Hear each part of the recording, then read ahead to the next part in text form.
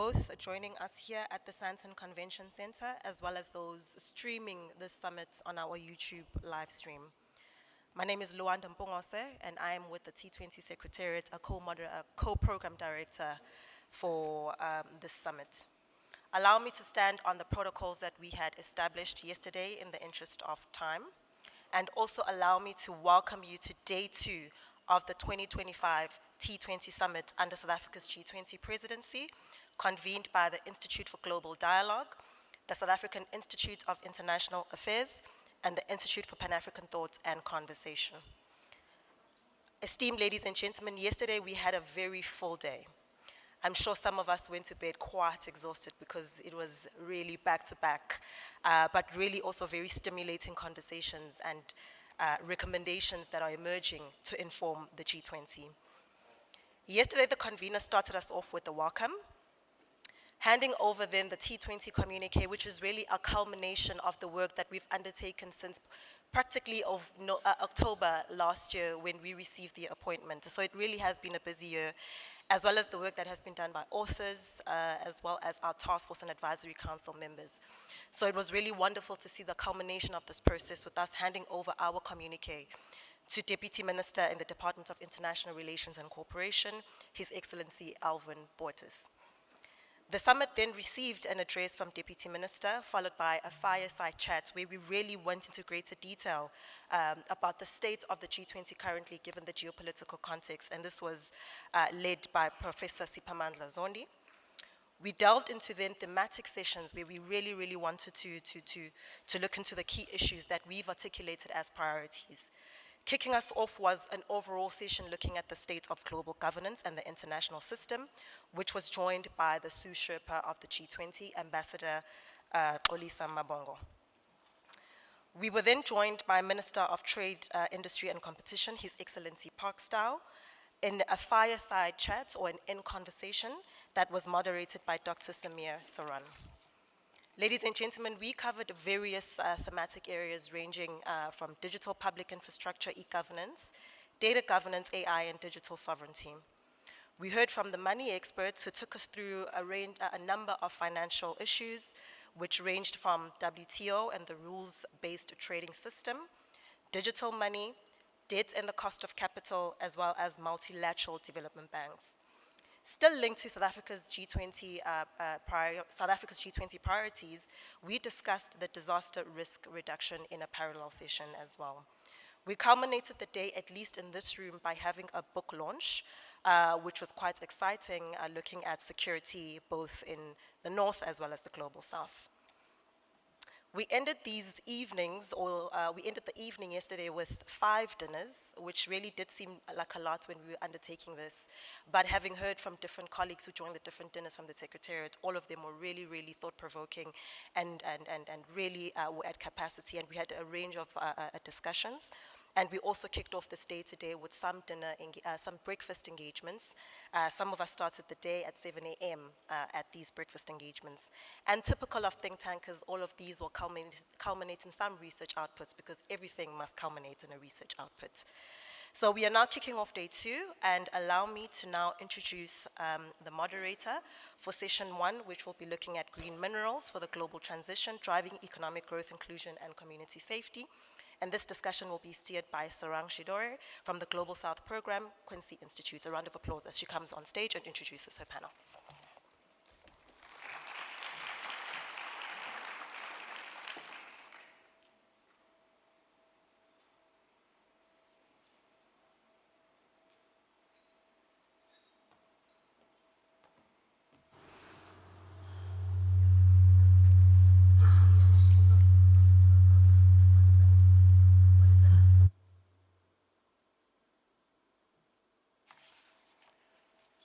Good morning to all of you.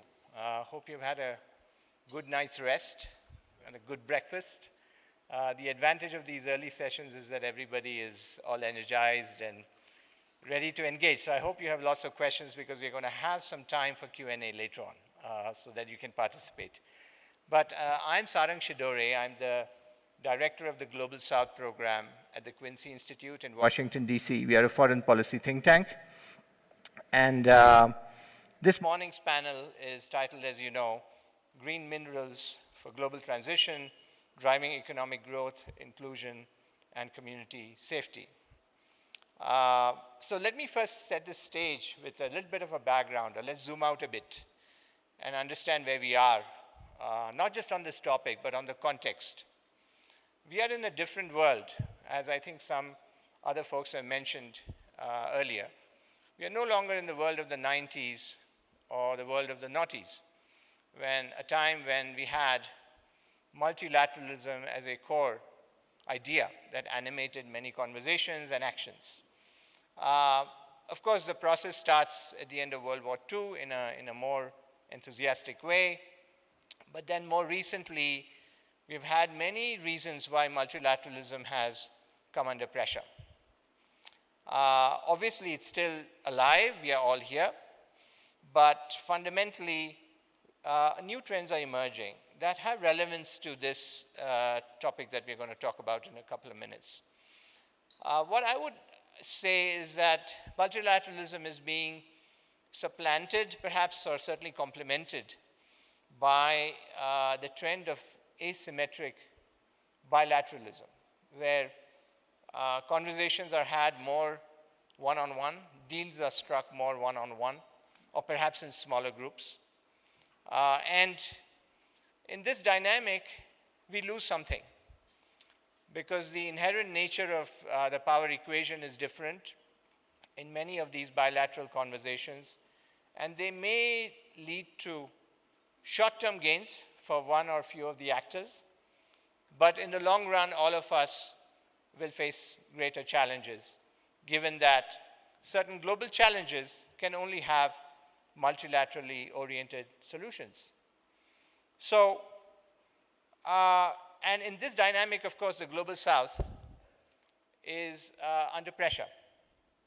And this is the fourth G20 hosted by Global South country, South Africa. The last 3 or 4 years have had a substantial focus on Global South issues. So, few areas are more illustrative of this dynamic I just mentioned, the sort of broader global context, than the critical minerals area. The famous tragedy of the commons has been well argued and analyzed in the literature. But as we move into the next stage of the energy transition, we are moving very much into transport already. We may move big time into industrials a bit down the road. Critical minerals has really become a center stage topic in all capitals, not just the Global South or parts of the Global North. But it turns out that many of these producing countries lie in the Global South. In fact, most of the big ones lie in the Global South. If you look at the list, there are, of course, the Australias and the Canadas and the Chinas, but then you have a whole host of other countries in the Global South that extend all the way from Chile. Certainly, Africa is at the heart of it, with many, many countries, including South Africa, and then in Southeast Asia as well.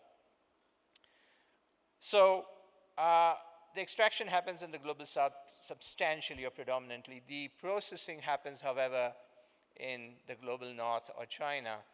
And many of the companies that are involved in the extraction are located, again, in the Global North and China. So the central challenge we are going to discuss today, and that's derived from South Africa's framing of the G20 broadly, is how do we create a model of utilization of these minerals that's not purely extractive, that's not purely one-sided, that's not asymmetric, but is also inclusive, and creates pathways for development of Global South countries. Many of these countries want to use their resources to go up the value chain, to become industrialized, to become upper middle income or indeed wealthy societies.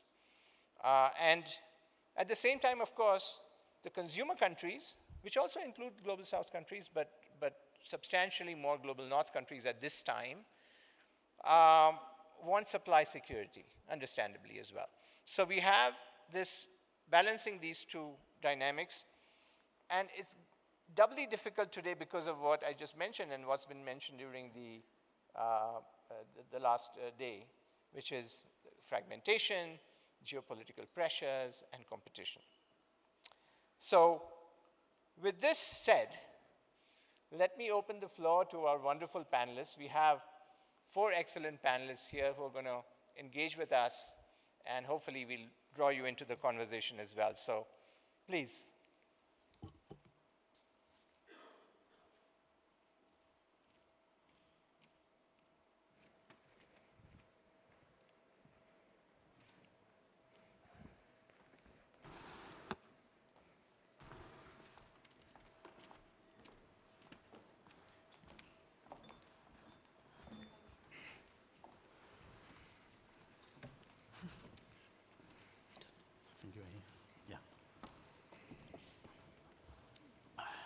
So I'm joined now by 4 wonderful colleagues of mine who are going to tell you all about these questions. And I'm going to hopefully steer this conversation.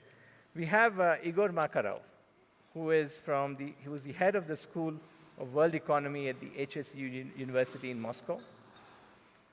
We have Judy Hofmeyr, who's Senior Fellow, Minerals and Development, Africa Policy Research Institute. Then we also have Claude Kabemba, who is the Executive Director at Southern Africa Resources Watch. And last but not the least, we have Madit Kittor, who leads the mineral sector portfolio at the UN Economic Commission for Africa and was formerly Interim Director of African Minerals Development Center, AMDC, in Addis Ababa. So welcome to all of you, and look forward to a fantastic conversation today. Let me start off with you, Igor. You know, we talk about critical minerals, we talk about green minerals. These are terminologies that are very much present, very much at the center stage of our conversations. But we all know that terminology conveys things, and sometimes it also obscures things. Sometimes it has subtle meanings. So can you unpack for us what critical minerals really means for you as you look at the whole spectrum of issues? Thanks, Saran. You're absolutely right that terminology matters. And in this particular case, in the case of critical minerals, in the case of green metals, the talk about terminology is about, to some extent, the talk about decolonizing of our mind. What is criticality? So there are about 30, and even more than 30 lists of critical metals and minerals in different jurisdictions. And in general, critical metals or critical minerals are metals and minerals which are first economically important for any particular country, and second, they are difficult to substitute. But for whom these metals and minerals are critical? They are critical for importers, first of all. Yeah, but for African countries, actually, absolutely different materials are critical. Fertilizers for agriculture, salt for food preservation, cement for construction, chlorine for water purification, so on and so forth. So not lithium and cobalt and nickel and rare earth elements and so on. For importers, critical mineral security is about access. For exporters, critical mineral security is about the opportunity to convert money into the base for the long-term economic development. And it is very important to separate these two narratives. Now let's talk a little bit about green metals and green minerals.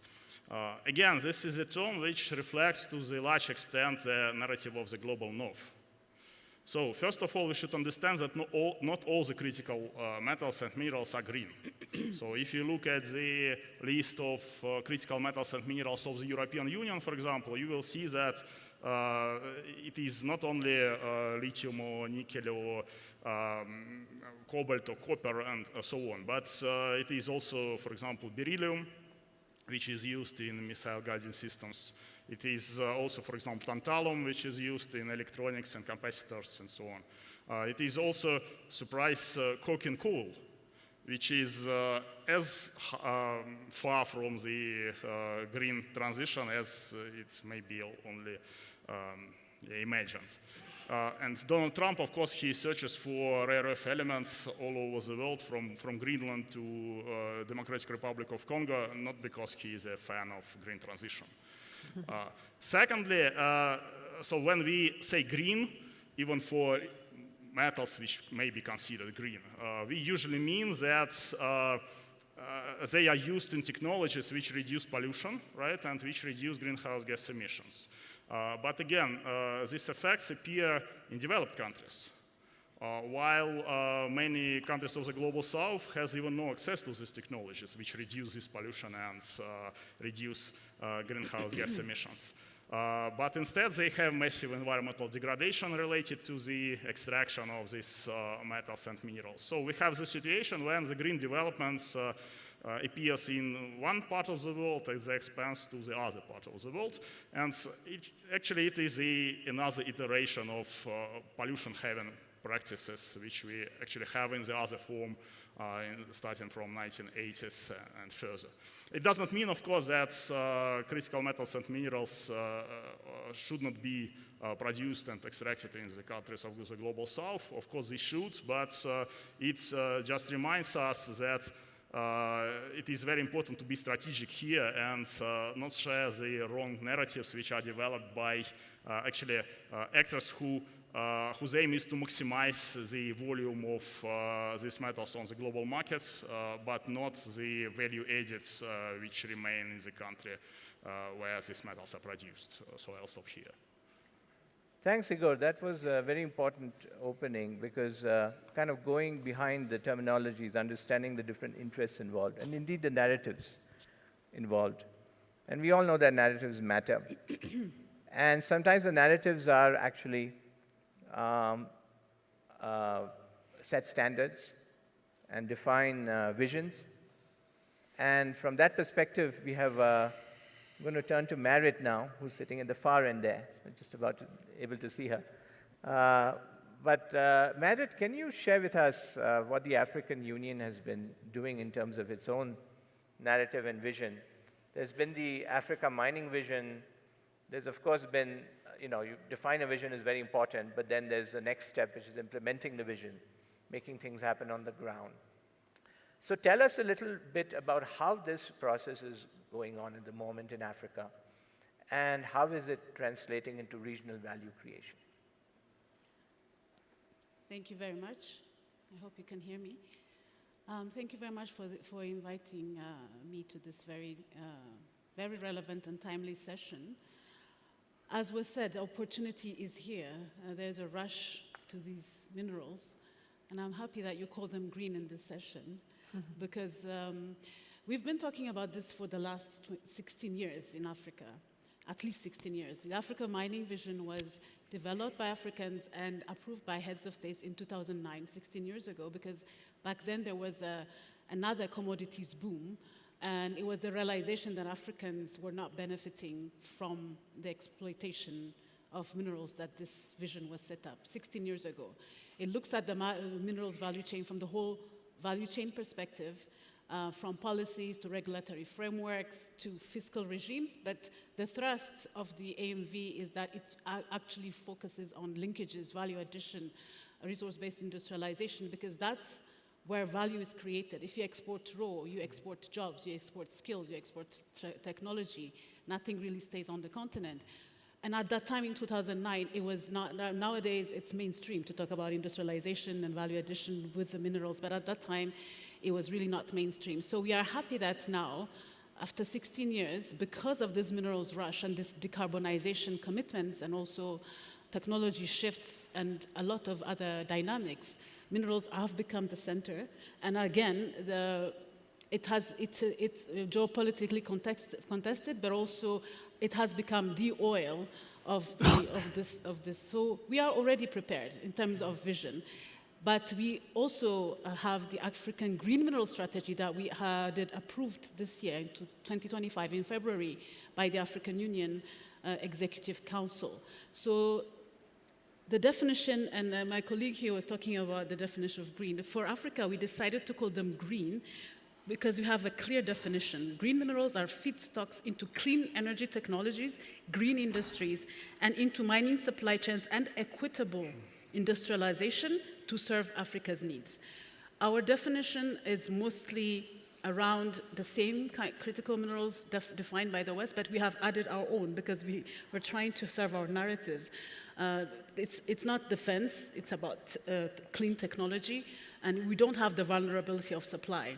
So we came up with more or less the same, but we have our own ones that we feel that are for our institutions, like titanium is part of our, because it's an input to hydropower, or iron and steel sometimes is not in the list, but we do have the lithium, manganese, graphite, cobalt, copper, the usual ones.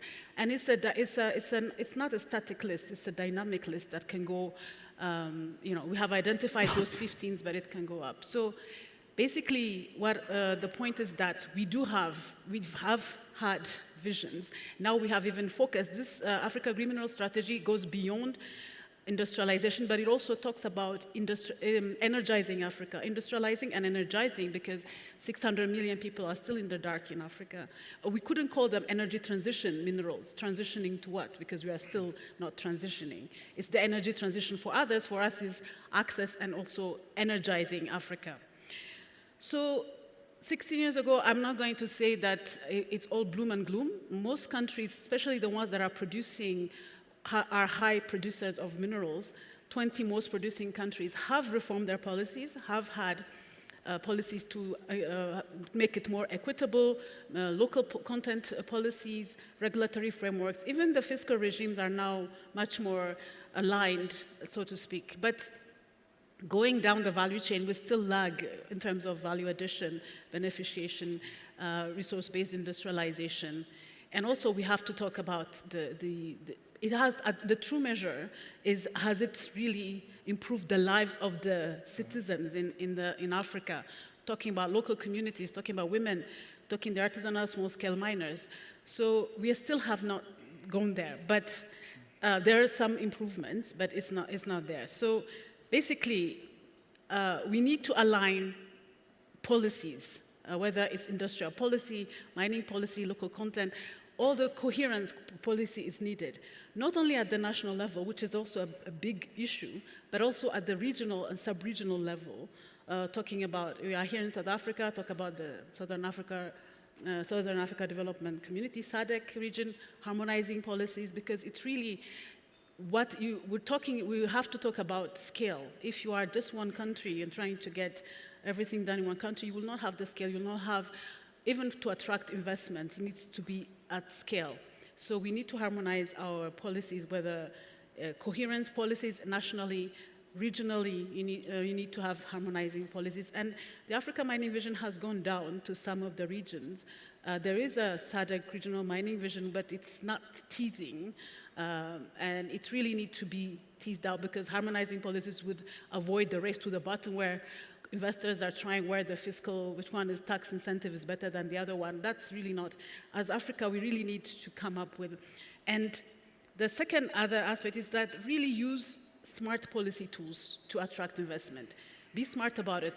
Maybe not ban everything, export ban, which is okay for some, but don't have like this. You have to be smart, limited in time. You have to have a roadmap. You need to know very smartly why you want to get, if you do tax bans, why you should do that. It shouldn't be a one-off, but it has to be used very smartly.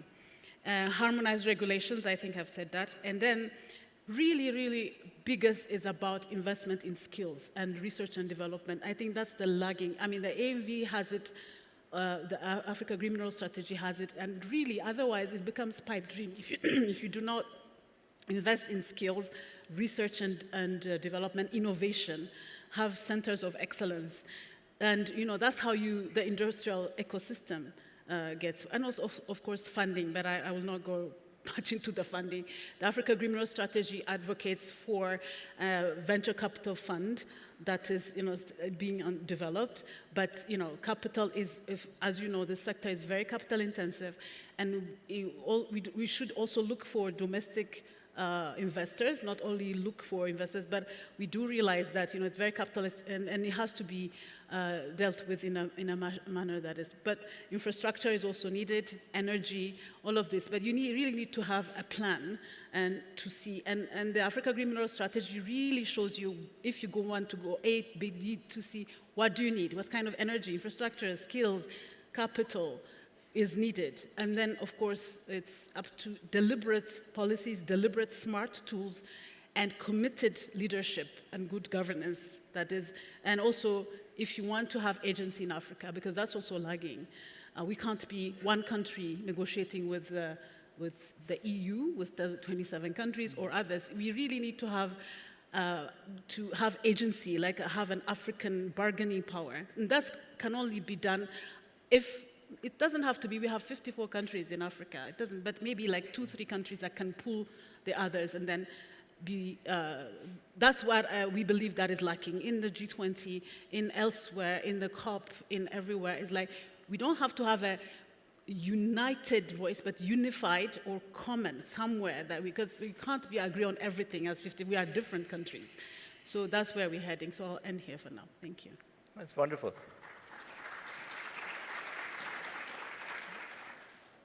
Yeah, that covered a lot of ground. I think the African experience is very important to us at the G20 because, of course, the G20 is also involved in setting out high-level principles on critical minerals, and these regional experiences can be very important for taking or scaling up to the global level. So thank you, Merit, for sharing that. I wanted to kind of connect what you had said earlier about the darkness of certain communities in Africa in terms of electricity, that there are still, did you say 600 million, if I heard you right, Africans who do not have regular, stable supplies of electricity. And in this day and age, that should not be the case. And the fact that we have so many of the minerals that are driving the energy transition makes this an urgent challenge for the G20 and the world and Africa, of course. So connecting back to local communities, and I want to bring in Claude now into the conversation, because of course we are talking about the asymmetry, north-south conversations, and there's an asymmetry there. But there's also the fact that there are certain communities within the nation, in any nation, that are not as represented, or let's say do not have as much clout in the conversation when they speak to other actors in the society.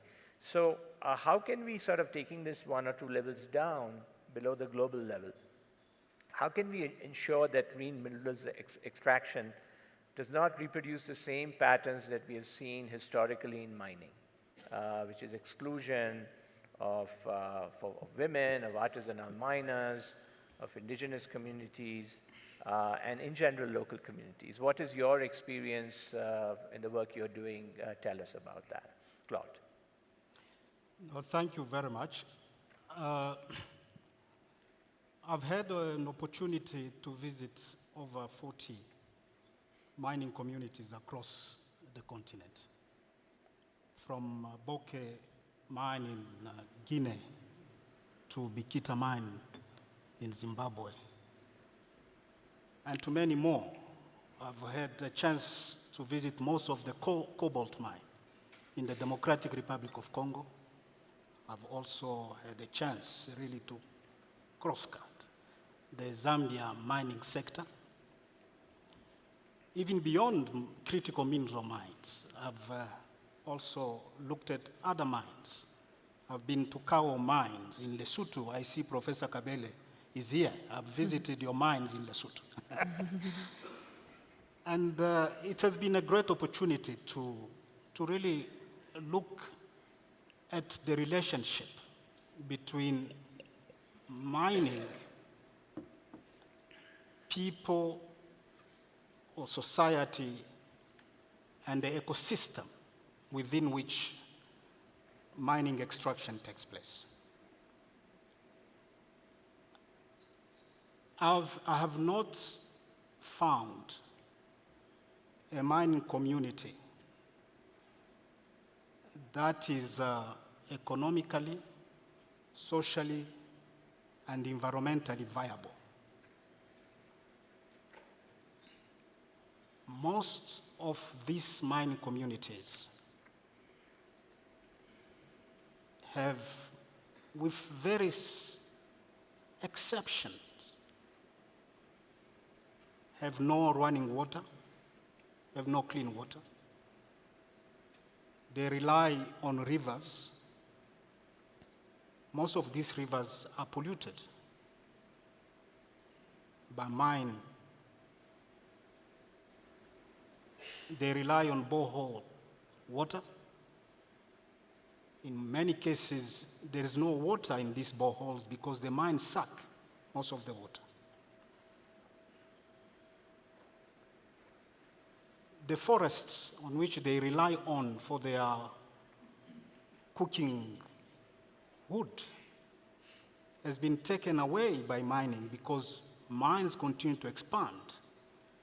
With the expansion and the rush for these critical minerals, communities are being pushed away from their land. And all the trees and forests has been cut to give way to mining activities. So communities have been thrown away on land that is not Arab land. So they have a challenge for their livelihood. They can't even grow their crops.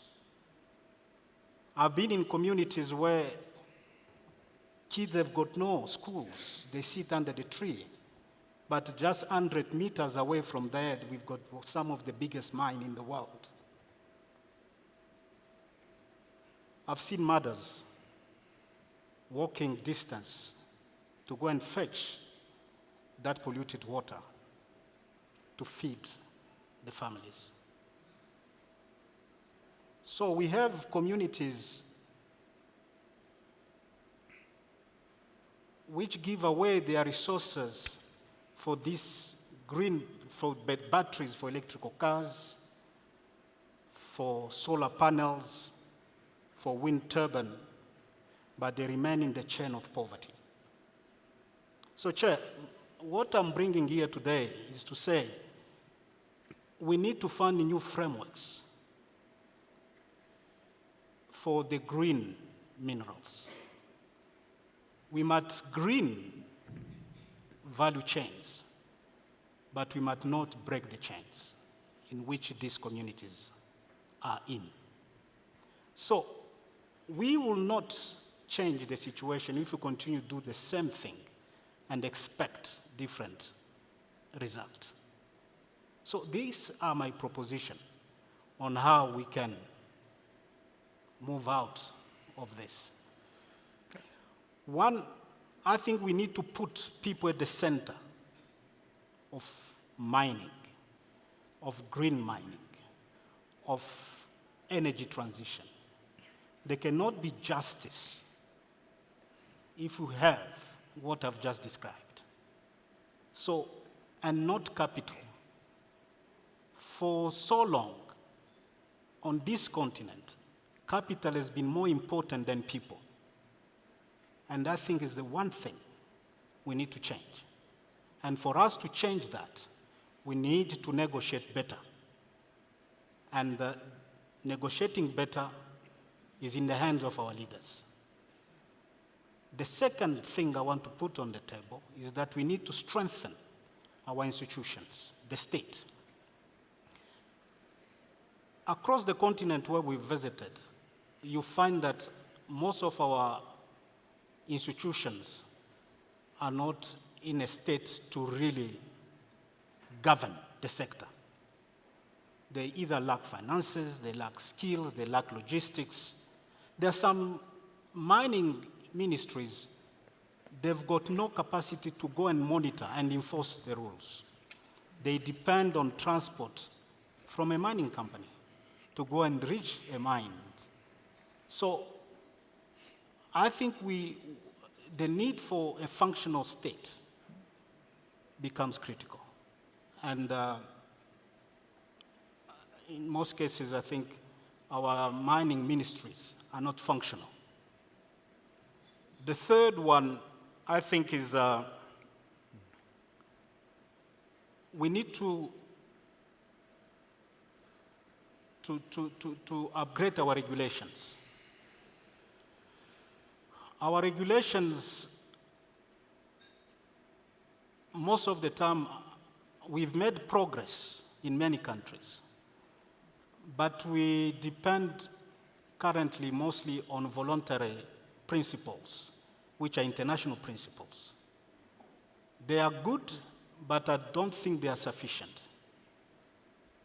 So here, the complexities of the comparative analysis around the regime of responsibility and the regime of restraint becomes important. Claude, let me ask you to hold that thought just for a minute, because I want to make sure I get the others in as well and some time for questions. We'll come back, though, to your very important points, and especially where you ended on regulation. Just for the moment, turning to you, Judy, I think what Claude said was very important, because he's really framing people to be at the center of all of this. We can talk at the global scale, we can talk at the national scale, but ultimately it's all about the people. And you have a unique experience on this panel. You have worked on mediation, you've worked on negotiation, and you have evolved this framework, or you've participated in evolving it, called negotiated justice regimes. So here we have, in a mining case, a very classic situation where there are multiple interests involved, where the interests of the nation state, the interests of corporations, there's a global interest also, the global north, other parts of the global south. Various components are at play. And naturally, there's going to be some friction, some differences. So what does your own work tell you about how we can resolve these differences so they don't become impasses? Because all of us want the supply to be reliable, we want the global south to benefit, all of the sides of the equation need to be addressed. So what does your experience tell us on this? Yes, thank you. I completely agree with everything that Claude has said, and I want to explore those realities further through that question. So when we talk about governing Africa's mineral reserves as a lever for development, we need to begin by recognizing that this terrain has never been simple. It has always been shaped by overlapping interests, uneven power, and persistent tensions, as you've mentioned. So if anyone tells you the answers are simple, they're not. Be skeptical if anyone says that. And the same is true for this critical minerals debate. On the African continent, we have many ambitions when it comes to our critical mineral reserves. We want to leverage them for value addition. We want globally competitive manufacturing abilities built on these minerals. We want local ownership. We want meaningful participation of communities. We want human rights protection. And we want strong environmental safeguarding while we do all of this. And let me say from the outside that these ambitions are incredibly important, and we should not abandon a single one of them. But we need to keep in mind that in practice, each of these ideals contain some trade-offs, and they can't always be maximized at the same time under the same conditions. For instance, deep value addition often requires large investment, often foreign, and specialized skills. Securing that investment often puts pressure on how much leverage governments have to insist on local ownership, or value addition, or environmental protection. In other words, pursuing one ambition can narrow the room to pursue another. And I'm not saying this is the way it should be. I'm saying this is why we're seeing these realities, is the tension between these ambitions.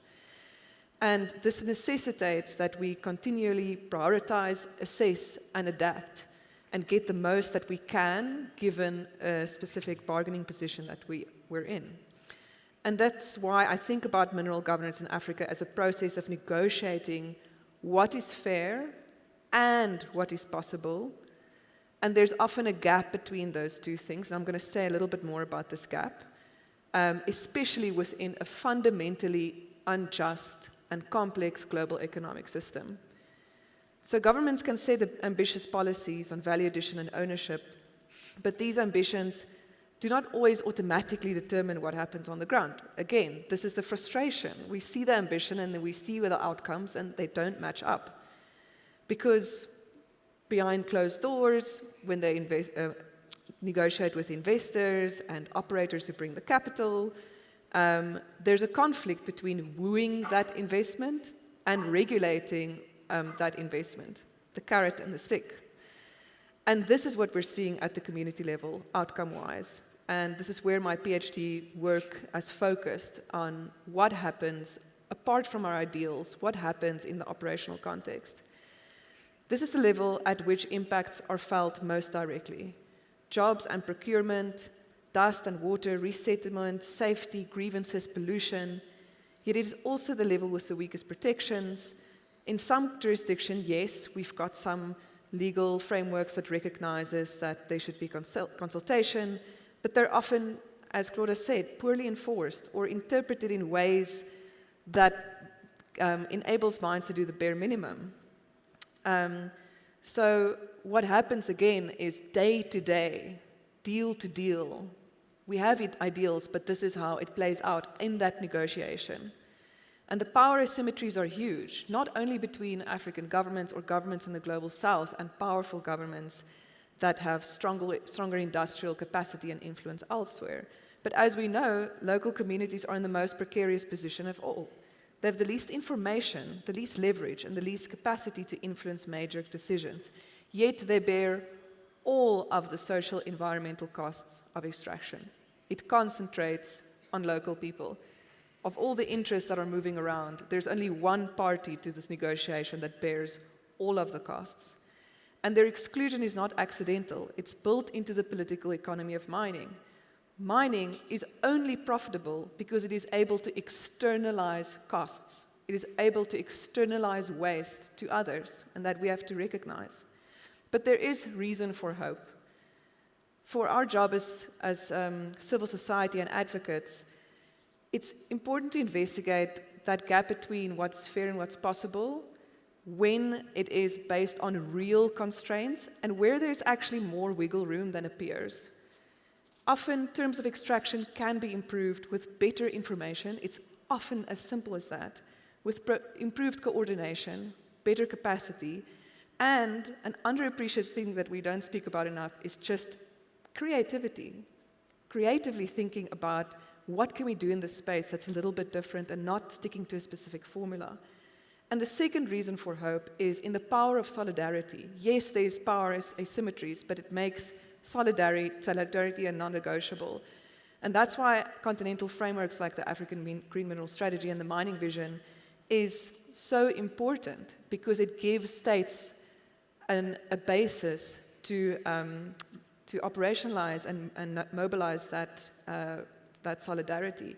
And the same is true at a community level. Communities that are part of national or transnational networks supported by organizations like the Southern African Resource Watch, environmental groups, pro bono legal organizations have much more leverage. And again, that is where our work becomes really important. Solidarity doesn't erase power asymmetries, but it does reshape what happens at the negotiation table. It does raise the cost of neglecting environmental harms or neglecting social norms. And it's through that channel that I think that we can have a more principle-based governance framework for how we approach our green minerals and our mineral reserves in this very interesting transition phase that we're in. Thanks, Judy. We are starting to run out of time, so not that I want I would love to continue this conversation. Maybe we can do a very quick round on one issue that always comes to my mind, which is all of the approaches that are being used to counter the extractive versus the producer country imbalance and to, at the same time, maintain supply security. Based on your own experiences, and maybe, Igor, you can start on this one, and then we can go with Merit and the others. What approaches, and we've had approaches like quotas, export bans, we've had part nationalization, we've had financial techniques or financial approaches to achieve this value addition in producer countries. Which of these approaches, if you look at all the cases that you are familiar with, which of these approaches has worked better? Or is there not one answer? Are these so context dependent that we can't really find a single pattern here? I'm hoping there is a pattern. But over to you, Igor, first, and then we can, just 1 minute, please, each, so that we can have the audience participate. Yeah, thank you. I would probably list 4 best practices. First is, and probably the foremost, is to be strategic. Now the leader in production and especially processing new critical metals and minerals is China. But China's dominance, it did not come from nowhere. It came from very long-term strategic vision. In 1992, Deng Xiaoping said that Middle East has a lot of oil, China has a lot of rare earth, and we should develop it. So it is the first. Second, and also very important, and the Russian case also shows the importance of that, it should be the linkage to the domestic market. So we can't just extract minerals and send it to exports and expect that it would add value within the country, especially given that start exporting is very difficult in terms of competitiveness, again, with China, which has already a huge economies of scale. Linkage to the domestic market, it is what is absolutely necessary, and for this, of course, industrial policy is of the major importance in different forms, in the form of local content requirements, in the form of export bans, as Indonesia does with raw nickel, for example, and so on.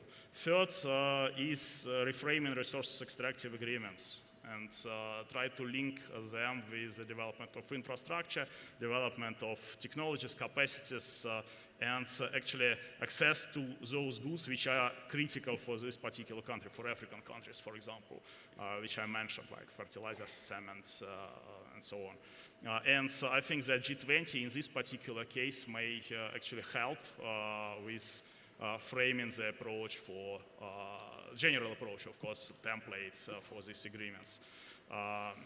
Yes, and fourth, last but not least, concerns partnerships. Partnerships between exporters. Yes, importers may say that it is cartelization, but for importers it is okay to create clubs of buyers of critical metals. Why is it not okay to create the clubs of sellers? And yes, this may help, and I think that it is a strategy which may be very efficient on the market of new metals and minerals. Thank you. Thanks, Igor. Marit, do you want to come in with your AMDC experience? Yes, definitely. As Judy and everyone else was saying, value addition is not, it's not easy. It's very complicated. But the Africa Green Mineral Strategy, as I said, really pulls it. Like, what do you need to get from A to B to C?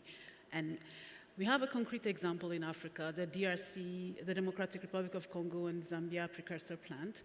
It started with a study that was done by Bloomberg, but it was commissioned by African institutions.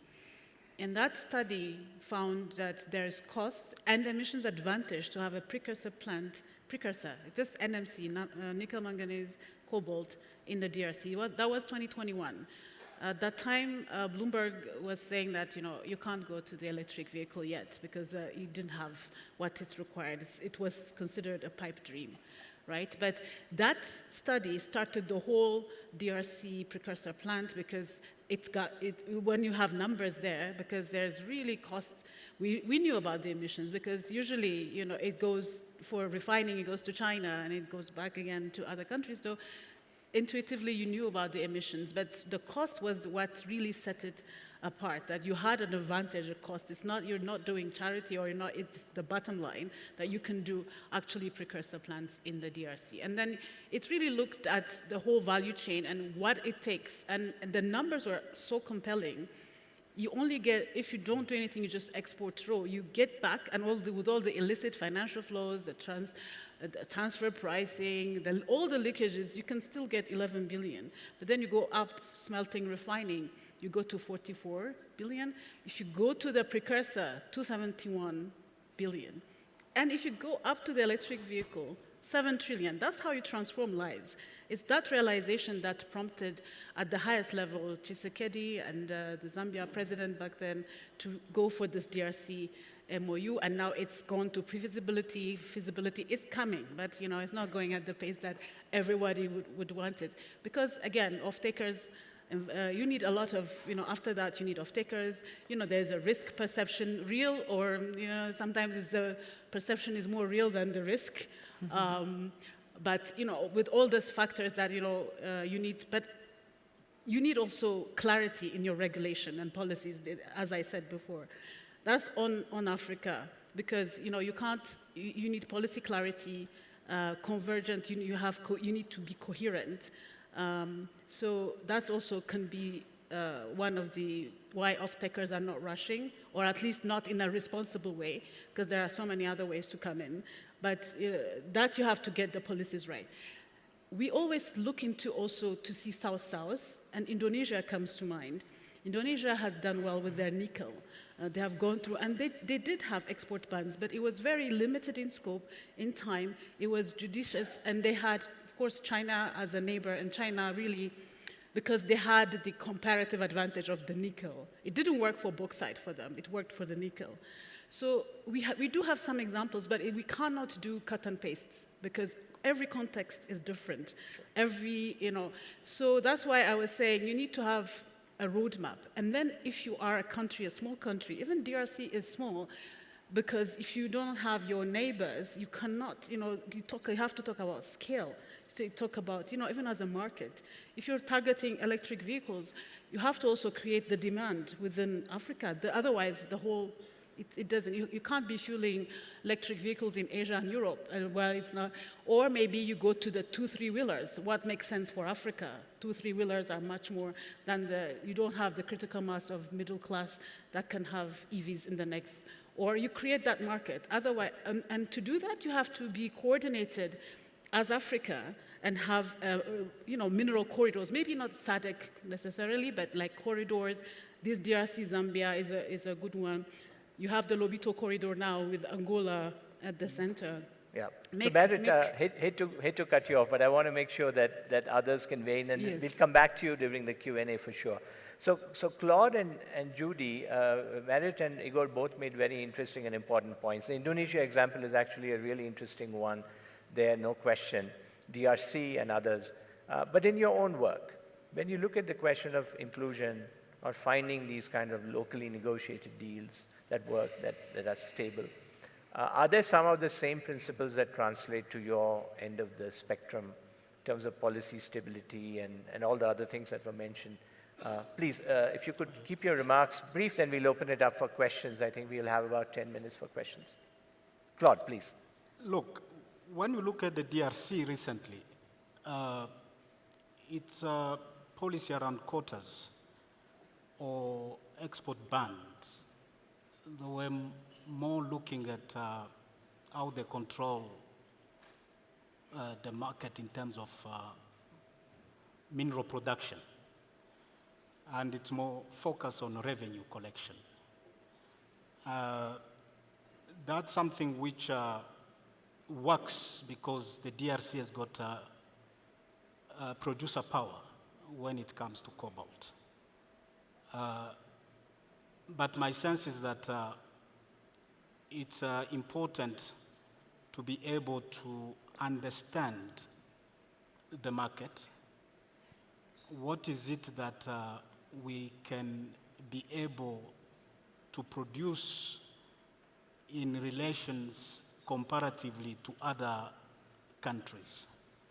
My sense is that when you look at the case of the Congo-Zambia electrical batteries production ambitions, is it the best in terms of our capacity to compete? When you look at China with a massive production, cheaper production of those goods, how is the study of market inform us of what we need? My sense is that we might be identifying the low-hanging fruits, where we should start slowly, knowing our weaknesses, but working on our comparative advantage. On the value chain, we need to identify where we can add value and be more relevant. And that, I think, the study that we need to invest in quite aggressively now, because my sense is that just to wake up and say we want to produce electrical cars, my sense is a little bit goes against the current need of the people. I think we need to be really framing our value addition to responding to the need of the people. And I think today our people need energy, and these critical minerals adding value could go in the sense of having energy storage capacity that can provide energy to remote communities. I think that will be far more beneficial. And I think Zambia and DRC have the capacity to quickly respond to that need than responding to the needs of batteries and electrical cars. Thanks, Claude. Judy, do you want to weigh in? Yeah, I think of the levers that enables value addition. There's a lot that's been mentioned. There's also, energy and all of that. But one that I really want to focus on is human capital. And I think if that is a massive priority for governments to invest in their own population skill level, but also the necessary technical skills that is required for very, very specialized manufactured projects. Like, that's a major lever. But it's also a role that our partners can play, just enabling access to education in, anywhere in the world, whether that's in China or in Europe or in the US or wherever, or cross-border. There's a very special thing that happens if you are able to access the best education in your field. There's remittances that happens. There's skills that eventually come back. There's access to social networks, access to capital networks that people, especially young people, can bring back and then plow into industries. It's also young people that can then go into government and bring more capacity to government. So there's this really beautiful, often underappreciated thing if we just focus on not only domestic education, but just access to education more generally.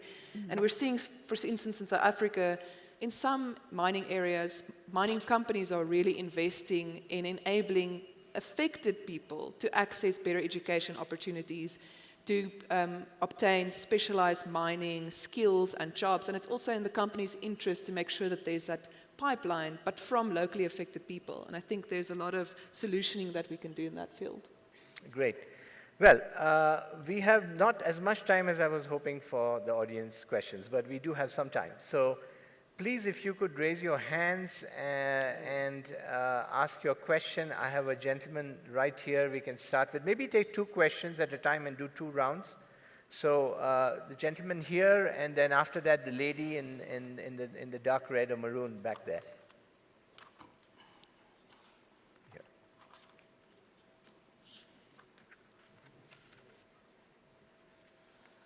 Thank you, Sarang, and thanks a lot to all the panelists for this wonderful discussion. My name is Nanda Kumar. I am from the Institute for Global Environmental Strategies, and we are based in Japan. Now, this is one of the topics which we have been working on, and we have actually tried to understand different aspects related to it. The current way the critical mineral value chain operates is highly unequal. In terms of feeding into energy transition, in the next 10 years, if you see what the current critical mineral value chain has been contributing to, you will only end up seeing energy transition happening in some pockets in the world, while most of the producing countries in the global south will continue to face all the negative aspects of it. Now, that brings me to the point of a need for benefit sharing and need to compensate the people and the society which are actually feeding into to this market. Nanda, sorry to interrupt you, but could you get your question, just because I want to get as Excellent. many people as I So can. now my point is that what kind of financial mechanism do you suggest? Or how can we think of garnering fund for a possible financial mechanism that could help benefit sharing and compensation? Thank you. Thank you. And the lady at the back, second question. Thank you. Great panel. I'm Erin McCandless, a professor of politics at UJ and director of the Qatar South Africa Center for Peace.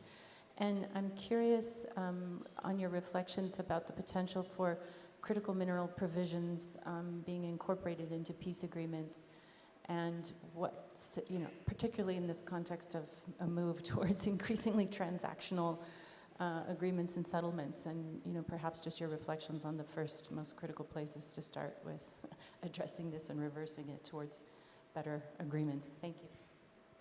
Anyone wants to take one or both of them on very quickly? Igor, please.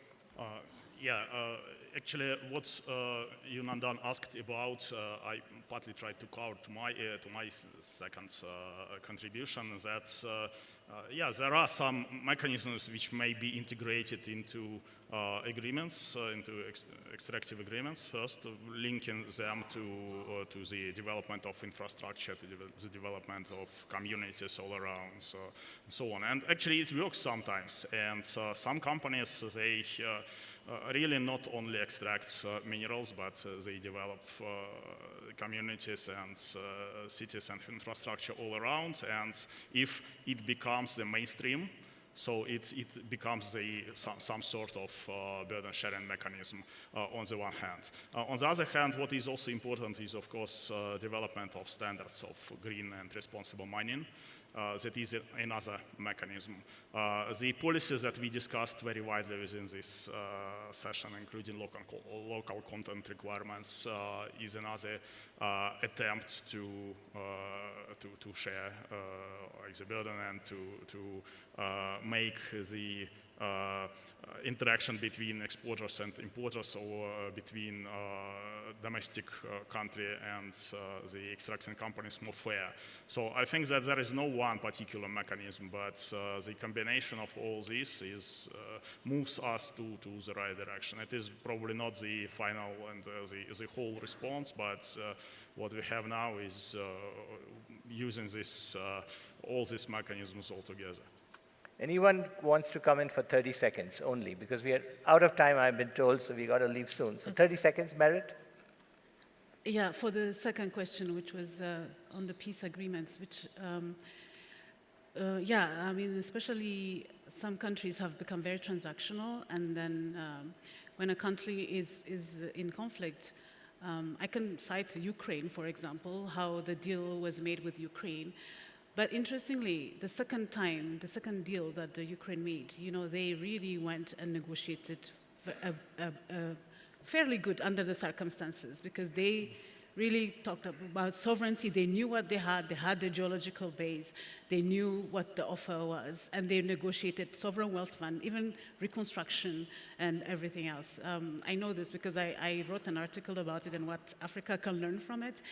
And the ones that we are, like this vision that we have, and again, the Africa Green Mineral Strategy gives you a roadmap on how even to negotiate contracts. And there are some institutions that are there to help countries negotiate fair and good contracts, the Africa Legal Support Facility and others that do it for free. But sometimes we're not that organized that we do not use those, and then we go into these deals. But the point I'm trying to make is, it's true that, when you are vulnerable when you are in conflict and you have other considerations, but there are some frameworks that are clearly aligned that will tell you how the sovereign do not lose the sovereignty, do not lose, at least negotiate some kind of sovereign wealth fund, or at least some kind of reconstruction fund that comes back. And just like Ukraine did, I mean, they negotiated even how they didn't their sovereignty remains the same, and you can really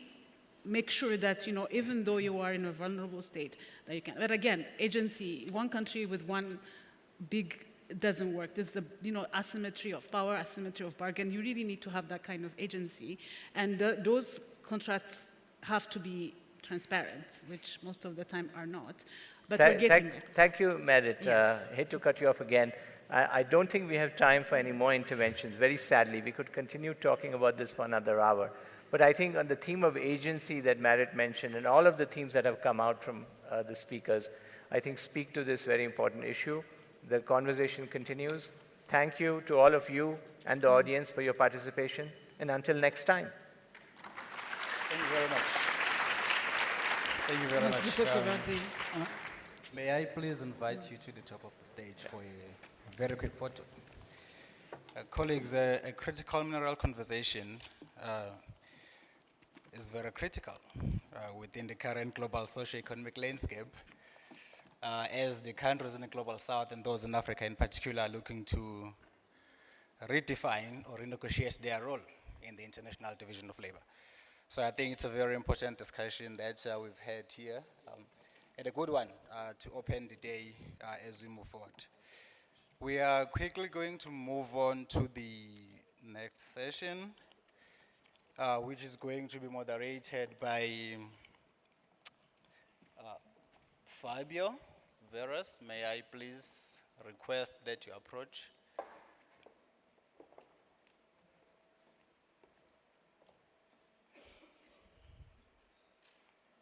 You will give us just a quick overview of what the session is about, and then you invite the panelists of the session as we welcome you.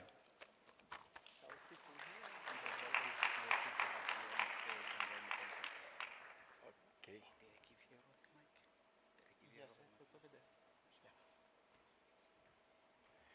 So good morning, everybody. So this session we have now is on de-risking food systems in a volatile world. So I'm one of the co-chairs of the Task Force 4 on solidarity for accelerating SDGs. I was actually, in terms of the division of labor, taking care of food systems in that task force. But when I read the blurb for this session, it was pretty clear that it was trying to encompass also themes that were discussed in other task forces. So I will try to reflect that a little bit in these introductory remarks before passing to the questions to our guests. So there are basically 4 intersecting themes that we'd like to discuss in this session. The first one is the need to shift from a crisis reaction towards anticipatory de-risking. And here we can think exactly what we talk about de-risking. We always have the finance in mind, so how governments can actually subsidize or be innovative together with philanthropy sometimes to attract the private sector into areas that are too risky for them to invest. And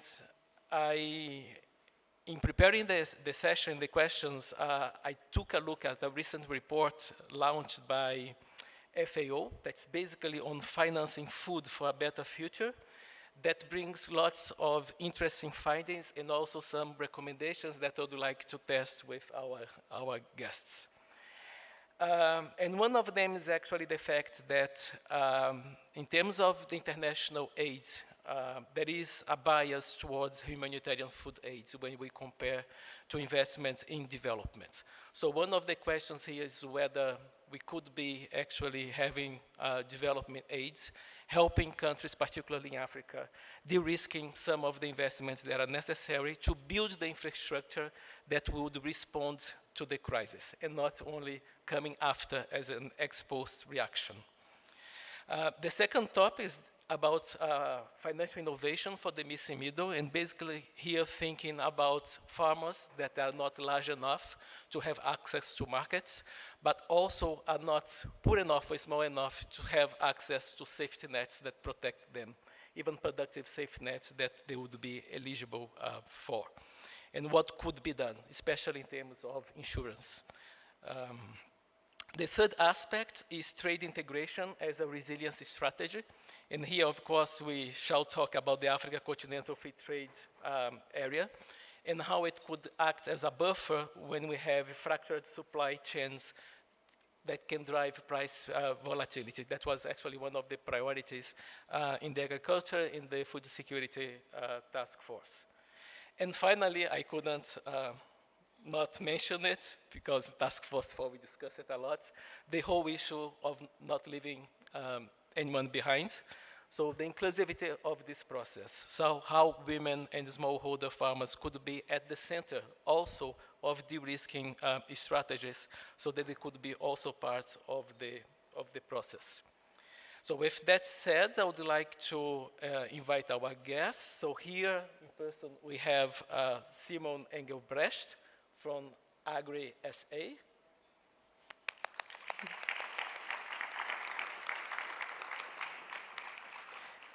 And online, we have Dr. Ibrahim Mayaki from the Africa Union.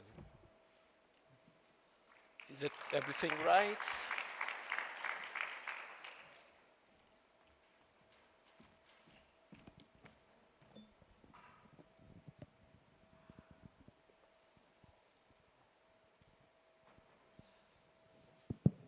Now I move to this mic. Dr. Ibrahim, do you hear us?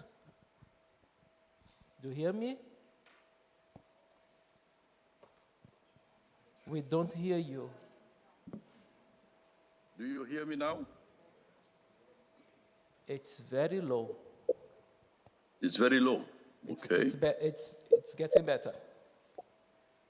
Okay. Yeah. Well, I'll try to speak louder then. Okay. Okay. So the first question I would like to pose is, so against the background of African countries failing to reach the 10% allocation of their annual budget foreseen in the Malabo Declaration, and the fact, as highlighted by the T20 communique, that low-income countries have limited ability to access financing due to high debt burdens, how do you see mechanisms such as debt for food security swaps to free fiscal space? Could they be more effective than blended finance in some contexts? Is there political will at the African Union level to push for this kind of innovative financial restructuring to fund food systems? Thank you. I think in your question there are many aspects which are also sub-questions. But I would like to recontextualize the question of financing. You know, a lot has been documented, analyzed, proposed in terms of financing mechanism for the agri-food sector in the continent. But there are a few things that we need to highlight. The first one is that those who finance Africa's agriculture are essentially small-scale farmers. Governments hardly finance the sector, and the private sector at large, not the small-scale farmers, hardly finance agriculture. I think we need to get that very straight, because it's a fact. If we don't get it straight, then we get into sophisticated mechanisms of financing which really don't attain their objective, and then we come back and look at the causes and repeat the same type of mechanism. So that's the first point. Those who finance agriculture in Africa are the agricultural producers and mainly the small-scale farmers. Secondly, they produce 80% of the food we eat. This is all these figures that I'm giving are FAO figures, IFAD figures, etc. So they finance the sector and they produce the food we eat. So if we had different approaches in terms of public policies regarding the sector with the necessary support, just like it is done, I mean, in the US, in Europe, in Asia, we could boost not only productivity, but we could also boost production. So the question is not what type of financing mechanism should we look at, whether it is blended finance, whether it is swaps. No, the issue fundamentally is how do we get to the producers in order to support them financially, scientifically, technically, so that we produce better and we produce more. That's the main issue. So it raises a question in terms of public policy design, which has been mainly framed as a top-down process. But top-down process doesn't work anymore. The role of governments, and especially in the continent, and this has been reflected in Kampala, which is the last action plan of agri-food system transformation in the continent, adopted in January of this year. So the question is, how those governments support farmers at the bottom level and give them the necessary finance and the necessary science so that they can produce better. This is the main issue. Once this has been cleared, we can think about every type of financing mechanism, but it has to be within that framework. Okay, thank you. So you are proposing basically a roadmap to order. First, we need to identify how governments can work better to support smallholder farmers and farmers in Africa to increase their productivity. And then, as a second step, try to see how that can be financed, even when we have a very difficult situation in many countries in terms of the fiscal space, as shown by the fact that these countries have failed to achieve the 10% allocation of the annual budget. But talking about what can be done and the instruments that are out there for farmers, I would like to ask Simon about one particular instrument that also has been highlighted in this latest FAO report. That's the issue of agricultural insurance. That's particularly important with the extreme weather events, with climate change. And it's seen by many as a powerful instrument to support farmers, but it's actually underutilized. It's a tool that could support them in de-risking, but the demand, it's not there, due either to cost or to the complexity to purchase this type of instruments. What would it take to make crop and climate insurance a standard reality for more producers in Southern Africa? Is there a role for blend finance on this? Thank you, Fabio, and good morning, everyone present here this morning. It's good to be here with you.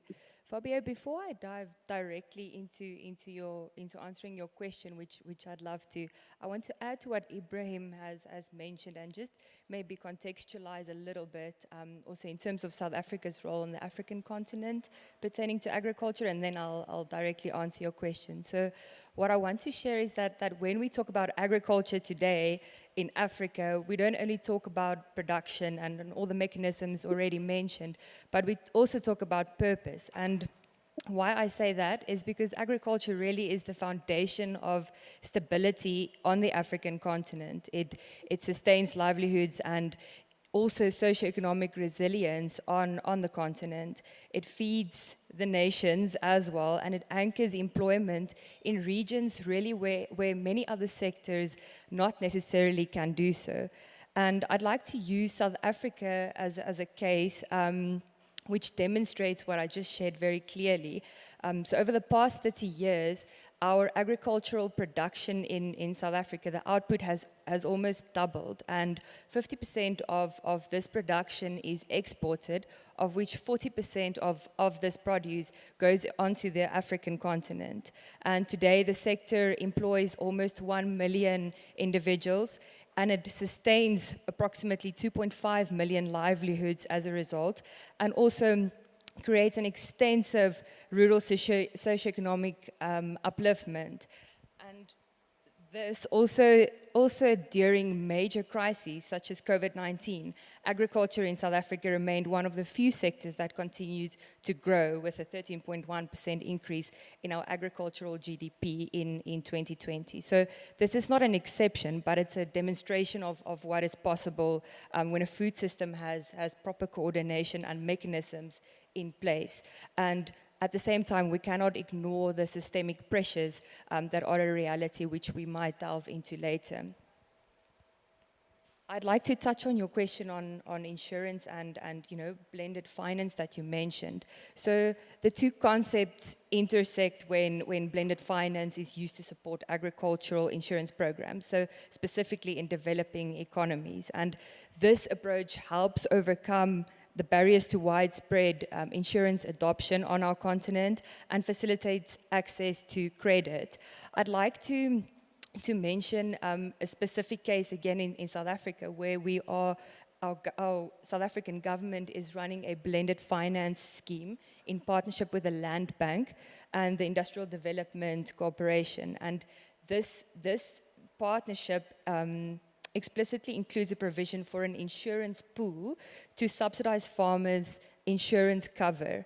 And I'm happy to share, more on this if everybody is interested in the question section. So what this does is it aims to broaden access to affordable finance for producers, small-scale producers, and to, parallel to that, mitigate the risks for both the farmer and the lender. So this governmental partnership with the primary producer and the bundled solution that I just mentioned, and through combining these strengths, really create resilient financial systems that do protect farmers and attract the necessary.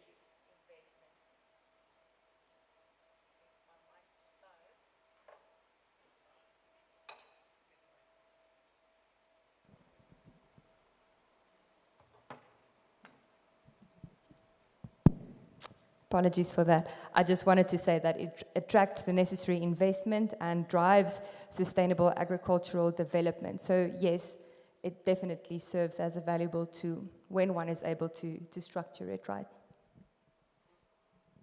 Okay, thank you. I'm going to change a little bit the focus now, but it's good because it actually links to what you mentioned about trades and South Africa exporting to the continent. So, Dr. Mayaki,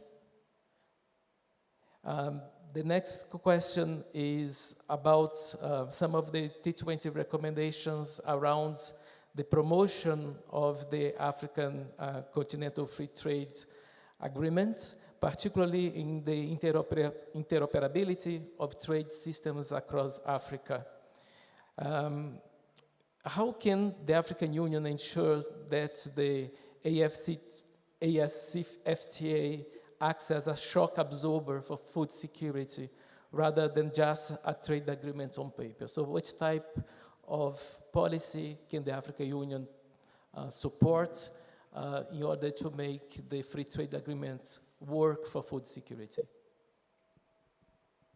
In fact, I think, first of all, what the T20 recommendation is extremely pertinent. So what have we learned in the continent along these 20, 25 years of implementing continental strategies regarding agri-food system transformation? First of all, we have learned that agriculture is not a mono-sectoral issue. It cannot be looked at as one sector. It has to be looked at in a multi-sectoral dimension, which means that policies which are linked to agriculture need to be linked to trade and need to be linked to infrastructure. So that's the big lesson we learned. 20 years ago, when we started Maputo, we tended to have specific agri policies. Now, with Kampala, we think in terms of linking agri, trade, and infrastructure. Why is it important? For two reasons. The first one is that it brings on the regional dimension.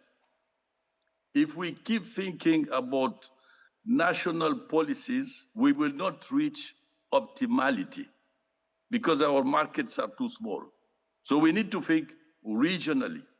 And if we think regionally, it has to do with facilitating trade, and it has to do with implementing infrastructure capacities in terms of transport corridors, etc.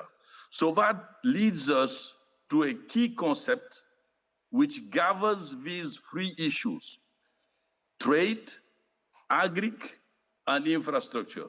And that key concept is the concept of food baskets.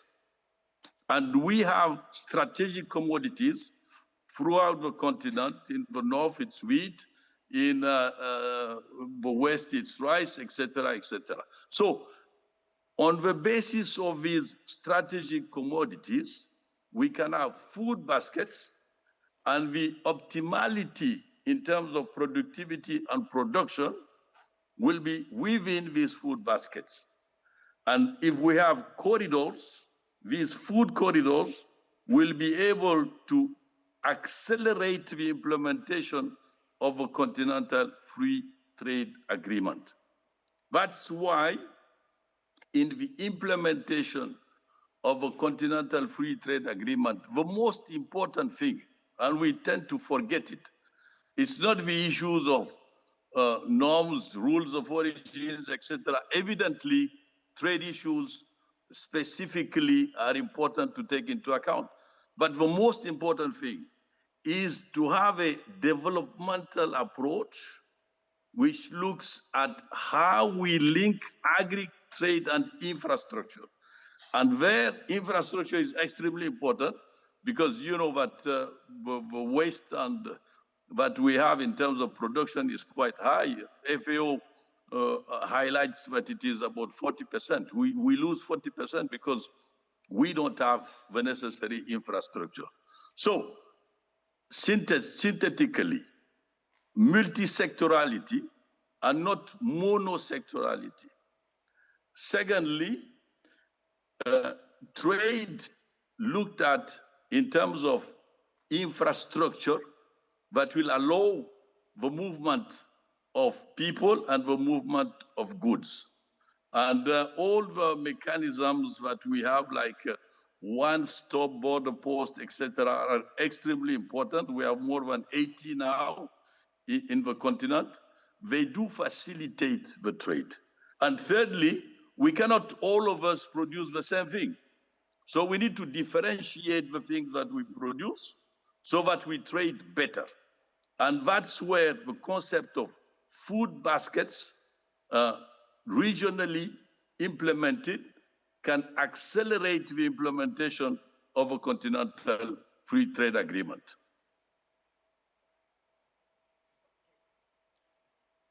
Yeah. Thank you, Fabio. I just want to briefly add to that. I definitely agree with what you are saying, Ibrahim. And when it comes to trade being a priority of the B20 task force as well, you know, food security depends as much on market access through trade as it does on production. So all the barriers to trade raise the food prices across the continent. And I do think that the African Continental Free Trade Agreement is one of the most powerful tools or instruments that we have to align Africa's agricultural growth. It is predicted that if we're to effectively utilize it, that it could add approximately $1 trillion into intra-African food markets by 2030. So this is vast potential for growth, and you know, the barriers such as the SPS measures, I'd like to frame as a responsibility instead of barriers. And I think with South Africa and the African Union both being members of the G20, you know, it's the perfect opportunity to really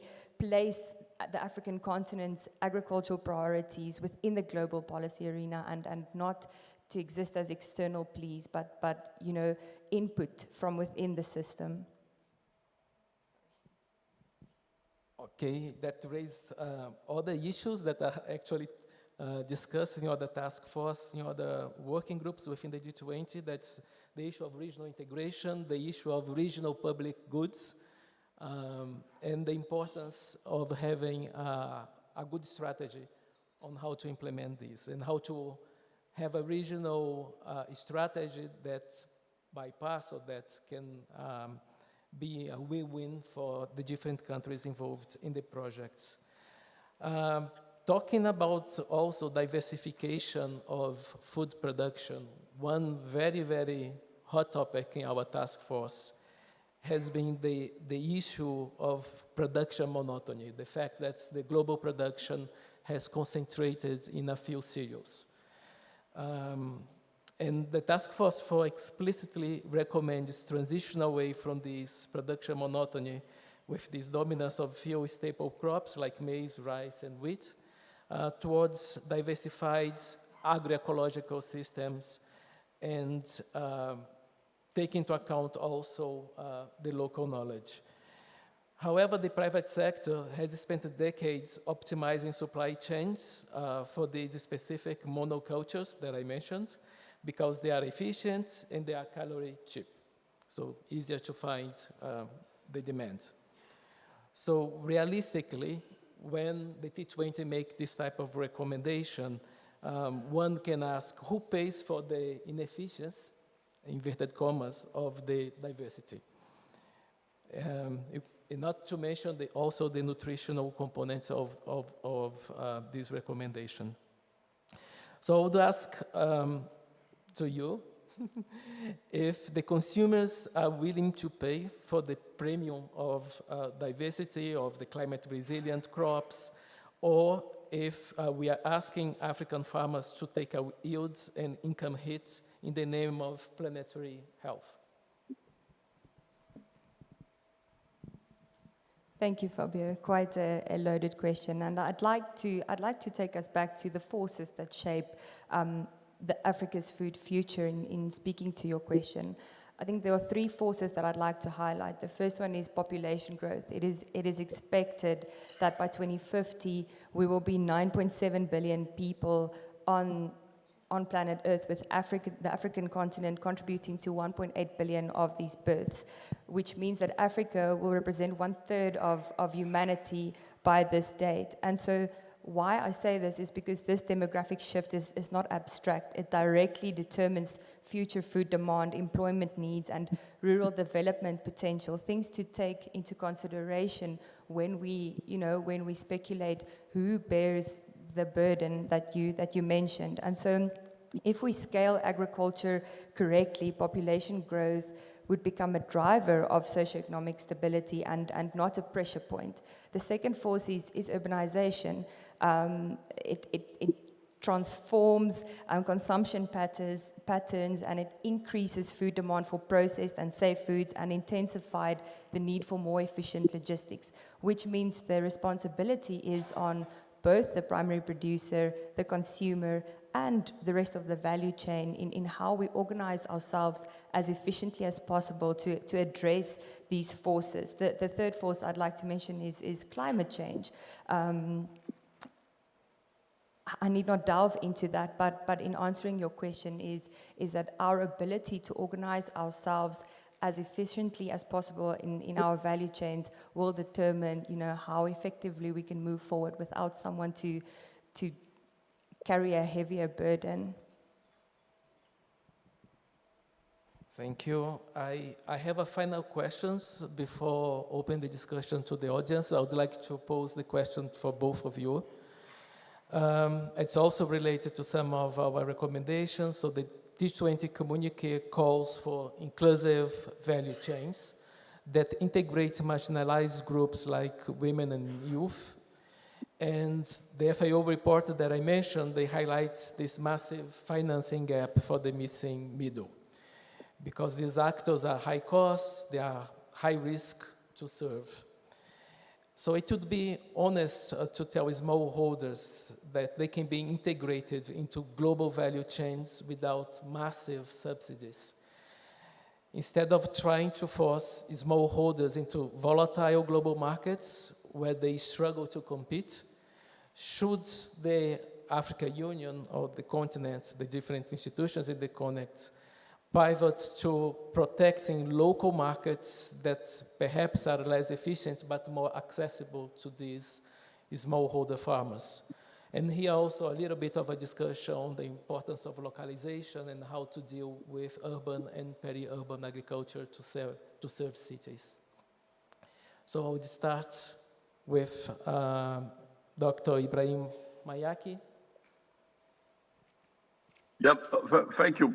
First of all, what has been said precedently regarding the demographics, urbanization, and climate change is a perfect triangle within which the policies should be defined. Now, regarding the question of inclusivity, inclusivity should not be looked at as a philosophical concept. Inclusivity is about jobs and decent jobs. And where can we get these decent jobs with massive numbers regarding demography? In 2050, we will double our population, as it has been said, according to most of the scenarios. Secondly, 50% of Africa's population or more will be in urban areas, but with a scheme of urbanization which is quite unique in the history of urbanization, because we will no longer be able to establish clearly what is urban and what is rural, because you have a continuity of cities from the village to the big capitals.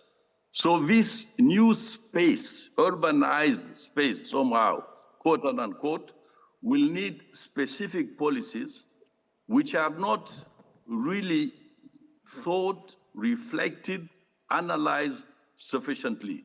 We need new tools to think about population growth and to think about urbanization. And Kampala somehow talks about that. But we don't have time to go into the details of Kampala, and we could go into it at the Q&A session. So inclusivity is about jobs.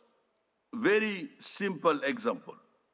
Take one middle-sized African country, 20 million inhabitants, demographic growth rate of 3.8 to 4.2, and 60 to 70% of the population in rural areas. It provides this country as about 250,000 and 300,000 cohorts of young coming on the employment market. They can't have jobs in the civil service. They can't have jobs in an incipient industry. So it's the transformation of the rural economy and the agri-food systems that will provide the decent jobs. This is why Africa's industrialization will be based on agri-food systems industries. If we get that clear, then we know what to do and where to act in the space and at the level of the actors. The main objective being creating the jobs. Why should we create the jobs? Because it's a question of national security. When we double our population, which has never been seen in the history of demographics, and most of the 2.5 billion we are talking about are already born and with us. If we do not create these jobs at the level of 20 million per year in the next 20 years, we are creating now between 8 and 10. So we need 10 million every year. If we don't create these jobs, our governance systems will be in jeopardy. So this is why I say it's a question of national security. So transforming agri-food systems in the space that I highlighted by providing the necessary jobs will allow to have governance systems which are more stable. So it has to be looked at as an issue of national security. So on the finance bit, and then I come back to the first question, governments need to understand that they cannot spend 4, 5, or 6% of their public revenue on this agri-food system transformation issue.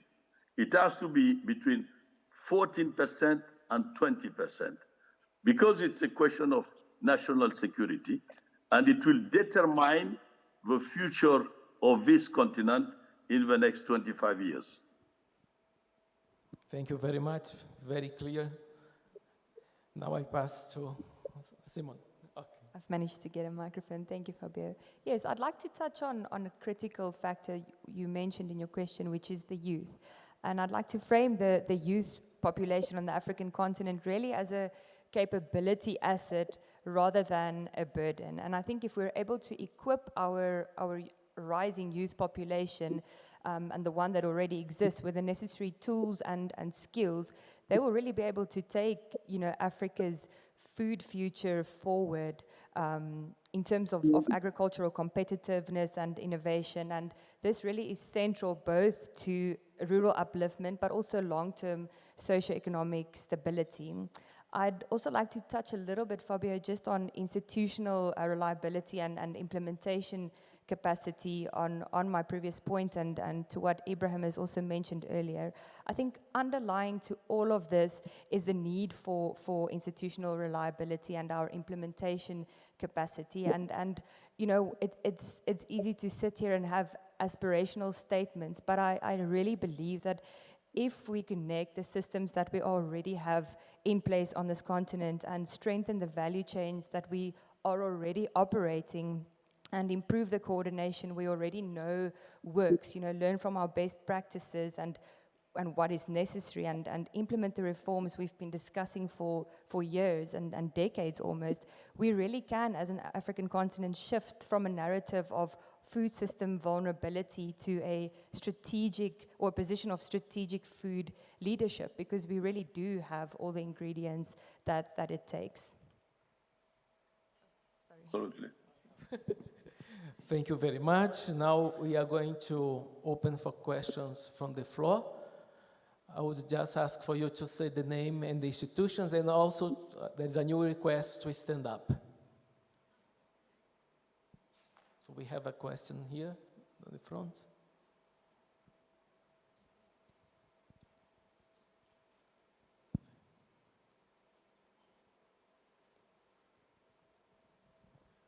Thank you. Can you hear me? Yes. Just to make it more clarify, my name is Said Akman from Tepav, Turkey. And just to make it more clarified about the issue of market access barriers for agricultural goods, could Simon talk about it and make it in the context of Africa? Thank you. Second question. Hello, my name is Peter from CATS International. My question relates to the first session that we had and food security. You find like we heard how the situation in DRC is, where we have a lot of mining there, and yet the food is highly food insecure. How do we bring these two sectors together, the agriculture and the mining sector, so that we can foster food security where we have a lot of activities in mining? Thank you. The question? No, I don't see so. We start with Simon. Thank you very much. Thank you, Said, for your question. So if I understand correctly, you want me to just elaborate a little bit more on the barriers to trade. I think I'll touch on the forces or the structural risks that really weaken food security, and part of that is also the barriers to trade. And what I mentioned earlier, and I'll elaborate on now, is issues such as biosecurity vulnerabilities, foot and mouth disease in South Africa, avian influenza, that really remains a barrier to trade, Yet we're still able to export based on regionalization and all measures that are in place. And then market fragmentation, so inconsistent SPS standards and regulatory misalignment that restrict the food movement is something that I'll mention or highlight. And if I can just find more, I think the tariffs and export bans And just back to the SPS, the inconsistent SPS rules that are in place and slow logistics is what I would add to what I've already mentioned. I hope this answers your question. I'm happy to elaborate more. Dr. Ibrahim, would you like to comment? Yes, I think the answer has been given on the issue of market access. Just one point which I would like to mention is the fact that OECD released a report on West Africa about a month ago, looking at intra-regional trade. You know, we tend to say that intra-regional trade is around 12 to 14%. Well, they found out that it was much more than that. If you take into account the informal economy, it was about 40%. So it's a small parenthesis, I put it aside. Now, on the question related to DRC, conflict, agriculture, I have worked 10 years in the uranium industry. When you are in mining, you don't think about agriculture. I mean, it's an utopia. So the question is, how can you use the revenues that you get from mining in order to develop agri-food systems in the areas where you are? First point. Second point, wherever there is conflict, you still see a resilience from producers to continue producing because they need to feed their families. And they do it in such constrained context that you realize that the potential of transformation of our food systems is considerable if we invest in that human capital. So the human capital will be the critical instrument. And it's a revelation from what we see in the conflict areas. They still continue to produce. As a matter of fact, it will be one of the points that I will allude to when I address the UN Security Council next week. There is that resilience which is remarkable. But these producers, and then I jump to another point, they need, as it has been said, they need science in their pocket, which adds to their local knowledge. Because if we want to tackle the issues of climate change, we need to use their local knowledge that has been accumulated through centuries. But in addition to that local knowledge, we need to give them science. And this is what CGR, for example, is doing. So at the same time, and that's my last point, wherever we can diversify the rural economy, wherever we can empower and give capabilities to the farmers, the possibilities of conflicts are diminished and restricted. I don't say that they are erased, but they are diminished. Okay, thank you very much. We have another question here.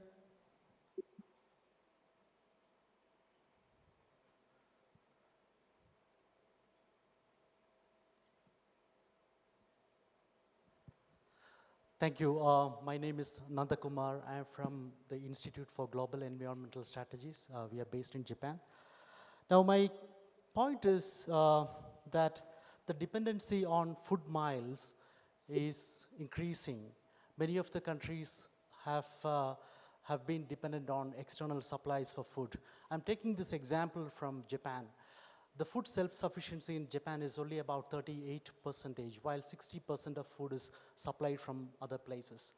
And this gap is widened further by climate security concerns.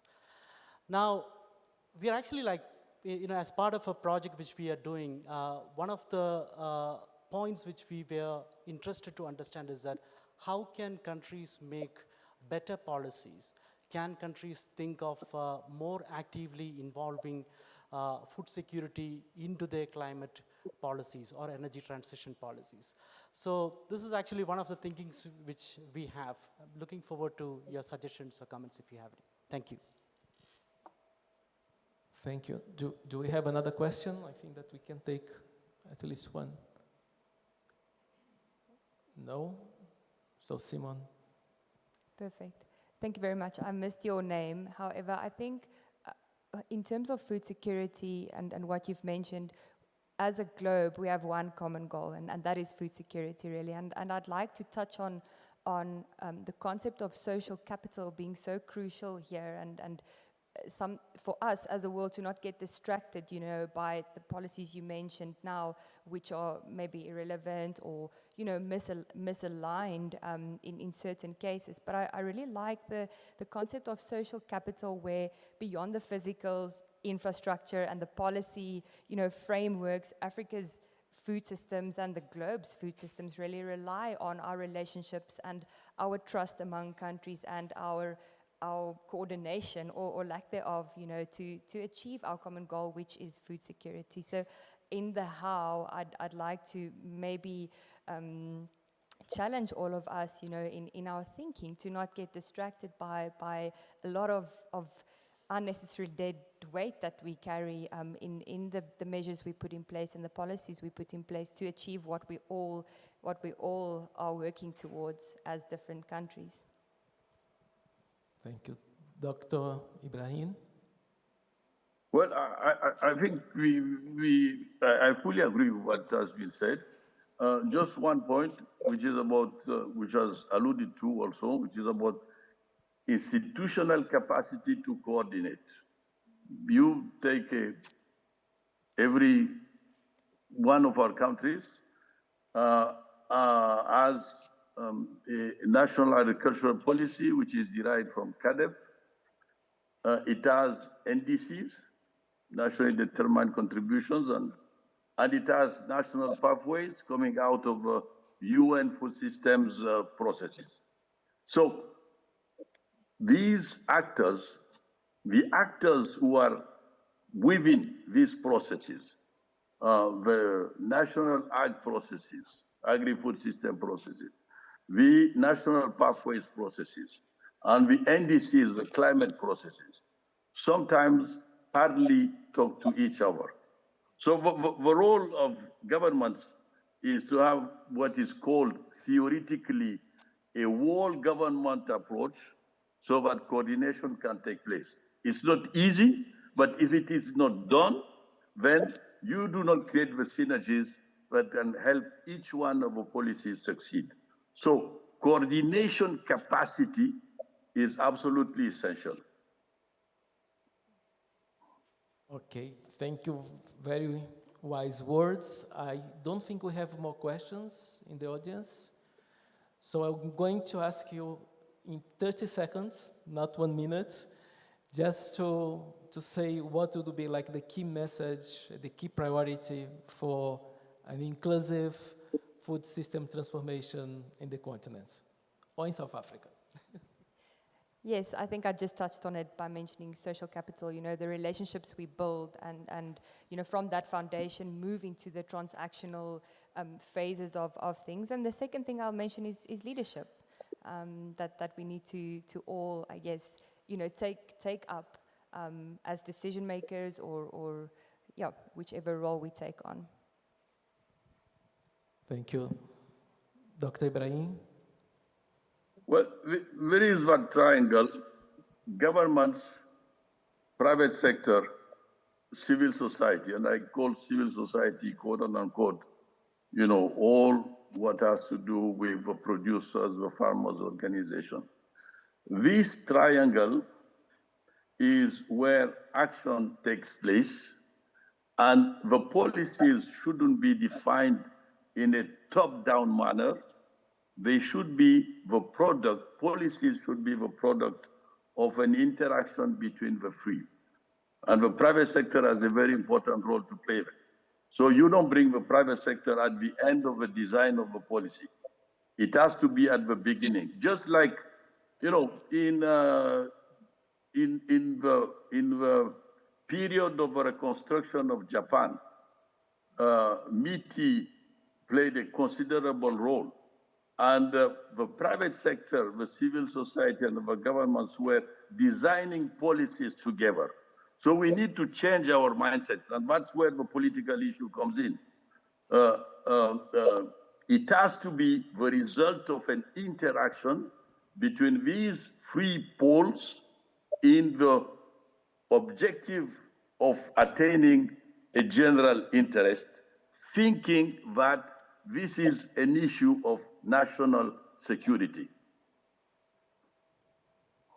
Okay, thank you very much. So I'd like to ask you a round of applause to our guests.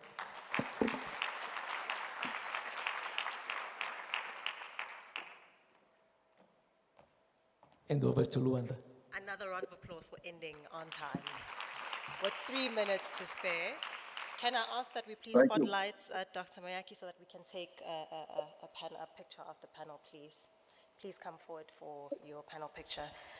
Ladies and gentlemen, we will now be going to a very short tea break. Just leg stretch, grab yourself a cup of coffee, and please be back in the room at 11:30 so that we can kick off our next session. Thank you very much. Thank you.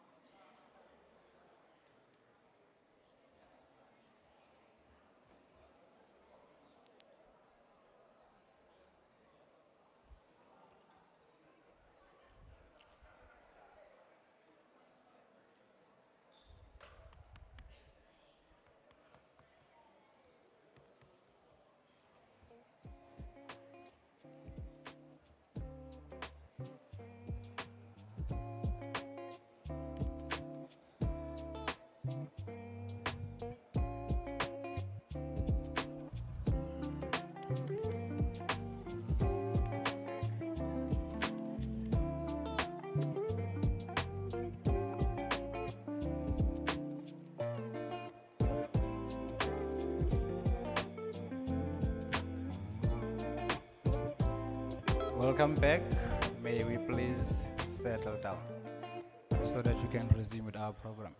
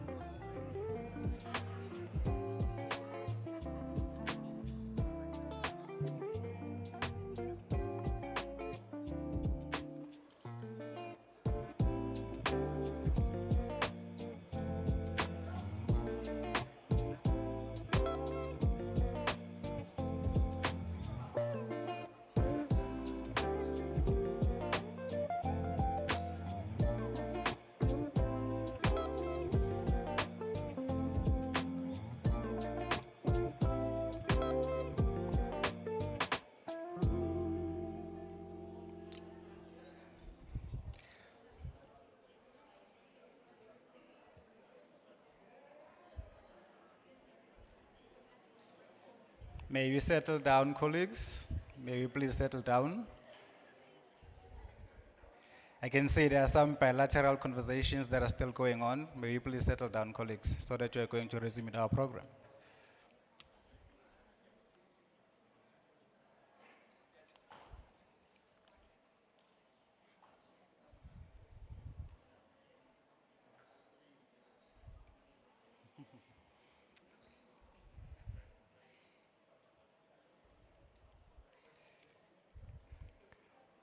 So our next session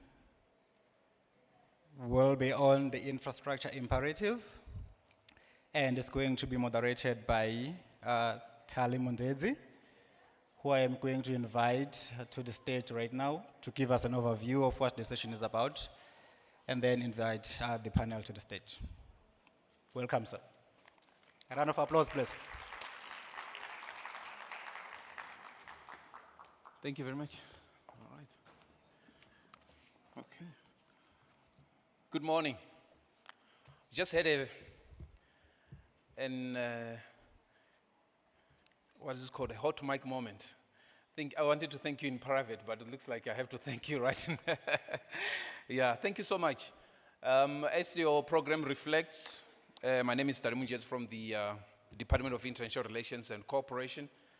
I'm quite happy to be here this morning, and I see that a number of people are still coming in, so I'm quite happy that we're going to be having a lovely discussion on infrastructure. It looks like we didn't get a memo because one leader of the First World could be happening, I think it happened over the past few days, saying that we should not be hosting the G20. So it looks like we didn't get the memo here. So I'm glad that you are in a disagreement. So thank you so much. You got it. So I want to take this opportunity to thank you so much for being able to come to this session. Well, we're going to be looking at the issue of infrastructure, the infrastructure imperative, integration, finance, resilience in the new global order. And as you have seen, there's a number of infrastructure projects, even as you drive through from Johannesburg International Airport, which is OR Tambo International Airport.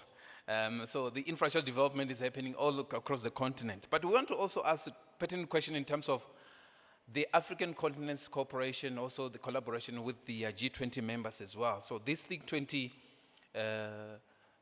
Summit also gives us an opportunity to reflect about the continent's relationship and South Africa's relationship with the G20 countries as well, even beyond. So the global infrastructure investment gap is estimated about 15 trillion until 2040.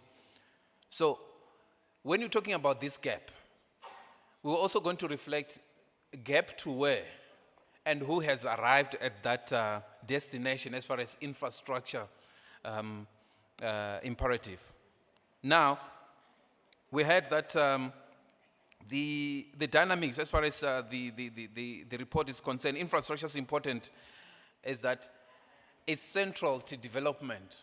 But I'm quite happy that I'm going to invite our speakers and the panelists who represent various industries as well, who will assist us in looking at the various interesting issues as far as infrastructure is concerned.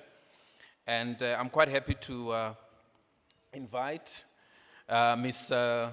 Lindy Wazwane. She's the principal originator and coverage for Africa. She's with the Development Bank of Southern Africa. Let's give her a round of applause, please.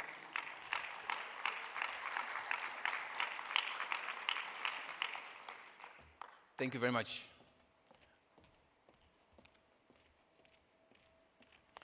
I would also like to invite Ms. Karen Bosman, Head of Advocacy and Advisory at Westgrow. Let's give her a round of applause. I see the names are also reflected there. It's always nice for the record to also just mention. Nicholas William.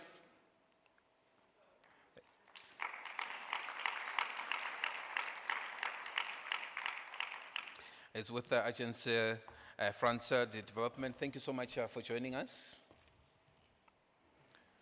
Mamesi Masemula, CEO of Infrastructure South Africa. Let's give a round of applause.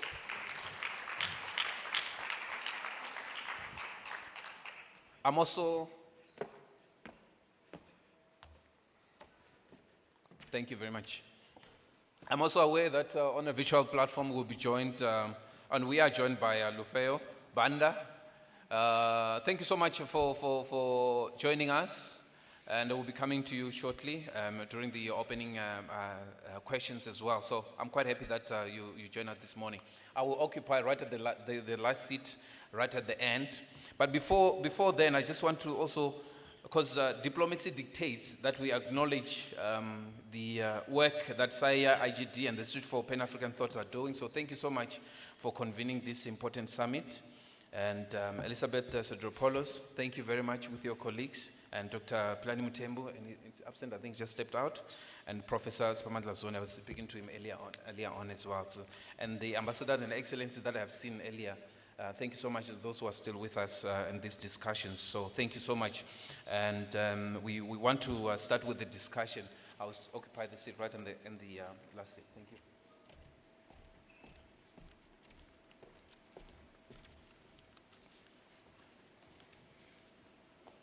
It's automatic that it's going to be ladies first. You're right on my left right now. So I just want to welcome you, Lindwe Zwane. In terms of just from the onset, we always talk about infrastructure, but also we can't talk about infrastructure without talking about finance as well. Let's start there, because for anything to happen, we need to have capital. And I wanted to just establish in terms of what the Development Bank of Southern Africa have been doing in terms of also your approach. When you see a project proposal and you say, this is a winning proposal, we are going with it, and it's definitely going to be a return for investment as well. What do you look at? Thank you for that question. Good morning, everyone, and thank you for taking time to join us today. My name is Lindwe Zwane, and I'm a deal originator with the Development Bank of Southern Africa, DBSA for short. So in terms of the type of infrastructure development funding we as a development finance institution has done, and maybe I'll start with the bank's mandate.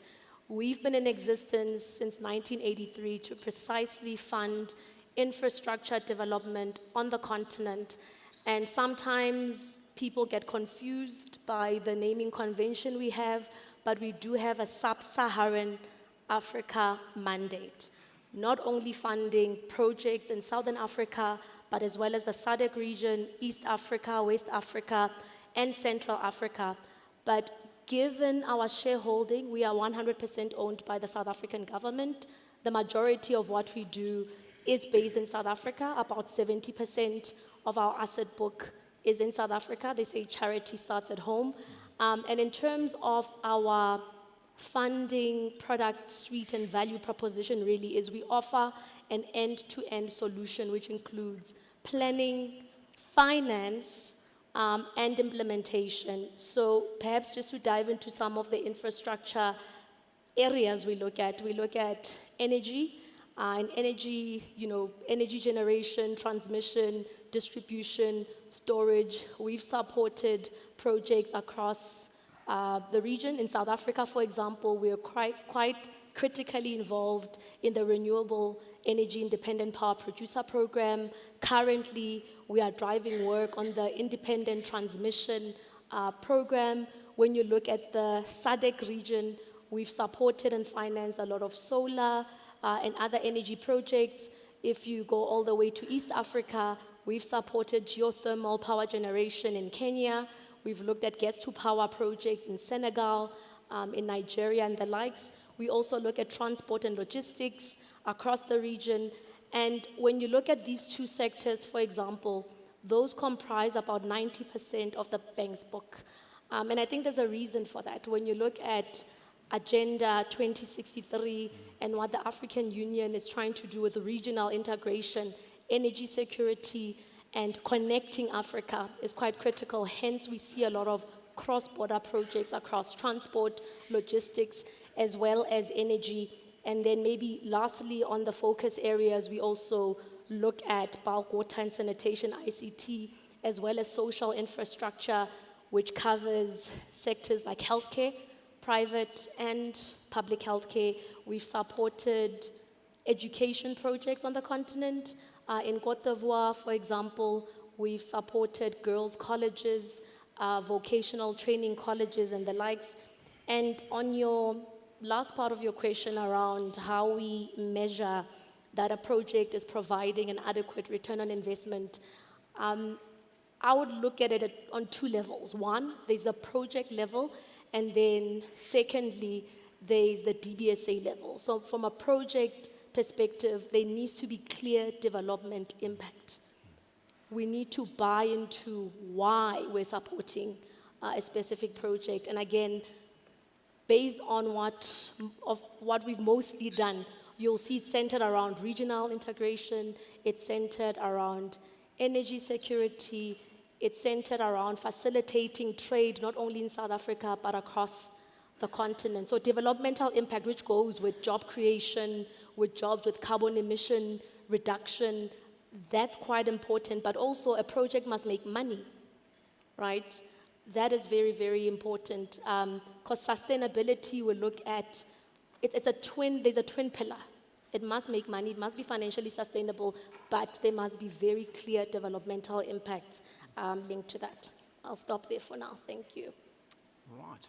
Round of applause for those opening remarks. I really like the fact that you indicated from the beginning in terms of climate change issues, but also infrastructure cannot be separated from development as well, and that's quite key. I also want to look at this issue of development, to say, we're saying we are lagging behind because certain infrastructure projects, some of them have been approved, but they are lagging behind, and sometimes we even have not started. I want to go to a virtual platform and involve Mr. Banda. He's the Chief Regional Operations Officer for African Development Bank.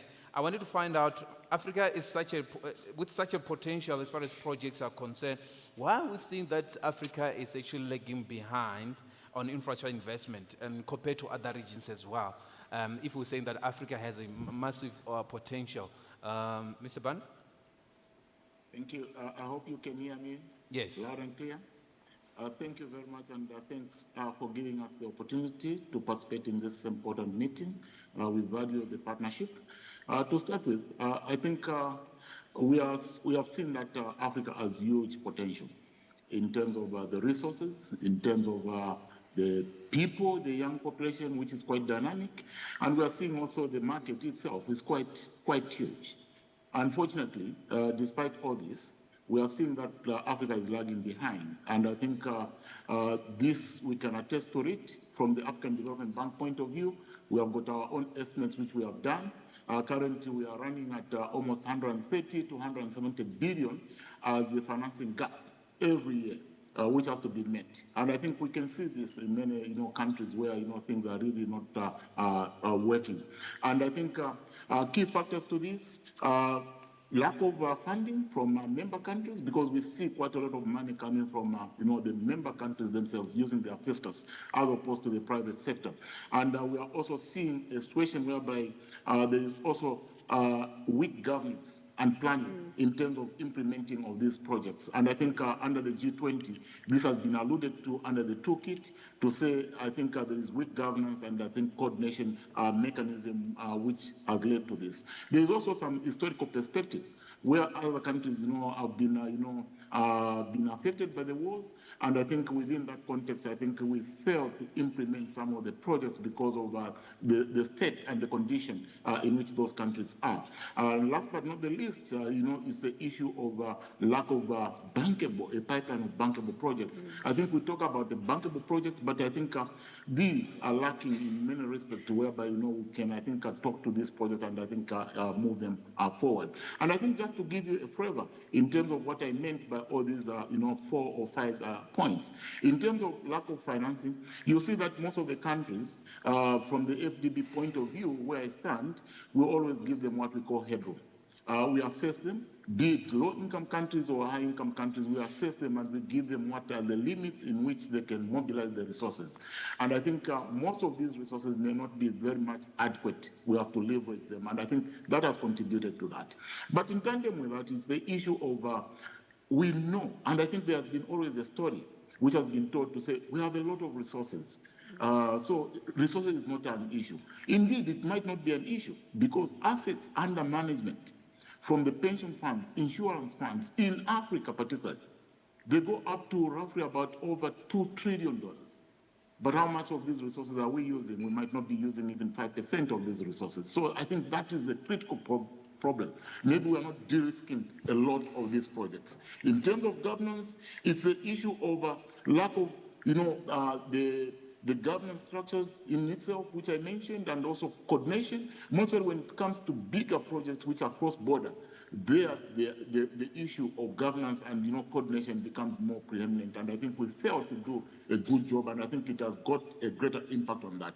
Capacity too, in many member countries and the development of the member countries themselves, the governments, there's lack of capacity in terms of the designing of these projects and implementation at the same time. So that in itself has contributed to that. But in tandem with that, on the issue of governance and implementation, is the issue of the legal regulatory policy framework. The policies may not be in tune. They may not allow us to recover the user fees. And these they may come from the tolls if the infrastructure was to be developed by the private sector. And that in itself, I think, creates a big challenge in terms of how can we implement projects outside the fiscus. And like I mentioned, historically, I think there are countries whereby they have faced challenges. And last but not the least, let me just emphasize the point on project preparation facilities. These have been fragmented. And I would just want to give a cue on what is required here. According to World Bank study, which estimates that in Africa, if we have to prepare a project, from the capex point of view, we have to take about 10% of the resources. Now, if we go by African Development Bank, where we are talking about 170 billion to be the financing gap, it means we might need roughly about 17 billion. Do we have that 17 billion in project preparation facility? No. When you look at project preparation facilities which are currently operating in Africa, I think you might not even go up to almost 70 million or 100 million. So that in itself shows you a big gap that we are not doing enough in terms of preparing these projects, which could be bankable and be used by different private sector to finance them. So those are some of the issues, and I think project preparation facility have spoken to it. So I think I would end here. And just to say, yes, there are quite myriads of challenges which are affecting us. And from the G20 point of view, what we have done, principally, is to develop the toolkit, as well as we are working on the Ubuntu initiative, which is going to help to give the legs. And I think within that, there will be these elements which we'll be working on in terms of the governance, whereby we bring the experts who can help the African continent to move some of the projects we are talking about. I stop here, Chair.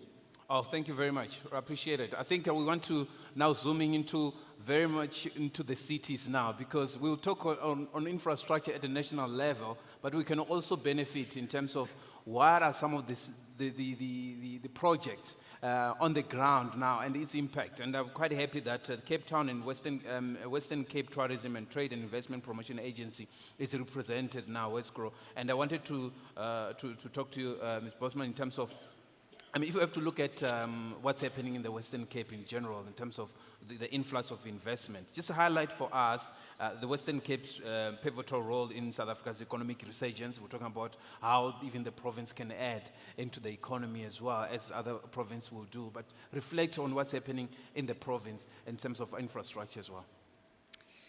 Thank you very much, and it's a pleasure to be here. Thank you. I am probably going to talk about everything except infrastructure. Absolutely. But the point is that everything relies on it, and everything we do leads to the attraction of investment into infrastructure. So let me first say that Westgrow is part of a broader economic leadership team in the province, and we play a key role in navigating the investment landscape. And facilitating investment, but we're part of a team that works towards an investment-enabling ecosystem.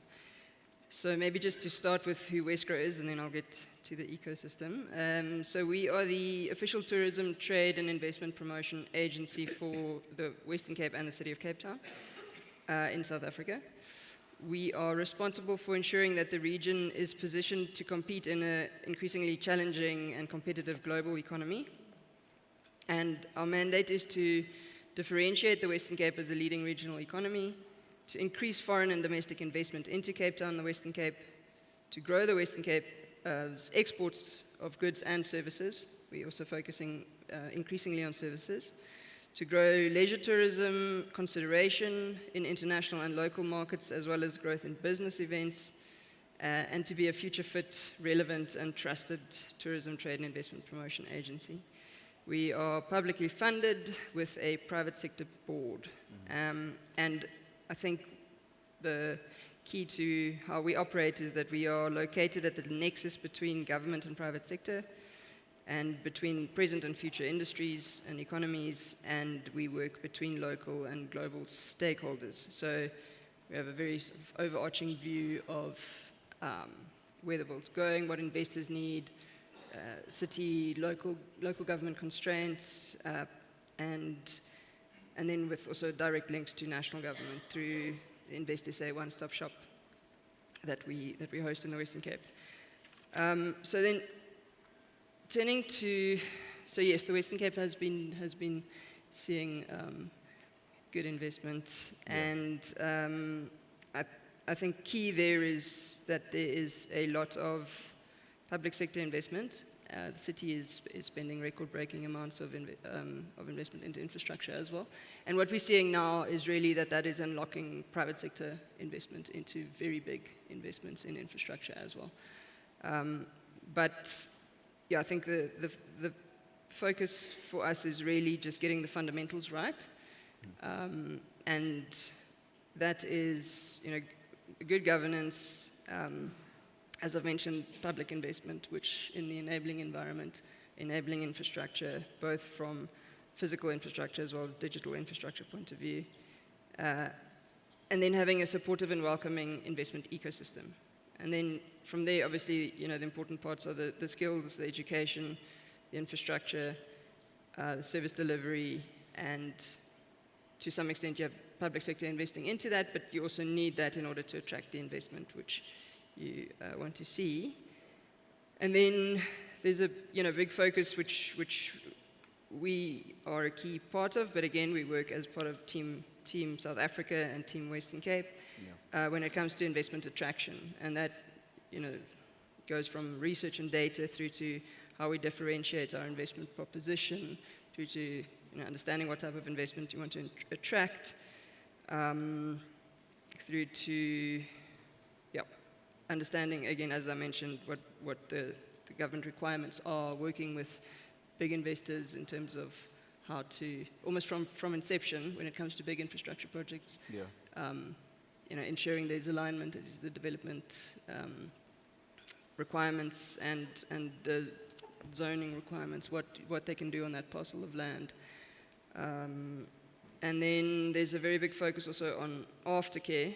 So once you've landed an investment, then we also have a strong focus on ensuring that investor is well looked after, to the extent that there's then expansion and reinvestment and linkages to the local economy. So making sure that all investment really filters into the local economy.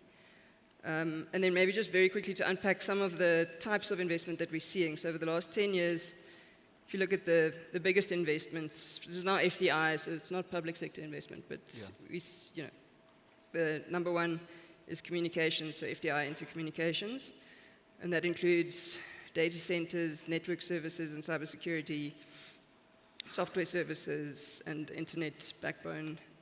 So that very much speaks to your digital infrastructure needs. Very big investment into renewable energy. Again, we can go into it later again, but the amount of work it took to get an enabling environment that was ready when the market opened for renewable energy to capitalize on that opportunity. So renewable energy coming second in terms of the largest capex investments over the last 10 years. Still getting big investments in food and beverages, which is a traditional investment area in the province. We're a big agricultural exporting province, and so there's requirement for logistics, cold chain, warehousing, and so that is also up there in terms of investment projects. And then when you look at the FDI projects, then they all sort of rely on those investments. So business services, software and IT services, financial services. So it's sort of a perpetual wheel of the enabling environment, the enabling infrastructure, attracting the private sector investment, enabling the the next level of service. I think I'll leave it there. Yeah. I think that it's good that the Western can always give us the antidote in terms of what are the specific projects also that you know been funded by other agencies from outside, and see how that collaboration is working as well. And talking about agencies, Nicholas, in terms of from the French Development Agency, why is climate resilient infrastructure? We're always talking about the devastating effect of climate change, particularly in this region. It's severe. We've seen severe weather conditions and all these phenomena that we are seeing. Then how do we make sure that, I mean, we've seen what has happened in Durban, for example.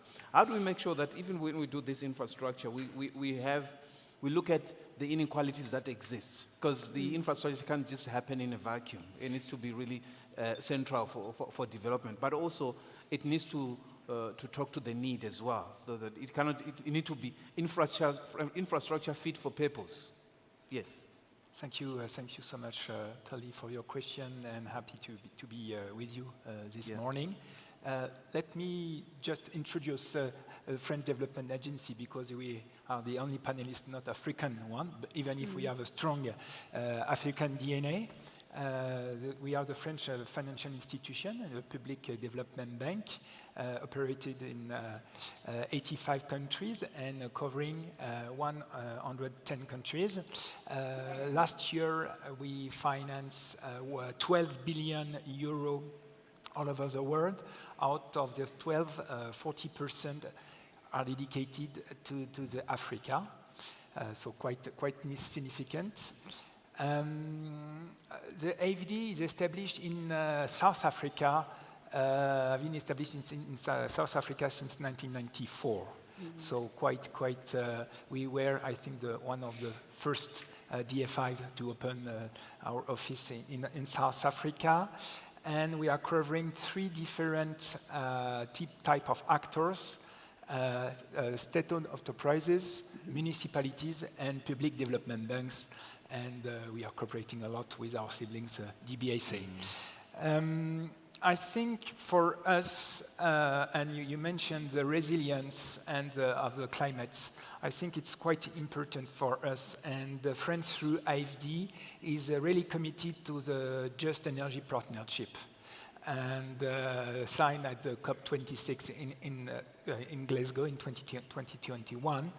And we really had to push the agenda on the energy, of course, challenging, but also on the just part of the just energy transition. I think it's quite important to embed the population and the communities in this transition, because it's quite challenging. Perhaps regarding the point of the efficient and climate resilient infrastructure, I think it's quite important, of course. Because if an infrastructure is unable to withstand to climate shocks, it depends the inequalities. And I think it's quite important to have this point in mind. So when you structure the transaction, it's quite important to have the climate risk assessment, but also adaptation and nature-based solution at the beginning of the project, when you design your project, to be sure that the climate risk is not a nice to have, but is really part of the project. The second point is also to have in mind that resilience and decarbonization must go hand to hand, and neither is sustainable without the other. So to keep in mind these 2 points, resilience and decarbonization on the infrastructure projects.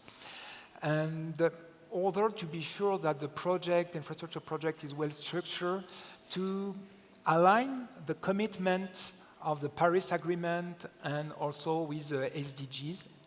It's quite important also to have in mind, and to have this component at the beginning of the project. And also for avoiding any white elephant, as you mentioned before, I think it's, even if we are an international institution, to have in mind to have a local approach, on the project, to be sure that you assess properly the local needs, and also to base your project on the local expertise. And I'm happy also to have an infrastructure essay around the panel, because when a project, infrastructure project, a waste structure at the beginning, of course, it will be funded very quickly, or not quickly, but it's very helpful to fund the project. And I think it is quite important to have this type of structure for organizing the project, prioritize the project of the various countries. And at the end, in the long term, this investment, this resilience investment are cheapest thanks to the adaptation to the local environment. So I think it's also quite important to keep this point in mind, even if perhaps the capex is a little bit more important, but at the end, on the long term, it's quite relevant. The other point is around attract the private sectors. And I think IFD as a public development banks and public development banks are a crucial role on that topic. They are key players thanks to our public mandate. We are able to navigate between public policy and private investment, to navigate between international environment and local one, and also between the long term and the short term. And I think this combination is quite important for pushing also a policy reform for attracting the private sector.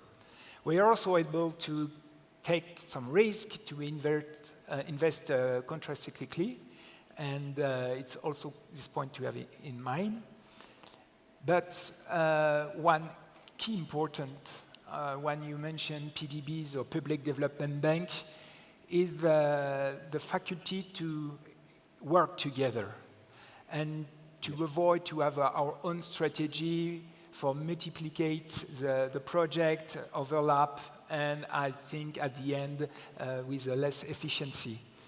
That's why various international communities of public development have been created. The first one is IDFC, the International Development Financial Club, established in 1990. Thanks to the AFD, and now they work really on the climate aspect and the Paris Agreement alignment, mobilize around 27 PDBs all over the world, only on the climate, climate topics. And every year there are these 27 PDBs, included also DBSA, are able to provide $107 billion of investment. And the second also platform is the fixed finance in common. I think it's also quite important. And this platform is able to mobilize all the public development banks all over the world, meaning multilateral one like the AFDB or the World Bank, but also the local one, the small local one. And now over 140 public development banks are joining this initiative and are able to mobilize 540 different institutions represent 23 trillions of dollars of assets to mobilize and to focus on the infrastructure. And I think it's also good in part of the discussion that the last Finance in Common Summit was held thanks to the DBSA. It was a host in Cape Town at the end of February 2025. And for the first time, it was a good articulation between the G20 Minister of Finance and these events in Cape Town. And we were able to mobilize more than 2,000 attendees during these 3 days. And IFD is hosting the General Secretary. Yes. So, and I think the work together of the PDBs is quite relevant and crucial for pushing public policy reform, for creating public policy dialogue, and also to create a local positive ecosystem for attracting private sector. Yeah. Can I come in? I wanted to say that we're also going to benefit from comments from the floor. Some of these issues I want when we open the floor to reflect on that as well. When we open the floor to say what are some of the experiences that other people are having in other countries as well, so that we say when this is happening, what impact are the projects having as well, which is quite important. So I'm going to come back to some of those issues you mentioned when we open the floor as well. All right. And Masimola, who is the CEO of Infrastructure South Africa, I think we're talking about lagging behind, but there's also the issue of navigating politics as well. To say, if we're talking about that we are lagging behind, why are we lagging behind in some of the infrastructure projects? Is it the political climate? Is it the finance? What are some of the major takeaways that we can also reflect on here to say these are some of the issues that we need to iron out, because many of us here also in the audience were in the boardrooms of those important boards that are making those decisions as well. Thank you very much, Tali, for the very good question that you're posing to myself. Just to indicate or clarify what the mandate of Infrastructure South Africa is. So we are a central coordinating infrastructure agency for mega infrastructure projects in South Africa. By law, we report directly to the President, and we receive our funding operational budget from the Ministry of Public Works and Infrastructure, and our project preparation facility of funding, we receive that from National Treasury. Our mandate is really based on 3 important points, and some of it will be responding to some of the questions that you're asking, Tali. The first one is that we need to be closing the infrastructure investment gap. Currently, our computation is that by 2030, we need an additional 1.6 trillion rand as part of general infrastructure investments in South Africa.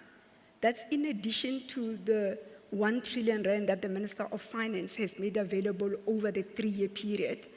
In addition to that 1 trillion, we need an additional 1.6 trillion rand. And if you compute it even further, you look at 2050, we need an additional of 4.8 trillion rand just to catch up with the infrastructure backlogs, to build new infrastructure so that we remain globally competitive. We are integrated in global supply chains. We are supporting industry, and ordinary South Africans can access infrastructure services in the country. We're also tasked with addressing what we call ease of doing business. A lot of times people talk about red tape in South Africa, that there's just multiple authorizations, permits, licenses, exemptions that are required to get infrastructure projects off the ground. Even if those projects are already fully financed, just to get municipal approvals, for example, the work that Wesgro does on regulatory unblockings for investments in the Western Cape itself. We do that across the entire country. And to give it a perspective, so since 4 years ago, we've unlocked 638 permits, whether it is water user licenses, environmental authorizations, municipal licenses or approvals that are required to support projects. And the last area for Infrastructure South Africa where we're focusing on is on infrastructure delivery, just generally improving infrastructure project delivery across the 3 spheres of government, and as well as supporting some of the state-owned companies and public entities in their delivery of mega infrastructure projects. Now, I think our colleague from the African Development Bank mentioned this component around project preparation, and our participation as well, similar to the French Development Agency in the infrastructure working group of the G20. The research that's coming out of that platform shows that the biggest opportunity for South Africa, and indeed G20 countries and Africa in general is around project preparation. Until and unless projects are properly scoped, they are properly prepared and packaged, they will not be able to attract additional fiscal allocations from National Treasury or funding or mobilize private capital. And so closing that infrastructure investment gap requires that these projects are well prepared and packaged and that they are able to receive funding and financing across. Now, the challenge in South Africa is that only 2.4% of the overall project pipeline is PPPs, which means that we are not able to mobilize private sector participation, mobilize private capital very, very quickly and deploy that capital into those mega infrastructure projects by government. And so we will be looking from a Infrastructure South Africa perspective, our entire pipeline that we are preparing and packaging currently, and it's composed of 24 projects. There are projects that will be able to, in terms of a funding pathway, there will be PPPs, there will be blended finance candidate projects, projects that can be commercially viable, or projects that can be able to, in the manner in which they are packaged, one way or the other, they are able to onboard or onboard private sector financing. And so that is the funding pathway for the projects that we are looking at. And from an impact perspective, obviously, any project that transfers fiscal risk away from the public sector to the private sector, those are projects that we focus on. Projects that will amplify or increase job creation in South Africa. You know that we've got a high unemployment rate. We need to focus on projects that unlock or increase in job creation in South Africa, and as well as improving, or contributing to localization or the utilization of local content that we are supporting, of course, the industrial policy in the country. And one of the underlying mechanisms, Tali, of addressing the current challenges that we have, that you've identified, of closing the infrastructure investment gap, of ensuring that we're improving capacity to execute and implement mega infrastructure initiatives or projects in South Africa, and ensuring that we are debottlenecking or attending to red tape in South Africa, is that you need partnerships. You need partnerships between government and the private sector. We need to partner even more closely and collaborate even more with state players, whether it is the three spheres of government, it is public entities, it is your state-owned companies, it's your regulatory bodies, and so on. So Infrastructure South Africa were able to coordinate all of these elements in the country in order to put momentum behind building a robust, comprehensive, and bankable pipeline of infrastructure projects. Thanks, Dali. Thank you very much for that. I want to take an opportunity also to recognize hands on from the floor. But I want to, before that, I want us to think about this, because that's where we're going now. Lots of projects, we find that they're happening. There's lots of regional projects in Africa. Maybe you can reflect on your experiences as well. This will be a question that cuts across all my panelists in terms of projects that are happening in your country, but also they cut across other countries as well. How do we cooperate? Because we also talk about regional integration. How are those projects, how difficult is it to navigate? Also the political environment as well. We don't want to exclude that important factor of political environment as well, even including the guarantees that the governments must actually make to the private sector to say, if you come and invest and we involve in these projects, this is your reason for investment. Your investment, we're still going to safeguard it as well. So there's some of the issues I want us to reflect. We only have 10 minutes. I want to recognize the hands before we comment on that, and then I will take the questions, maybe 3 or 4. I will start right in the front, and then I'll take the second here on the front as well. So the third one, I'm only seeing hands on my right. Okay, I'll take the last one, and then we'll reflect on that as well. Before we get to the questions, can we reflect on that? I'm going to start with Mr. Banda because he's virtual now. He did talk about the issue of capacity as well. Can you comment quickly as far as the issue of capacity? There's a number of issues you talk about, your experience in the continent, but also multilateral cooperation as far as investment in infrastructure is concerned. Briefly, we only have 10 minutes, yes. Briefly, regional projects are the very difficult projects, Chair. And I think the reason behind that is there are different key stakeholders to the implementation of a project. And I'll give you an example here. For instance, if you are developing Kazungula Bridge, there will be Botswana and there will be Zambia. How these two institutions agree, if there is no basis MOUs which they have agreed upon to say they are going to develop this project, it will be quite difficult. Secondly, do they have an institution which can help them to implement such an investment or a project? At times we do not have. And I think we are beginning to think through these type of things where we are coming up with the authorities which can help us to develop these things. The other component is the issue of how do you mobilize resources between low and middle and higher income countries for the same project? Some countries may feel, no, I cannot borrow at a competitive market price, while the other country is borrowing at a very concessional terms. Those are challenges we are finding. And in tandem with that, it's just the weak capacity. There's no capacity in member countries to implement such kind of projects. So, and that's why we are saying under the G20, South African G20 presidents, there's a tool which has been developed, but in tandem with that, we are developing the Ubuntu initiative, which is going to bring in some of these key elements. And key to that is the consortium. The consortium is going to bring to the fore the panel of experts which can help member countries to develop the regional projects. I submit. Thank you very much for that submission. Linda Oswane? Yeah, there's plenty to say on that question.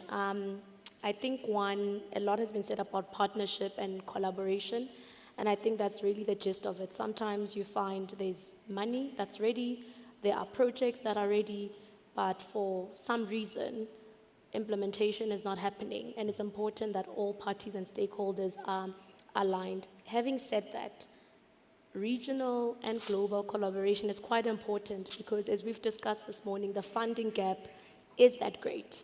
As the DBSA alone, for example, over the next 10 years, we plan to invest a further $10 billion on the continent, which is less than 1% of what is needed. So those partnerships with multilateral development banks, with regional DFIs, and so forth are required. We spoke about capacity and technical expertise, where we can definitely benefit from that global and regional perspective. However, we just always need to remember, we need to drive our own narrative as Africa and as Africans. So we need to ensure that whatever narrative is being put out there is our own and we buy into it, because that ensures that the various stakeholders are aligned. So just quickly on examples where DBSA has participated from a regional perspective, just 3. So there are cross-border road investments.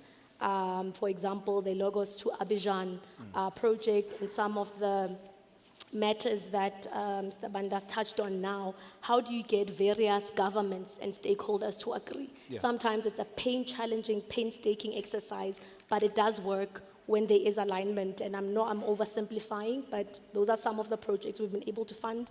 When you look at shared resources like water and water basins, there's one hydro project in Senegal, for example, where there are 3 countries that share that water resource. They've come together, they've finally aligned on how it's going to be shared so that a 120 megawatt hydro project can be built. Lastly, similarly with regional energy projects, for example, the West Africa Power Pool or the South African Power Pool, there's a lot of collaboration that's needed, not only from a financing perspective, but also ensuring that regional standards are standardized, the codes are standardized, But I think I'll stop there in the interest of time. I think we're also going to benefit from engagement during tea and lunch, because I think also the message I'm getting is that, okay, please, do you have a contact of your panelists? I said, no, we always have contact with the panelists. Dr. Hamdan will also agree with that. The engagement will also continue beyond this as well. Quickly, Ms. Bonamant, in terms of what I've said, yes. Yeah, so I'm again just going to be slightly out of the box here, because I think we all are talking about big infrastructure projects, but maybe an interesting one, given that we've been speaking about climate resilience and resilient infrastructure. The Western Cape government has an ecological infrastructure investment framework. Yeah. And recently, last week, the Western Cape Investment Summit, this was one of the projects, one or two of these projects were also put forward. And so that combined with, I think, as a province, and I know a lot of other regions in South Africa have also recently faced a lot of crippling natural disasters and severe weather, and from our point of view, roads that are key nodes in terms of getting agricultural exports to the market, or tourism, to bad weather, and you suddenly realize you've got a lot of work to do in terms of roads that are sort of key tourism nodes or agricultural, and you can only fix so many roads.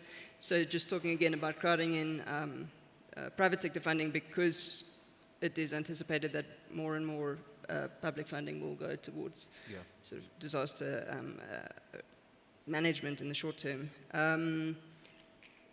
That, and then combining with what, if you look at a corporate level, many of the multinationals that are investing, increasingly they're all having to report on climate, what they're doing in terms of their own supply chains, in terms of climate resistance, mitigating risks, understanding risks.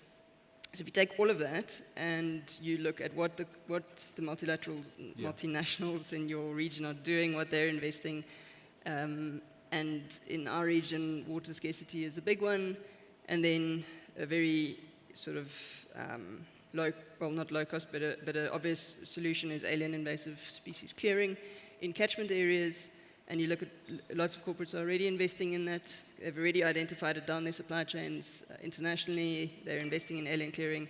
The Western Cape government has a priority, adaptation and mitigation priority to clear alien invasive species. They require funding for that. Yeah. And it's, it also prevents bad flood disasters and fires and all of the sort of key climate risks.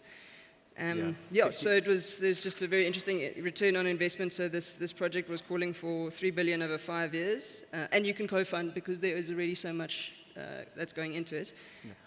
I think we'll continue there, because already we can engage after the session as well, because the next session must also take place. Okay. Mr. Nichols, in terms of some of the issues, just briefly in terms of those projects and cooperation, if we just summarize for us.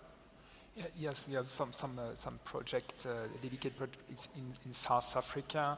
When I mentioned we worked with SOEs and municipalities, of course, behind this, the municipalities, we're working closely on the energy sector and on the distribution. I think it's a main challenge and key challenge in South Africa for the municipalities, and also on the water and sanitations. Also a key challenge, we are finalizing our project with ESCOM on transport and transmission lines in the Namakwaland, so quite important to connect on the grid the new renewable energy. And the last project, we're also working on it, on the transport, to improve the rail in order to have the shift on between the road and the rail. Yeah. So it's also climate resilience. Yeah. I'm quite happy that the issue of climate, and also we can't just develop without actually ticking those important boxes that really have a social impact. I think that's quite key, that projects themselves cannot just exist without actually doing the social impact as well. I think that's quite key. Parting shots, Mametse Mosimo? On my side, I think, the parting shots will be the following. We need to be able to prioritize what we call flagship of projects that unlock economic value in South Africa, projects that stimulate economic development, projects that stimulate or improve or increases job creation in South Africa. Our pipeline of projects under project preparation currently are responding to those strategic objectives of government. We're focusing on energy projects, we're focusing on transport and logistics projects, we're focusing on water and sanitation projects, we're also focusing on digital communications infrastructure projects, as well as some component around social infrastructure programs in South Africa. We are catalyzing, or we are working with other project preparation facilities in order to build momentum behind these projects. One of them actually, we're working with AFD on that for Eskom towards a pumped energy storage project. We are funding that project from a project preparation perspective, blending that, of course, with the AFD's project preparation facility to support Eskom in that way. So the issues around partnerships with both local and international financing institutions is very key to develop a comprehensive and a bankable pipeline of projects going forward. Thanks, Dali. Thank you very much. I think, can I take just one or two comments, inputs, because we want to take questions. Let me be inputs only, very briefly, two that I can take, please, right in the front, please.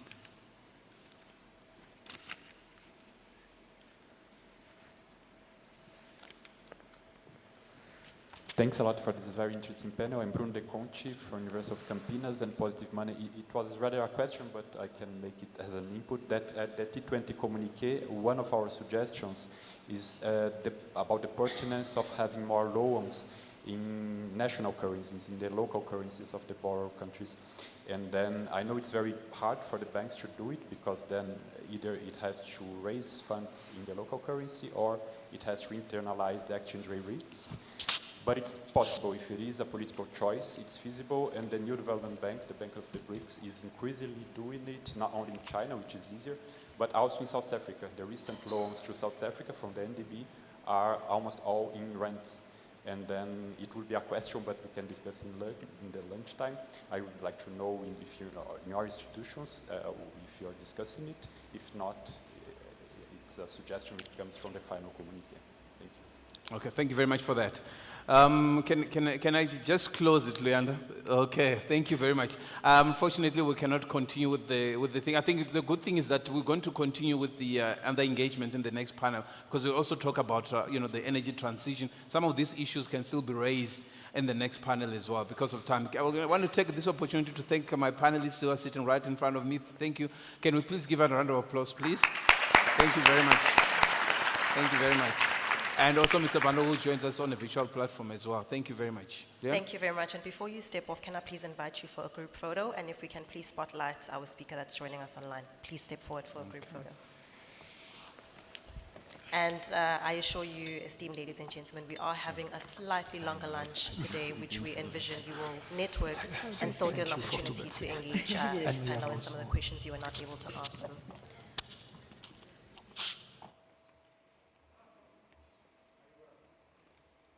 As we now move on to the next session, it is entitled Whole of Economy, Whole of Society, Energy Transitions. And to guide us through this shorter in-conversation discussion will be Celine Kaufman, Chief Programs Officer at the Institute for Sustainable Development and International Relations. Round of applause as we welcome her to the stage, please.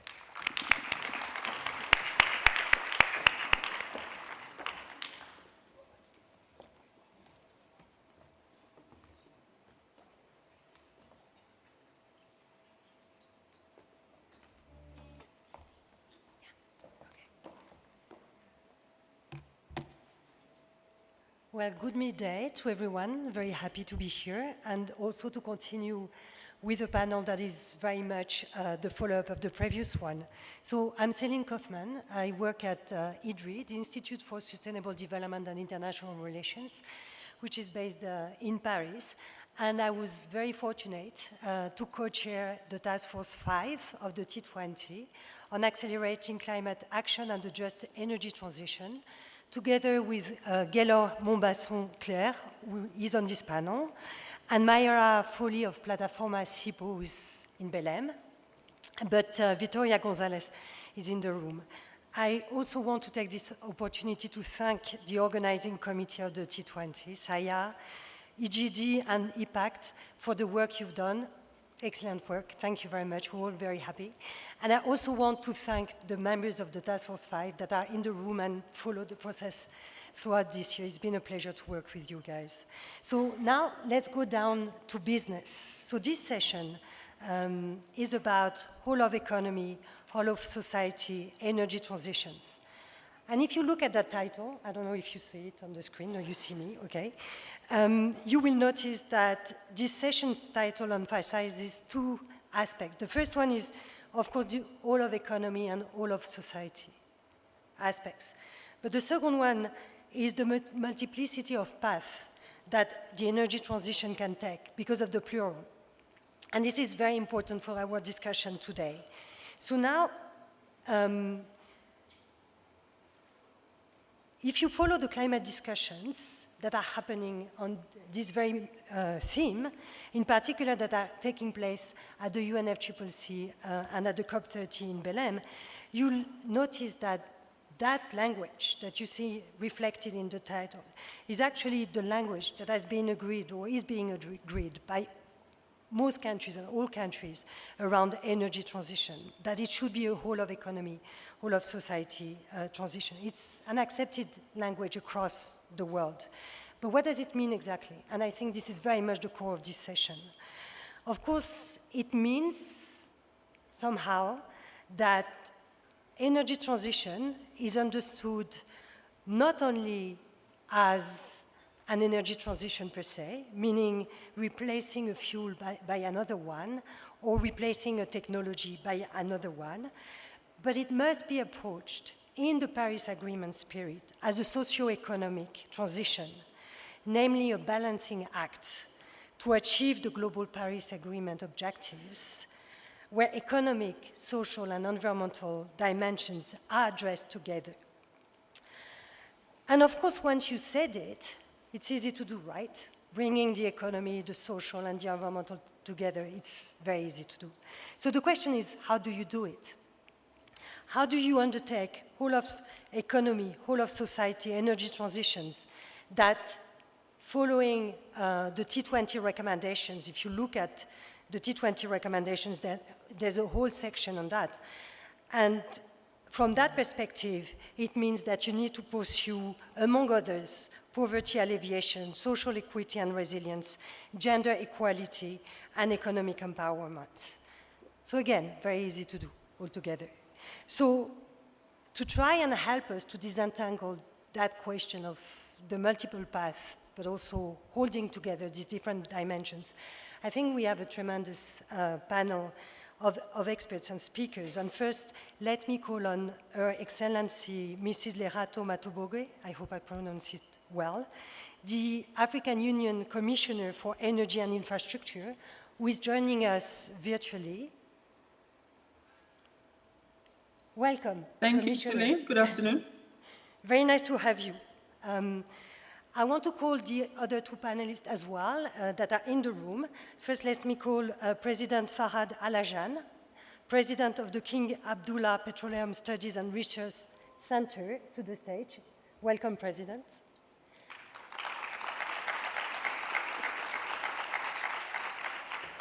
And let me call as well Gaylor Montbas-Sanclair, the founding director of Southern Transitions and co-chair of Task Force 5 as well. Welcome, Gaylor. And let me transition to the sea.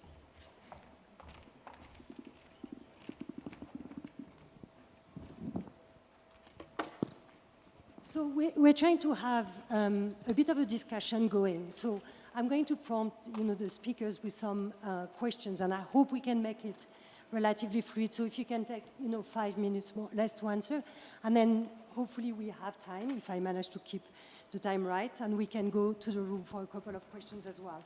But let me first turn to you, Commissioner. Given your experience, AU Commissioner on Energy and Infrastructure, We know that African countries have a range of energy profiles, some relying heavily on renewable energy, primarily hydropower, while others are deeply dependent on coal, gas, or oil. And we know that for most countries, providing energy access to communities and industries is already very challenging. So how does that discussion on whole of economy, whole of society, just transition resonate for you as AU Commissioner for Energy and Infrastructure, and knowing the wide diversity of national context in Africa? Please, Commissioner, the floor is yours. Thank you. Thank you very much, Celine, and good afternoon to all the delegates in the room, and our appreciation to the organizers of this very important conversation. I think as a point of departure, we are quite clear and mindful that Africa's energy transition cannot be reduced to a one-size-fits-all pathway. That's number one, exactly because of the point that you made, because our economy is quite diverse. We've got hydro-rich systems like those in Ethiopia and the DRC. We've got gas-dependent states like Nigeria, Mozambique. We've got coal-reliant states like South Africa, for example. So despite all of this, though, the imperative and the defining imperative for us is to close our vast energy access gap and to ensure that we've got reliable, affordable, and sustainable energy that is provided.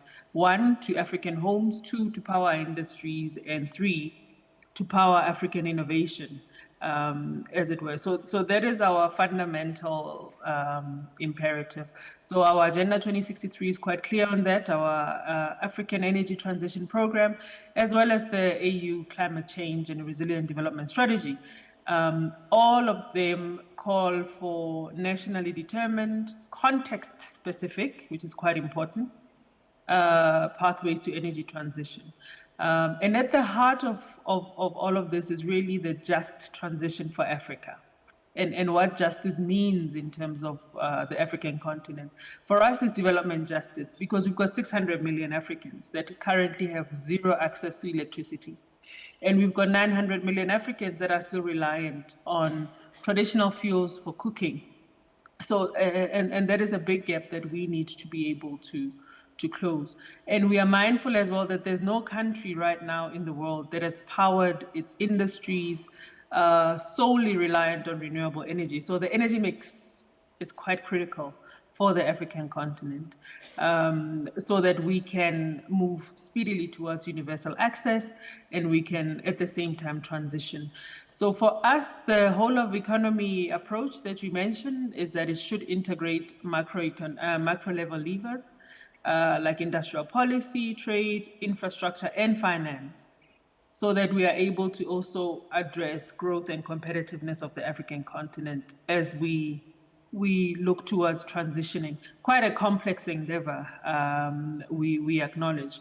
We're also pinning quite a lot of our optimism on the African Continental Free Trade Area because we believe through the AFCFTA we can stimulate and enable green manufacturing as another catalyst of regional manufacturing, particularly of solar panels, mini-grid components, clean energy inputs, and creating value chains as well that we will need as we transition.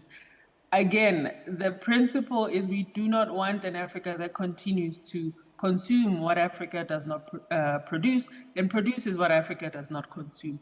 So part of our transition should also include local manufacturing and how then do we use this opportunity of transition for stimulating green industrialization.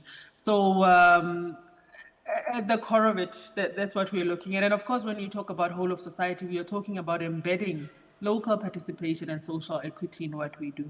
We want to integrate workers, we want to integrate communities, women, and the youth, which is now the majority of the African population, in the planning and the benefit sharing that we discuss and that we talk to. And again, that opens up a whole nother conversation around skills, retraining, the type of local content requirements our member states need to have, and social protections, which is another key area. So quite a huge topic that you're having us tackle today. And thank you very much for the opportunity. So I'll pause there for now. Thank you very much, Commissioner. I was wondering if I can have a quick follow-up question for you. Do you have like on top of your mind an interesting example of a project or a country in Africa that is actually trying to hold it together and that provides an interesting practice for the others to look at? I believe the country that you're in right now, South Africa, is one of those countries that is aiming to pull it together, both by participating wholly in the transition program and ensuring that you've got a whole of society approach, the social protections that we spoke of that are provided, making sure that the adjustment costs that are going to come with overall energy transition, are ameliorated. Unfortunately, the burden is mostly on the state when we're talking about adjustment costs, but I think that's a whole other conversation that we need to have around. When we talk about the just transition, how do we bring all the actors, both the state, the private sector, financiers, multilateral organizations, so that we hold our hands together to mitigate and ameliorate the pain and adjustment that is, that we know will come when we insist upon transitions in many forms. I'll give an example, for example, of clean cooking. The question still remains, when we transition from traditional modes of cooking like wood, firewood, which is readily available in the veld for many people, who pays the cost of the new clean cooking instruments, whether it's LPG gas and the stoves, et cetera, et cetera. So, there's a whole ecosystem of support that is required in the transition. And I believe South Africa is one of those countries that, can stand to share lessons on how the transition is managed. I believe that with 92, close to 94% electricity penetration in the country, and that's quite a big gap that the country has managed to close vis-a-vis access, and we look to examples like South Africa, Algeria, and many other countries on the continent to be the flagship and peer learning opportunities that we need to leverage. So thank you for that. Thank you, Commissioner. I will come back to you probably around the question on what international cooperation needs, what partnerships are needed to progress on that. But in the meantime, let me now address our panelists on stage, and President Alajan, can I ask you the same question? What does it mean for a country like Saudi Arabia that is heavily dependent on oil-producing country to transition, and a just transition, and a whole of economy, whole of society transition? Thank you, Celine. First, it's a pleasure to be here in Johannesburg in South Africa, and I wanted to thank the organizer for putting such a great job. I was in their shoes, we were in their shoes 5 years ago. We know what an effort it takes, so kudos for you, and you really deserve a big round of applause. So thank you for putting the effort together and for having me here. I think for Saudi Arabia, when we look at the energy transition, we've been talking about the transition for a long time. What also coincided with the Paris Agreement back in 2015 was the launch of Saudi Vision 2030. And the launch of Saudi Vision 2030 was related to some of these same topics, which is economic diversification, development of talent, development of the people, and having a growing and thriving economy and industry. And Saudi has been very famous for oil and gas for decades. However, the focus of the energy policy led by Vision 2030 has been around 3 pillars: energy security, energy affordability, because as you can see, you cannot grow and continue economic growth if energy is not affordable, and energy is essential for the economy to grow. And the third is sustainability and climate change. And this is what people call the trilemma. And the idea is to balance all three, so not to forgo one for the other. And so I think this has been the focus. Over the past decade almost now, since Vision 2030 has been launched, the focus has been on how do we lead this transformation and this transition.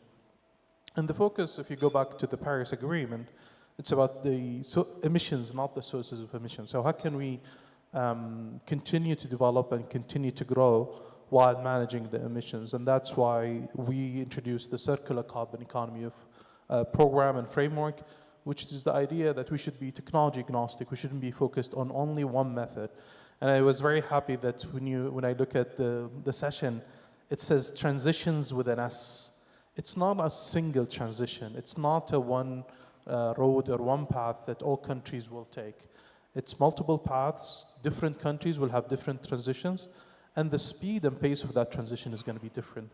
But I think for Saudi Arabia, we're now moving from an electricity mix that has 0 renewable just 5 years ago, today 12%, and every year the idea is to add 20 gigawatts or 20% of our installed capacity to come from renewable. At the same time, all power plant that gas will be connected to carbon capture, utilization and sequestration, so you manage the emission while continuing to having a reliable dispatch source to complement the intermittency that is coming from renewable. We're also looking at, and then by next year, we're commissioning the largest green hydrogen project in the world that is being built in Saudi Arabia. So I think the focus has been on how do you manage your energy transition is to continue to emphasize these 3 pillars: energy security, energy affordability, and climate change, and then to take advantage of the resources that are available. Saudi Arabia has a lot of oil and gas, but it also has a lot of sun and wind. And there is a lot of also unexplored geothermal that can be potential to complement renewable in the future. So the idea is, how do you actually chart your own transition path, making sure you're addressing the issues of emissions, but also making sure that you're managing your energy security and affordability. I think we've seen over the past few years that when energy affordability or energy security take a back seat, it will come back, and it will then slow down the progress of the climate change and energy sustainability. And so that's why we need to make sure we balance all 3. Thank you very much. Let me now ask you, Gaylor, rebounding on these examples as well, and bringing the knowledge of Task Force 5, which is a platform that gathered some 20 think tanks from all over the world, so had that wealth of international experience as well. What did you take from that experience and from your experience in South Africa as well, in terms of what we need actually to progress on the energy transition, on the just part of the just energy transition to progress in that direction? Yeah, thanks so much for that. And I think, one of the key discussions that we had in the task force was really around, I think, the multiple pathways, but also how they are actually interconnected. No country is transitioning in a vacuum and by itself, in isolation. And so there is a very strong interconnectedness, first between the various connections of different countries, the various transitions of different countries, but also the global transition itself. And one must be careful not to consider the topic or the agenda of just transition, particularly from a whole of economy and whole of society aspect, from only a domestic consideration. Yes, of course, a lot of implementation is going to take place at domestic level, and even more so, I would say, at a local level, in communities. But there is additionally a critical need for global just transition. Some countries, by the nature of their global power, have more influence and impact on the global ecosystem. And for many countries, particularly low-income countries on the African continent, actually their ability to implement a just transition is conditioned on a global transition. And that means, of course, significant changes in the way particularly high-income economies are developing, but are also supporting the rest of the world in taking forward their transitions. And so for me, that is a really important consideration. Then secondly, reflecting on the fact that there isn't just one transition. There are many just transitions. Even at a country level, we're not looking at a simplistic solution and saying, oh, we're just going to move, from high carbon electricity to low carbon electricity, and that's just going to solve all our problems. The transition from a high carbon electricity to low carbon electricity production, or energy systems more broadly, is one transition that's happening, and it's a very technical transition, effectively. It's a techno-economic transition that's unfolding. But complementary to that is a need for deeper socioeconomic transition. And here I would caution on trying to have a silver bullet, to say we're going to have the same solution for these two transitions, because it doesn't work that way. You can very easily transition your electricity system or energy system and not touching the rest of the socioeconomic context.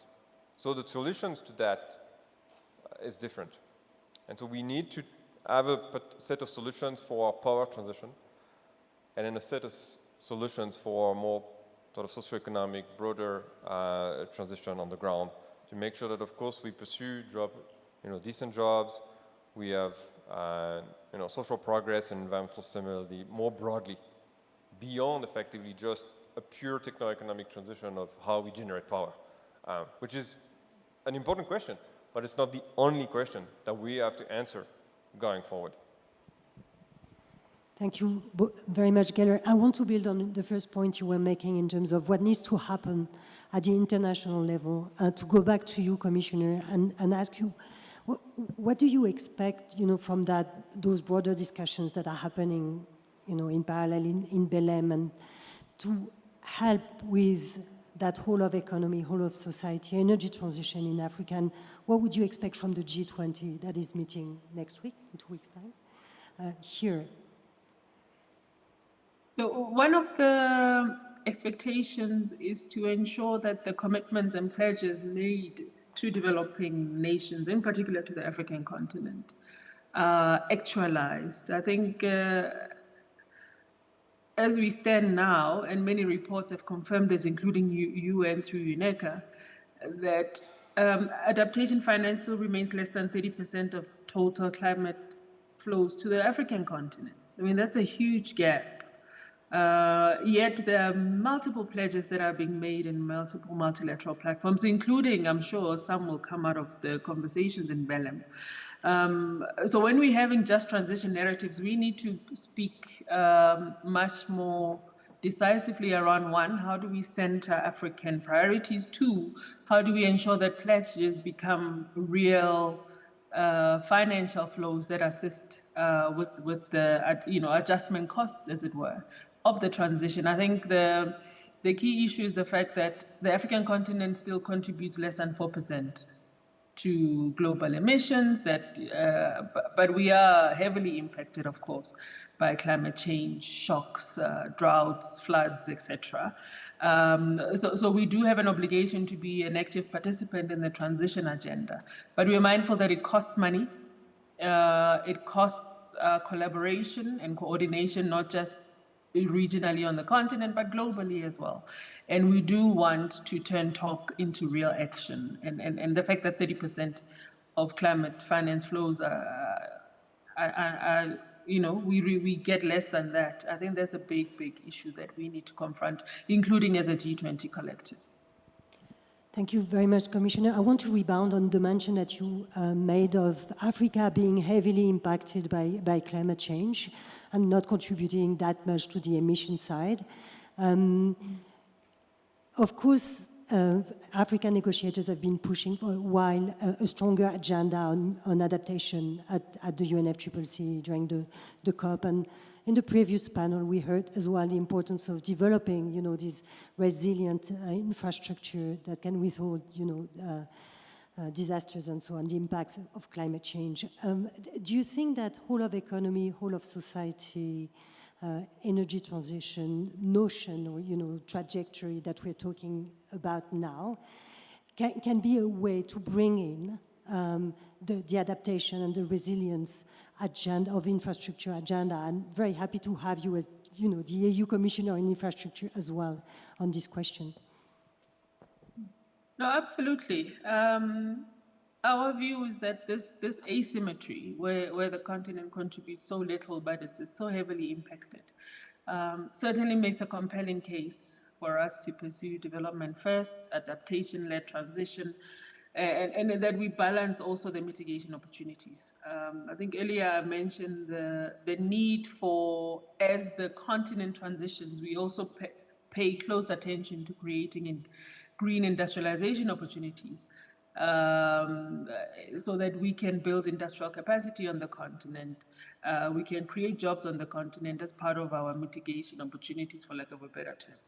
So it's quite important. We're also mindful that we need to ensure that we have cross-sectoral investment pipelines that are created on the continent, so that when we engage the rest of the world, we've got strategic investment opportunities that you know, we can also put forward. And that will mean we need to, again, whole of society, whole of government. In terms of whole of government, we need to bring together energy ministries, agriculture, water, transport, and finance together to design these cross-sectoral investment pipelines. Quite important that we do that.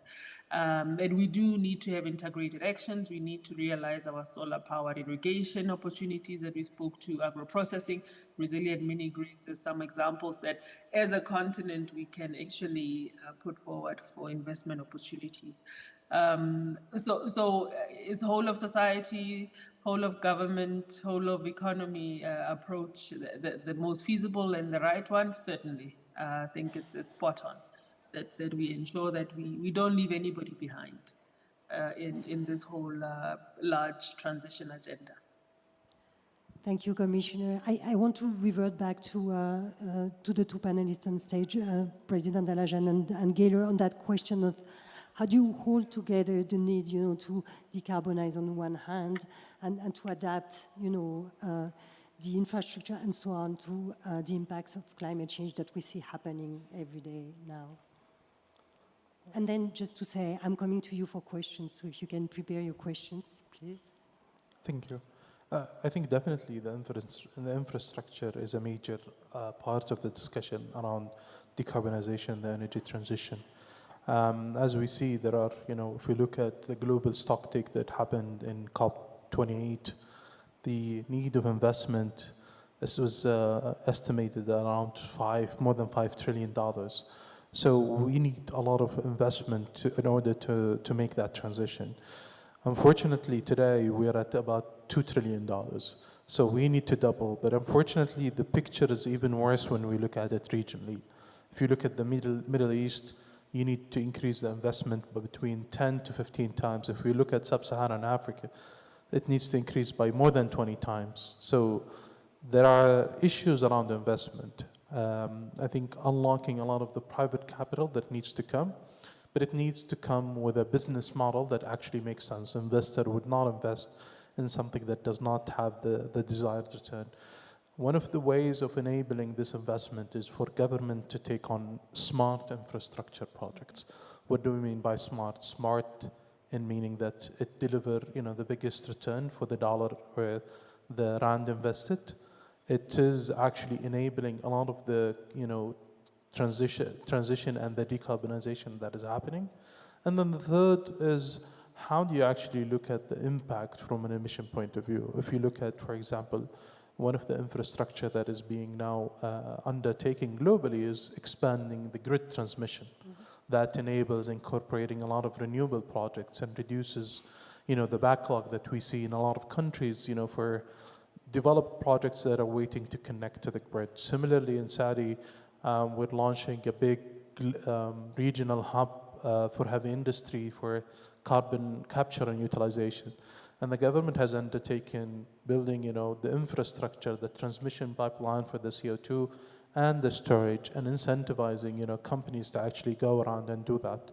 So having the smart infrastructure will enable a lot of the private companies and private players to actually go ahead and advance their decarbonization agenda.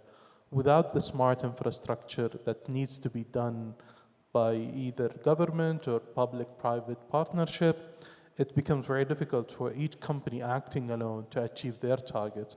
And there are common goals and common, you know, technologies, especially around clusters and hubs that we can look at. And government investment will enable that and unlock a lot of the private investment that will then proceed them. Thank you very much. Grid's an important part of the equation. Gaylor? Yeah, look, I think for me, one of the key considerations where we need to shift our mind a little bit when it comes to thinking about just transition, particularly from a whole of economy or whole society perspective, is looking at opportunities. You know, we focus a lot on risk, and don't get me wrong, you know, addressing risks is extremely important, but that's only one part of the equation. You know, we need to really flip the discussion and say, well, where are these opportunities where investment could actually flow? And this is a much harder question to answer, by the way. You know, I've done a lot of work about identifying kind of just transition risks and opportunities in countries. And when you ask stakeholders and when you ask people, where are the risks? It's very easy. People know. My community is at risk, my sector is at risk, my industry is at risk, my town is at risk, I'm at risk. I see risk everywhere. And then you're like, well, where are the opportunities? Then you hear the same things that you see in the media, but it's not specific. You know, everybody will tell you the same thing. You know, well, I want to manufacture solar panels, because it's the sexy thing that everybody wants to do, without even questioning, does it make sense from my context? And where in that value chain should I actually specialize? Not everybody needs to make the final product, but there are many, many components and parts into any product that we consume that could be manufactured locally in many different countries. And so it's really important to focus on the opportunity and say, look, do we want to play the short game or do we play the long game? Certainly in South Africa, we decided to have quite a lot of ambition around particular initiatives. One that I had the pleasure of working on was the South African Renewable Energy Master Plan, which is South Africa's industrial policy for renewable energy and battery storage. And basically, it's got a very simple motto. It's saying, look, we want more than the electrons out of renewable energy. We could shift to renewable energy by importing it all. It's possible. You can do it. Just go to China, import it all. And then, roll out renewable energy in the country, and then you have a low carbon power system. And very quickly, you can do it. But that's very short-sighted in my opinion. One is to have a just transition. You say, well, it's not just about the electrons. You've got to manufacture the product. You've got to maximize the jobs. You're going to include the communities. It doesn't mean you have to manufacture 100%. No country does. Not even China, by the way. No one manufactures everything. It's all interconnected. But you're saying, where do I specialize? Where do I see an opportunity to maximize the jobs, to maximize the justice angle of the transition? It's not just about generating electricity. And that's just one example. Of course, you can apply that to many other sectors. At the moment, we're trying to develop an initiative around a just steel transition for South Africa, notably, to position South Africa as a key producer of green iron and green steel. It takes effort. It's a lot more difficult to do that from a just transition perspective, but that's effectively the only way it's going to be sustainable going forward. And so for me, having that focus on opportunities, it really challenges us, on a daily basis. So where are these opportunities and what makes sense for a specific context?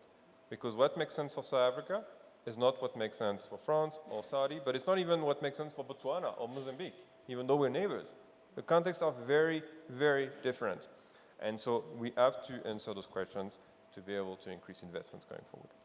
Thank you, Gaylor. So a good opportunity for strategic thinking, but a difficult one as well. So now I want to open for any question from the room. I know lunch is coming, tricky hour. Yes, please. There's a question in the front.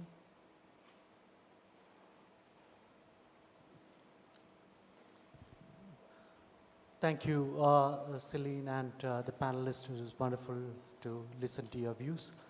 Now, when we think about whole of economy transition, one of the biggest challenges which we all often come across is that there are quite a lot of potholes and pitfalls in the transition pathway.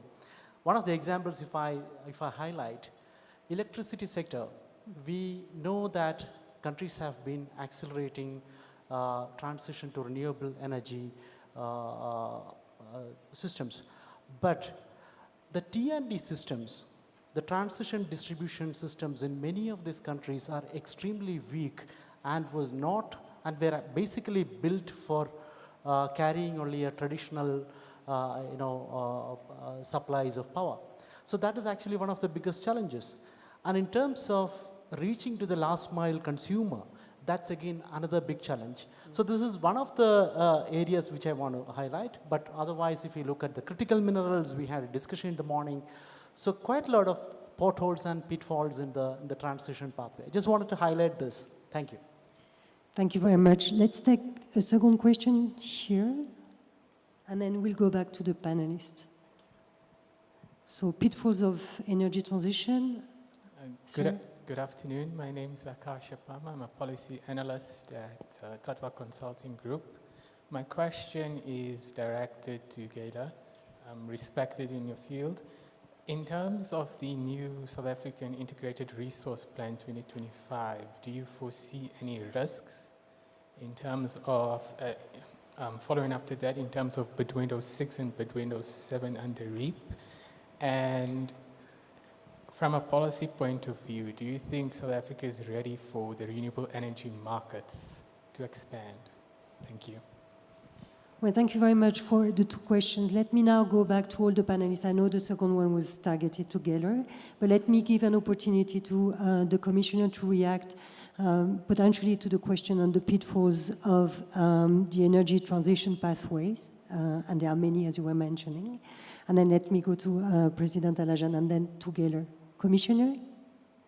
Sure, thank you. Thank you very much. Certainly the gentleman that posed the input on the pitfalls is quite spot on. But our view is that where there are pitfalls, we can turn those into investment opportunities. I think one of the key policy interventions through the African single electricity market approach that's aiming to strengthen our different power pools is to look at those particular weaknesses in terms of transmission and distribution, and how do we upgrade and mitigate the risk that the gentleman quite rightly posited as a pitfall. So that opens up a whole new opportunity for investment, right? Because we then need to be able to package those particular vulnerabilities as potential investment opportunities across the board. And also to echo my co-panelist's point around us being able to speak up and talk much more strongly about various sectoral opportunities. Agriculture, for example, is one of those key sectors where opportunities related to the transition are quite vast. So certainly I support the point made, but I'm also mindful that ours is to turn those pitfalls into concrete investment and development opportunities for the country. Thank you very much. President Alajan? Sorry, can you repeat the second question? I didn't hear it well. So the second question was together. On the energy markets, I think, just maybe to take on the electricity markets, I think the economic orthodoxy have been very well about supporting energy markets. Markets are more efficient. They tend to deliver the results, for the lowest cost. However, I would say that for especially developing economies, we need to be very cautious. Today, energy, especially electricity markets, are going through a difficult time. We're seeing a lot of negative hours for the electricity markets. And so designing the electricity markets, we used to design it for a different and completely, very centralized energy system and electricity market. Today, with the advent of renewable, the high penetration of renewable, we're seeing that there are issues and challenges. It's not that we should be against markets. Markets will continue to function, but markets can also be extreme. And so there is a need to actually look at the landscape and making sure that the market, the design that we have is the right market design, and it can incorporate a lot of the challenges that we're seeing today with a lot of the mature electricity markets in Europe or even in other countries, in the US and other countries as well. Thank you very much. Gaylor? Yeah, I'll try and tackle the second question. I must admit, I didn't hear very well the details of the question, but I think it was mostly around South Africa's electricity transition and the RRP process. I think as a kind of preamble to that, I think for me, I would argue that actually we put a little too much emphasis on the RRP process because it's an important process for sure, it's an important planning process, but what actually matters most, and it speaks a little bit to the other gentleman's question, is our infrastructure and how we plan for that. And I would argue that our transmission development plan is actually a lot more important because that's really going to determine where electricity comes and goes. The future of electricity planning, certainly in the region, is not national. The future of electricity planning is going to be regional, to start with, for large-scale load, and then very much local, through bilateral discussions, IPP deals between municipalities and regional development. And so, yes, we need to plan at a national level because that's still, of course, a very crucial element, but I think we mustn't lose sight of the integrated level at regional and local stages. And then lastly, when it comes to, what we have put forward in the RRP as a country, I think there's a lot of debate about whether it's, it's an overbuild or not, whether what technology should be chosen or not. I think the important point for me is that we have now entered the transition to renewable energy. It is accelerating. The transition to a wholesale market is only going to accelerate that further. And we actually are building on top of the existing system, which is, for me, is really important. That we move a bit away from that sort of binary thinking, what's saying, it's either or. It's like, we know the direction of travel going forward, but there's already an existing system that we're building upon. It doesn't disappear overnight. And so that system will carry on for a while. But we know that the new investments are going to be in renewable energy. And I would say, irrespective of what the RRP says, they will be in renewable energy because they will be driven by regional and local dynamics that effectively now are determined by one thing and one thing only, economics. And economics will tell you need to invest in renewable energy. Thank you very much, Gaylor. I won't do justice to the discussion if I was going into, I'm sorry, we have to stop. I can see a lot of interest, but I suggest that you approach our two panelists. Unfortunately, the commissioner is online, but please approach the two panelists at lunch break. I just want to raise, two key points that I think stuck out throughout the discussion today. The first one is, it's tremendously difficult. It's, that energy transition, whole of society, whole of economy, is tremendously difficult. It touches upon many different policy areas and so on. But let's not see it as a challenge only. There are opportunities that are emerging from it that need to be seized, and I think that was very clearly said across the panelists. And the second one is, of course, it's a country endeavor in a way that should be country-specific, and there's a lot of different trajectories, and it needs to be owned, not only at country, but subnational level as well.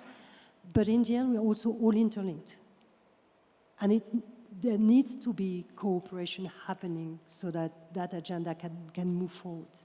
And that's where hopefully the G20 and the UNFCCC and other fora, because it's a big puzzle, can help advance which is an endeavor in the current geopolitical context, but let's continue pushing for that.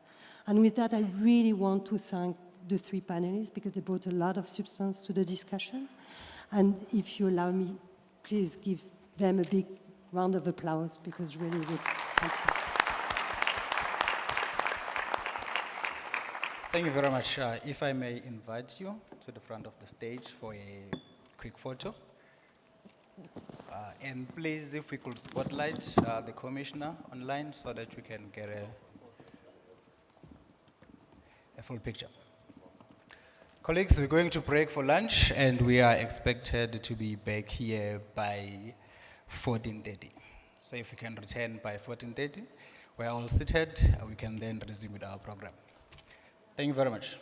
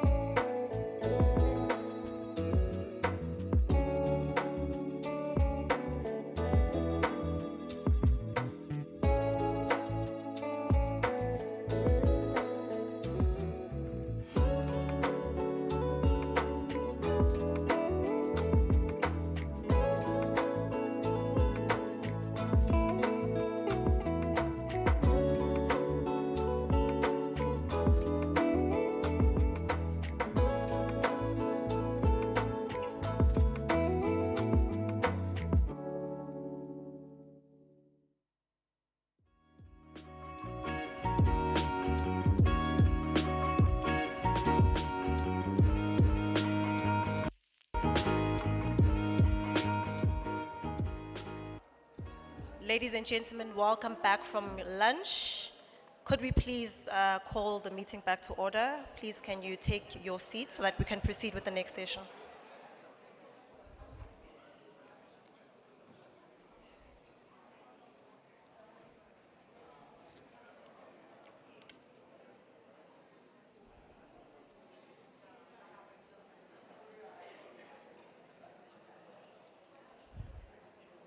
We kindly request that you please take your seats.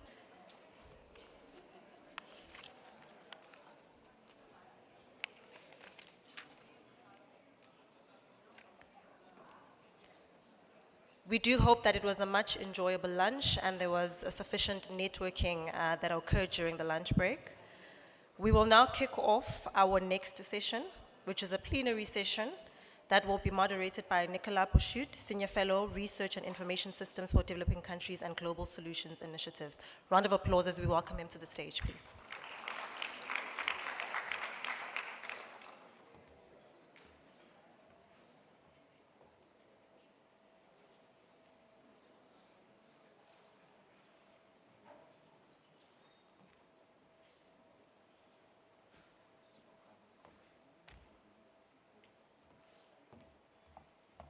Can we get the photographer to be on standby to take the group photo? We're going to do things a little bit differently with this panel. So photographer, please be on standby.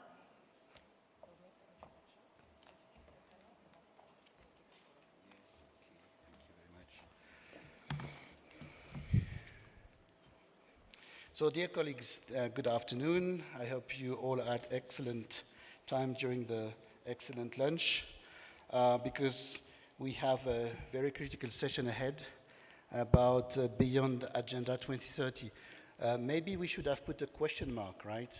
Because we are not so sure exactly what will be beyond 2025, let aside 2030. But apart from that, when we were preparing the session, I had in mind a number of, things you hear here and there in panels or in the newspapers and etc. And I just wanted to share two remarks. The first one is wherever, I might be wrong, but wherever we look at this moment on all continents and in all regions, because apparently talking about regional factors in the global context is becoming fashionable, but the financing which is available for think tanks and other organizations working for the general interest, they are all in decline, right? And that's a big point because the way that, especially in the T20 think tanks have been interacting in the past few years might not be possible as it was in the next few years, which will be critical to address the future of the SDGs or the future of the Agenda 2030 or the future of Common Development Goals. So that's, I think, a big issue. But there is also something else coming out of enduring conversation among think tanks from all regions in the past few years. That is, on the one hand, you've got the SDGs, on the other hand, you've got the climate, and on the other hand, you've got the debt equation.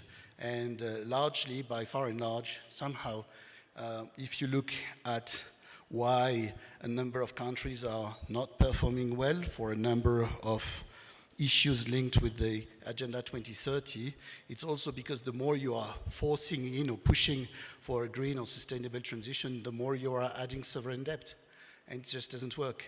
And this was never consistently addressed since the beginning of the implementation of the Agenda 2030. So that might be looking a bit gloomy and depressing. However, that might also be a question of how the framework of the SDGs and the Agenda 2030 was built according to an economic architecture that is being revised at the moment, right? So this is in a nutshell how I suggest that we frame our conversation with our great speakers, which I will call. Online is Navid Hanif, Assistant Secretary General at the UN TESA. I don't know if Navid is already here. Anna Katerina Hornich, Director of the German Institute of Development and Sustainability. Please join me here on the podium.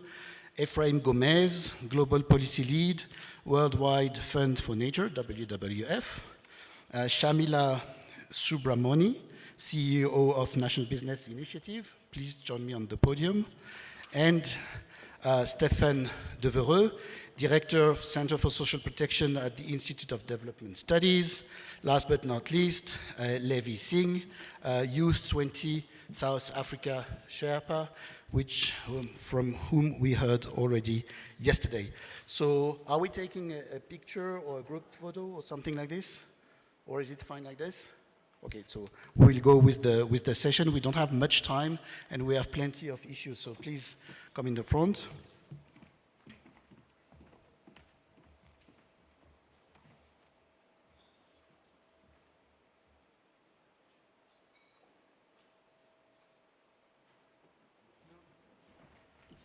Thank you very much. We see you, Dr. Navid, so we will be able to start in a second.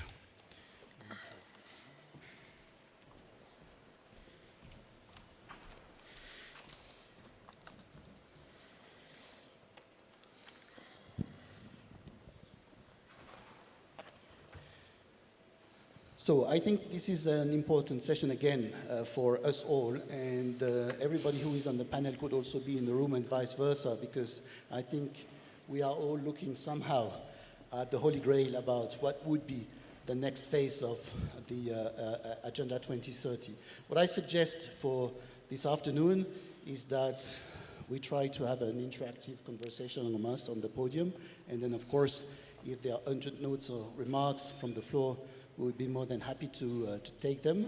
I would like maybe, if everybody agrees, to start with Anna-Katharina Hornich, who has just arrived from Germany this morning, because she thought she had to be there, and because the T20 Summit of South Africa is for many of us of particular significance. So in a nutshell, Anna-Katharina, your impressions about these issues of when you look back at the SDG Summit, at the Summit of the Future, at many reports and indicators, we can see that we are way not on track regarding the completion of the Agenda 2030.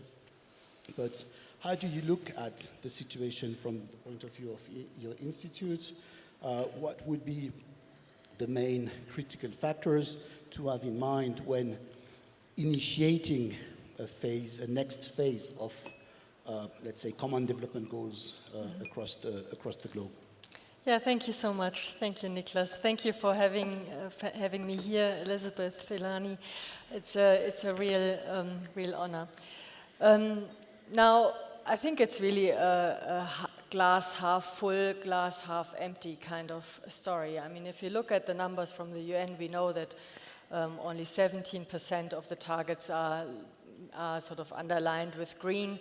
Yeah, so only there we are on track. And for many years, I would say, we pushed exactly also that and underlined this element that it's absolutely necessary to speed up, to mobilize for Agenda 2030 implementation, to put substantially more resources behind it, etc., etc. At the same time, we also know by now that ODA is being reduced, if not to say slashed, in a number of countries. So the funding is having severe difficulties to be maintained, as well as the political support is having severe difficulties to be maintained. We have the Pact for the Future, you mentioned it, but actually since last September, when it was formulated, not that much happened with regard to the Pact for the Future. A lot happened since then, we all know this, but not underlining, mobilizing action for the Pact for the Future or the Agenda 2030.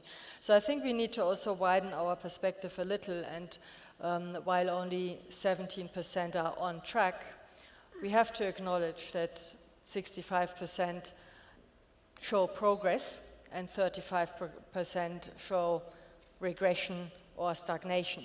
Yeah, but I think we need to underline this element. There is progress. These goals were very ambitious, and that was very, very important to formulate such an ambitious agenda. But we also have to acknowledge that a lot happened since then, also geopolitically, and we are in a situation where the governance mechanisms, the multilateral institutions, but also on many national and regional levels, are severely strained.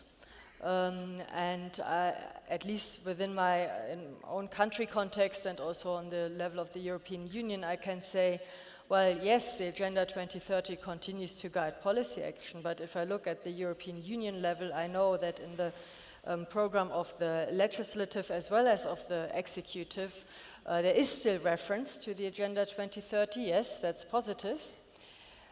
But the reference and also the energy, so to say, and resources put behind it have been moved to the second row. They have been deprioritized. Why? Because security issues, migration issues, questions of wealth generation have been prioritized over the past years and up to at least 2029 for now. The same holds true for the German level. Yeah? I mean, we look at our coalition agreement, the coalition agreement that was passed earlier this year, and it clearly shows that the topics around sustainability, around climate, around international cooperation actually have been moved into the second line.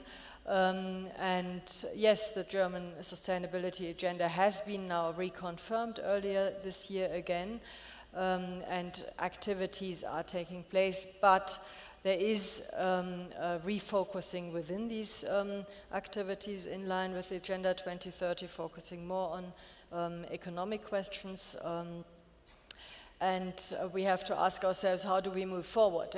Do we continue arguing for mobilizing action only, while seeing that the political support is fading, or finding a way to position and make clear that this Agenda 2030 is important? It is the us uniting agenda. It is the agenda that brings together the economic, the ecological, the social questions, that is of universal relevance and interest, and has to be basically filled with further and also future-oriented action, then of course backed up with resources. But that means that we need to, in a way, work with also the real tendencies in policy making that we observe. Again, I'm here sort of speaking out of the perspective of an institute located in Germany, and with a particular perspective also onto the European Union level. But of course, witnessing the multilateral needs for reform, the needs also for reform in order to find ways to actually invest into sustainable futures beyond geopolitical divides, to put it that way. Thank you, Anna Katarina. Navid, are you online? Dr. Navid, Hanif? Yes, Nicola, Yes? I'm online. Yes, excellent. So, at the moment, the UN is both triggering and undergoing a number of profound transformations, but it's the only place, maybe, where everyone is sitting around the same table, right? So, how do you see, what is the way you look at the limitations or the difficulties to reach out at this moment to the goals of the Agenda 2030? That's the first point. Second point, out of all the transformations and the developing role of the BRICS, for example, and so on, which is taking place, do you see possible ways forward to reflect on new approaches to address common development goals? Nicola, thank you so much, and I also want to thank the T20 host country, South Africa, for the opportunity to join you. And I'm honored to be part of this distinguished panel. And greetings to everyone from the United Nations. Nicola, before I respond to your questions, I also want to share my reflections on your opening remarks. Yes, we are living through unprecedented uncertainty. Yes, we are living through deep fragmentation. The headline news are discouraging. But let's not forget and sitting in Africa, we cannot forget the reality of development. Look at the youth bulge Africa will have. You mentioned, will there be something beyond 2030? We're not sure even beyond 25. I always say, forget about the numbers of SDGs 1, 2, and 3. Do you want to live in a world which is rife with hunger, poverty, joblessness, and on the brink when it comes to climate change? Nobody wants to do that. Will there be any agenda after 2030? Yes, we have to solve these problems. I'm not saying these problems should persist, we should solve them tomorrow. But we will have these challenges that we need to address, and we need to come together as a collective international community to advance solutions. 1.2 billion people will need jobs, and those youngsters, and when you hear the voices from Morocco to Madagascar, from Nairobi to Nepal, the youth is yearning to have life of dignity, life with opportunities. So we should remain committed as a global community to solve these problems. Let me come to the SDGs. And my colleague from Germany gave a fairly good picture. It's not that we have lost everything. In addition to the 35%, 18% on track, the remaining moderately on track, and then we have, I just want to mention, SDGs also gave us 3 big things. There is a universal understanding of this language of sustainability, which wasn't there before 2050. It also gave us breakthroughs on social protection, on health goals. Before the COVID setback, we were doing better on poverty and hunger.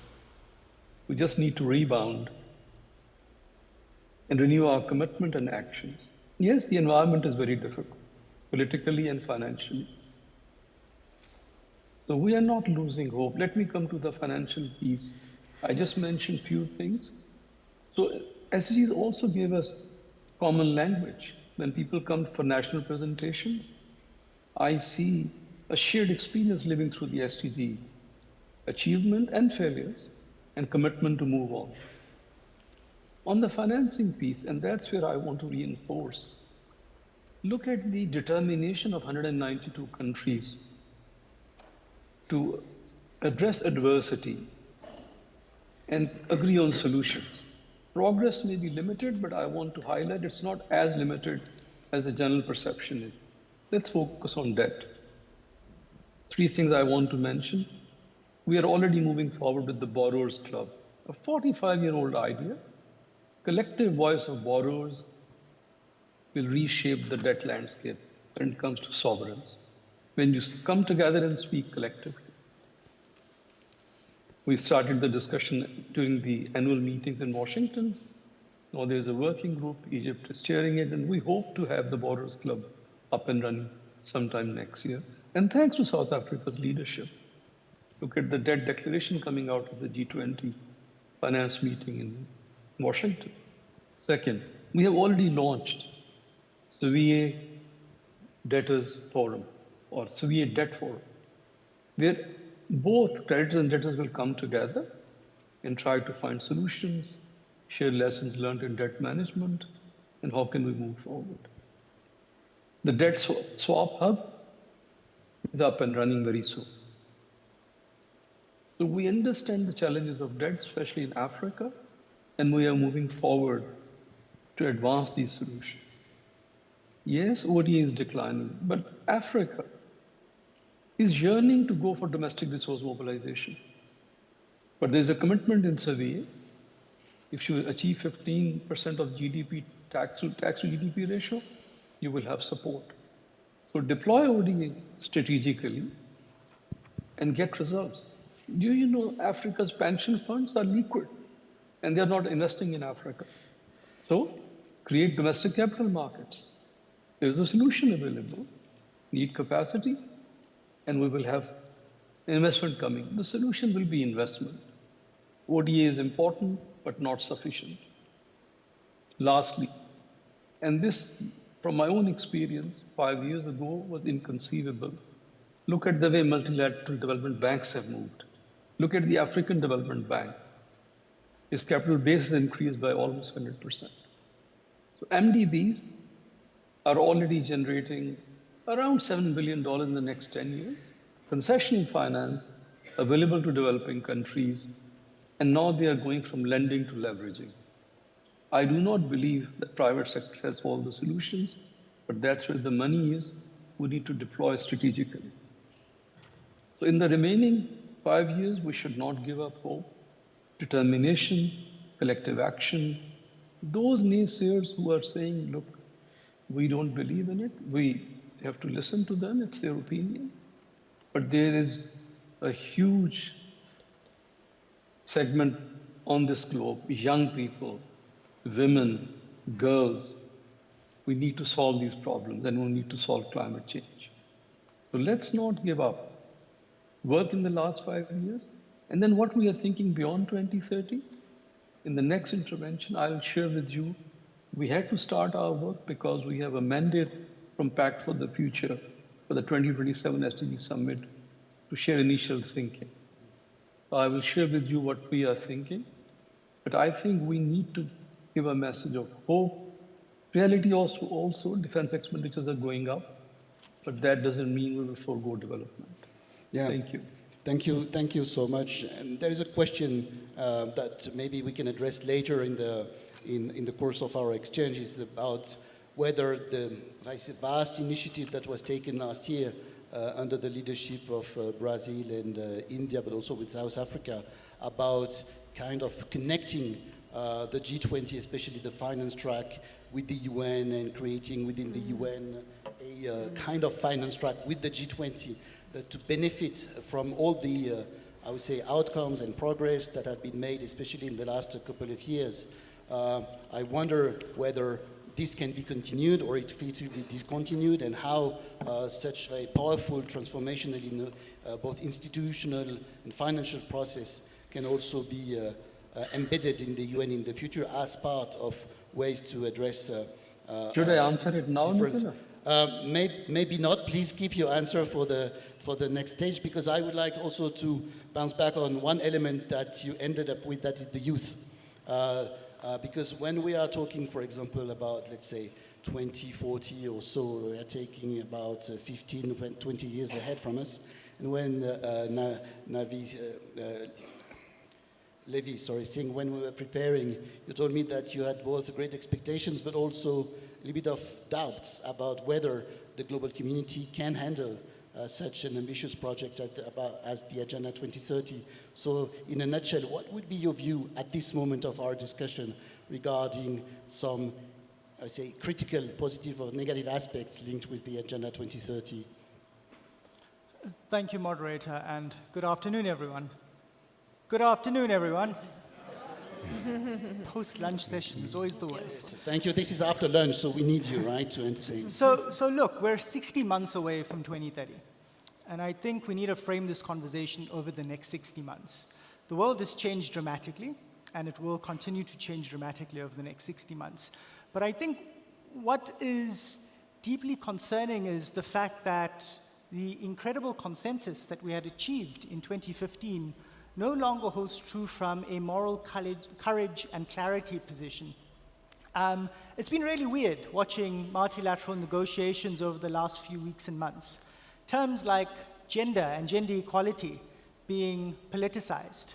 Consensus that has been established since 1995, as long as I've been around, being undermined and being questioned in the most ridiculous of terms. I think the last SDG report indicated that we are 300 years away from achieving gender equality between men, women, and political, economic, and social opportunities. So we've got to be quite skeptical of where we're going.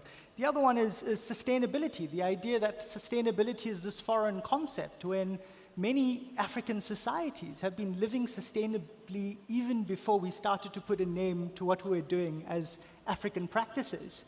So it's quite concerning at this point in time where we see the hard-won consensus of 2015 being assaulted by a handful of unilateral rogue member states that ultimately want to delegitimize the value of multilateralism that has given us so much. I think in South Africa, as young people, we're acutely aware of how our freedom and our generation of born frees would have never been here if it wasn't for multilateral solidarity, if it wasn't for sanctions, if it wasn't for boycotts, and if it wasn't for the actions of multilateral bodies like the United Nations.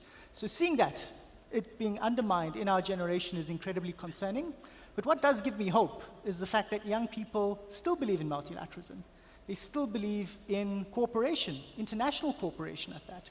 Young people in the Global South in particular are banding together right now as we speak at COP to demand greater climate justice and greater focus on the issue of gender and gender equality due to the disproportionate effects of climate change on women and girls. So young people are standing up and they're taking their rightful place at the table as the largest generation of young people in human history, with 1.8 billion young people being under the age of 30 currently as we speak. So I understand that with the G20 and the T20, or the G20, you have been interacting with a couple of thousands of students across South Africa, right, in the past months. What about this question of climate fatigue or sustainability fatigue, which sometimes we describe that many public opinion in Western countries, but also elsewhere in the world are a bit, this is not what we want. Have you heard such fatigue, or have you heard like hopes over the past months? That's a great question. I think we've partnered with SAIIA over the course of the year to reach university students. Shout out to Jonathan and Donovan and other colleagues in the room who've been working with us. Look, we can't talk to young people about climate in isolation from jobs and economic opportunities. That's where fatigue comes in. It's useless talking to young people about, oh, you need to be more aware of single-use plastics, when ultimately they're looking for skills in economic opportunities. And we found in our dialogues with young people that ultimately when you're linking elements around sustainability and more sustainable choices with economic incentives and with pathways to economic activity, they respond much better, and there's no real fatigue or contestation. They're actually seeing the value proposition that you're providing to them through framing a circular economy and how they can participate in actualizing that circular economy. So they're not waiting for politicians to craft fancy policy documents or think tanks to craft frameworks for a circular economy. They're trying to figure out how to do it for themselves, and they're reporting back incredible findings. So I'm not overly familiar with fatigue. Fatigue sets in when it's isolated from young people's lived realities. Point well taken. I would like to turn to Shamila Subramani. We are very fortunate to have you with us. Today, you are the CEO of the National Business Initiative, but you have also been a long-term advocate and player for sustainability within the stock exchange in South Africa, but also with the National Treasury. If we are taking the business perspective on these discussions about the Agenda 2030 and the SDGs, at this moment in South Africa, ahead of the G20 Summit, how would you describe the mood? Nicholas, could you repeat the last part, please? How would I describe? Sorry? How would I describe the mood? The mood, thank you. Okay, and good afternoon, everybody. I'm not going to ask him for a good afternoon there. I hope he's done the job for us. It's great to be here. Thank you for the invitation. I think when we talk about mood, it's a little bit difficult to have a generic perspective because there's so many different sectors within business that we're looking at that I think are affected differently. But when we talk about the general mood, I think globally, I don't need to speak to this room, and we've already been clearly articulated by a number of the other panelists as to what we're facing. So I think the big question is that where are our spaces for being able to take the agenda forward and continue on a trajectory of hope with a view to being able to continue to grow and develop. And from that perspective, the mood that we're picking up with business is obviously an uncertainty around what is happening globally, but also within that, what I think I've been very, very pleasantly, I don't want to say surprised because I'm not totally surprised, but I think encouraged by seeing particularly South African businesses, which is largely our constituency, is a quiet commitment to pushing the agenda forward. That commitment has been coming by and large from the understanding that business is not isolated from society and from the environment. And so, and because that reality unfortunately has become so much more evident and tangible, that becomes a part of the risk narrative within businesses. Should it be in the risk narrative? Is that the right place to start? I think, I mean, whether that's the right question to ask, I'm not sure. But to the extent that that is starting to be embedded in a different way, I think is a positive for the agenda. Because we're not necessarily talking about whether there's global consensus, whether there's a framework to follow, and we've had good reason to see why some of that is being questioned at the moment. Not that it should be questioned, but the fact that it is the concern. The fact that it's now being rooted in the lived reality of business, I think, is a bigger a boost for this, and bodes well for the other question, which is, how do we get that momentum post the 2030 process, but even right now? Because if we're talking about being 60 months away, that is nothing in terms of time. And given the fact that we've already had 10 years behind us, this is the little bit of time that we have, and we haven't had those gains. Certainly when you look at the global statistics, which our colleague from Germany has set out, said, okay, maybe we have had progress, but let's localize some of that context to, for example, Africa, as it's been brought up already, and certainly South Africa. We've actually gone backwards on a number of those indicators. Is that an acceptable and feasible space for business and to operate in? Absolutely not. And I think that lived reality is what has been boosting and allowing for that agenda to take root. I've been doing a series of discussions just recently with looking at, for example, my own organization's future, and we're really premised off being able to promote the aims of sustainable development and largely the impacts and the outcomes that we want to achieve from that. And the businesses are quietly saying, well, we're seeing the risks manifest. We need to know how to do this. How do we make it tangible? How do I know that the money that I'm putting into this and the effort that I'm putting in this can actually deliver tangible outcomes? And how do I sell that to my board? The other side of the question, also increasingly interestingly, is that my investors are asking me for this. Not whether I have the framework, the standard, or my investors are saying, we're seeing this as a risk. And so whilst we might not always want it to be a risk narrative, the reality is that that is where some momentum is being rooted, because we're starting to be able to cost a lot of what this actually means in practice. When you're looking at potential social unrest because you have a very restless youth population that's saying, I need employment and I need jobs now, and you can start to create the narrative around saying, but actually a lower carbon transition could potentially give us that opportunity in the economic shift that could make that a reality in economies that have largely been stagnant up to now, but there's growth upside, and if you do that, changes the narrative, allows you to start providing and putting something onto the table that really can help and that can change that and gives you a better opportunity for a better all-of-society approach, which has also been lacking. The next part I think I wanted to add very quickly, Nicholas, is that whilst up to now it seems like a lot of the narrative around whether it's the SDGs or whether it's a transition in energy or climate has been quite top-down. And top-down means that people haven't bought in necessarily fully with at the level of the heart and mind, which is critical. And as we're starting to see that shift and we're seeing that that is where we need to effect the change, there's a lot more support for being able to push this forward. And once you get that support from that level, it actually outlives a framework, because it is then rooted in a lived reality and in a shared understanding of what we would like to see as progress and actually decent living and equality for people, to the extent that we can achieve that within that time frame. So I think that reality from business has been something we're starting to see. Of course there's reticence, of course there are forces that are vested that don't want to see certain transitions happen, but I think these other forces that come together when you're looking at investor buy-in, when you're looking at quite a stronger sort of community-based approach and understanding, as we're seeing education levels improve and people are more aware of why these things need to matter, these are different forces coming together to build a momentum to take forward an agenda that I think is really important for business and that business can both benefit from but also contribute in a very significant way.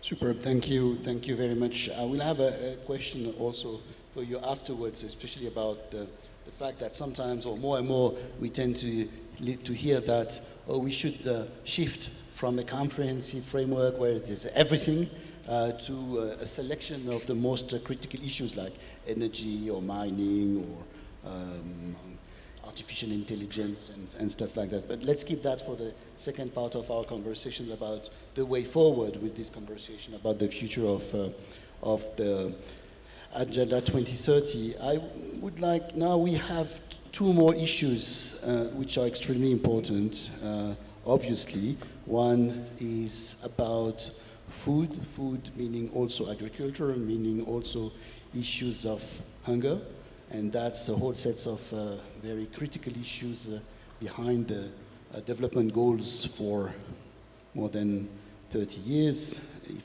and even more. And the other point is this linkages between sustainability, sustainable development, nature, climate, and we have two excellent experts to address those issues. Ephraim with the WWF and Stephen with the Center for Social Protection at IDS. Who would like to step on first? Maybe Stephen, right? I can go, yeah? Should I go? Okay. Yeah? Yes. Happy to. Thanks, Nicolas, and thanks for the invitation to this conversation. It's great to share this moment together with you. I mean, let's be real. You know, I'm in the business of nature. We're going to hit a wall by 2030, right? I think that that's the big thing, right, that we're discussing currently in Belém, is of course the huge global underachievement. And when we move to our COP in biodiversity next year, it's likely to be at least as bad, right? So if anything, we have our eyes set on the deadline of 2030 and how we can perform against it. At the same time, we are going to need something to guide our efforts also beyond, right?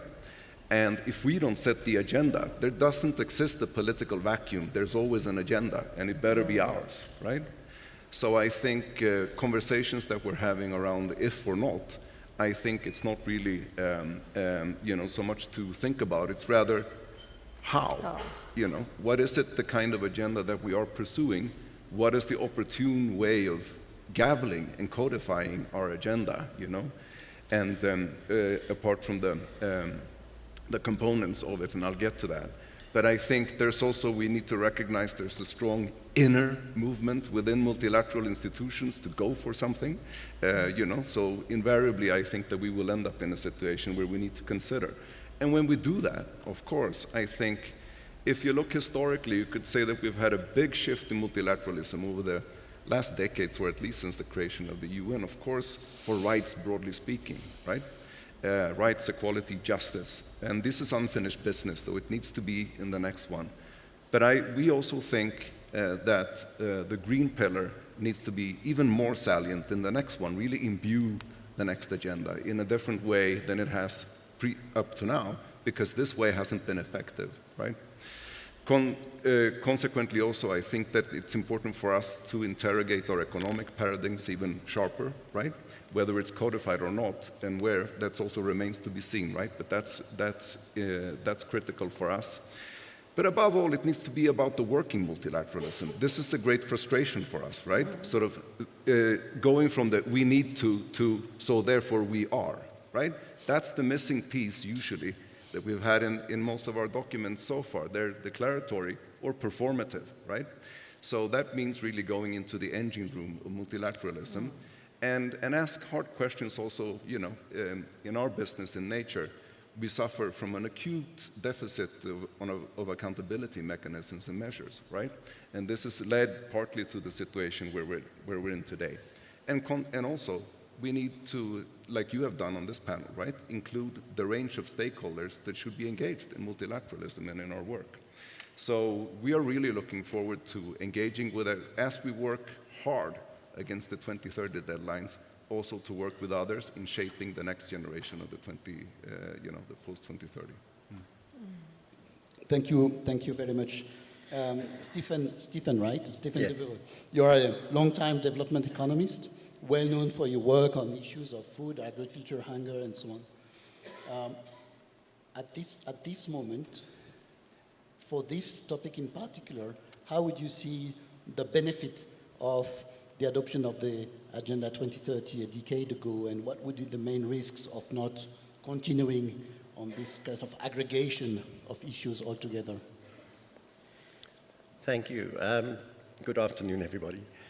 I work on the intersection between hunger and social protection. So hunger or food insecurity being the challenge and food and social protection being one of the solutions. And social protection, otherwise known as social assistance or social welfare plus social insurance or social security, has increased rapidly and expanded throughout the global south in the last 25 years.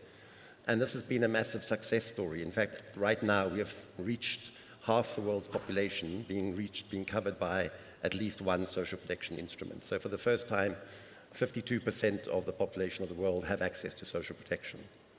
SDG 1.3 argued that we should achieve substantial coverage of poor and vulnerable people with social protection by the year 2030. Half is not bad, but in fact that's misleading because in the poorest countries, in fragile states, in low-income countries, the coverage is much lower. There are also problems of adequacy in the sense that you can give everybody $1 and say that they're covered, but that's not going to buy them a nutritious diet. So we still find problems of hunger persisting even when people have social protection, although it has made a big difference. We are seeing significant impacts on food security, on poverty, on health and education access. There are enormous returns to school feeding programs, for example, in terms of building human capital through registration, attendance, and performance at school, which generate lifetime earnings. And so the idea that social protection is a soft sector that might be subject to cuts under austerity thinking is completely misleading. Social protection is an economic investment as much as a moral imperative. However, 800 million people still live in poverty. And hunger was falling until about 2018 and then started rising again, of course exacerbated by COVID-19. Now, social protection really proved its value during COVID-19 because across the world, existing social protection programs were expanded horizontally, more beneficiaries, or vertically, more benefits for the duration of lockdowns and help people survive lockdowns. New programs were also introduced which have since become almost permanent. And we think of the Social Relief of Distress grant here in South Africa, which was introduced precisely to cover that gap of working age people who are unemployed or on low incomes and cannot survive without some kind of social support. So social protection is clearly crucial, but the threats are here. Well, I'm going to call it the Trump effect, just for shorthand. The attack on multilateralism, the attack on progressive values. USAID has been closed, one of the biggest development agencies in the world. The World Food Programme has shed 1/3 of its staff in the last year, from 18,000 to 12,000. There is significant capacity reduction in the international development industry, along with defunding. So we are seeing budget cuts everywhere and a lot of money being shifted away from social sectors. The idea of 0.7% of GDP going to development seems like a distant dream now. So this is quite a depressing world in which we live. But of course, the fact that we know that social protection works and the fact that we know that food is a human right, a fundamental human right, means that we shouldn't give up the fight. And if there's another round, I'll give some ideas about how I think we can get beyond 2030 and the new agenda that comes, depending on whether Trump is a blip or a paradigm shift. And I think we don't yet know that.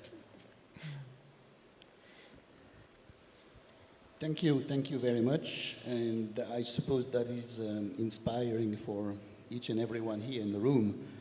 Now we have about 15 minutes left. I would like to change the way to look at the issue. Let me explain. You have in the room really a representation of the global community of think tanks, right? A number of them, we have the chairs of the T20 of South Africa, et cetera, et cetera. And a number of them are connected with international institutions, business organizations, civil society organizations, et cetera. So if we were to pass a message to the leadership of the T20 of South Africa, head of the G20 Social, head of the Leaders Summit, and so on, regarding the particular point of addressing the future of the Agenda 2030, what would be the main or the key points or the key messages not to miss, right? We have been talking about some institutional transformations, such as in the UN in the G20. We have been talking about hunger, we have been talking about the youth, we have been talking about the upcoming COP on biodiversity and nature, we have been talking about the business community and so on. So let us find, or let us try to leave a number of, I say, key issues or ideas that we could further exchange on in the next hours. Who would like to start first? Maybe Navid, because you wanted to answer to that question initially. So if you are here. Nicola, I'm right here. Yes, so. Thank you so much. And I must say at the outset, I don't have answers to all the questions. But I found the discussions illuminating, and especially Mr. Levi Singh and Stephen, they have given you, Mr. Levi Singh is telling us, look, we believe in multilateralism, we're going to pursue it, and future belongs to them. So let's not lose hope, but I want to make two comments and then come to your question quickly. Climate and development dichotomy, division, is not consistent with reality. We deal with them simultaneously. In fact, every investment should be climate resilient. So we have to give up this, or do away with this dichotomy and see climate and development. Actually, I used to say the UNFCCC, UN Framework Convention on Climate Change, is a development convention. If you look at it, it's a space for developing countries to develop. Second, lack of progress, underachievement, doesn't mean irrelevance.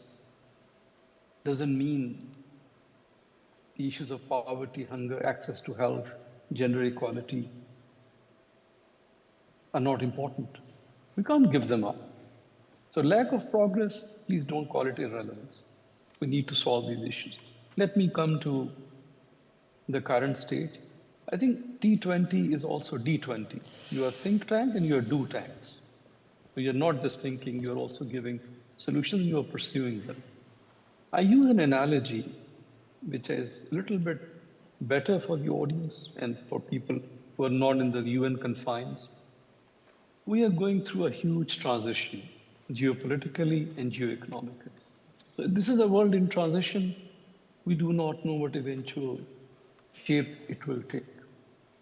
But we all agree, and UN80 is an initiative, that we need to change the operating system. The current operating system does not reflect economic realities, political realities. It's not inclusive, it's not equitable. The operating system should be changed.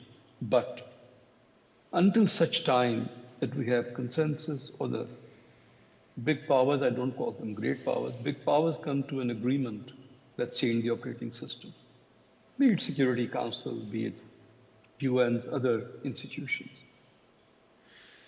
What we are doing, we are developing apps. I call them operational solutions. Recently, South Africa helped great leadership. Two things happened at the UN.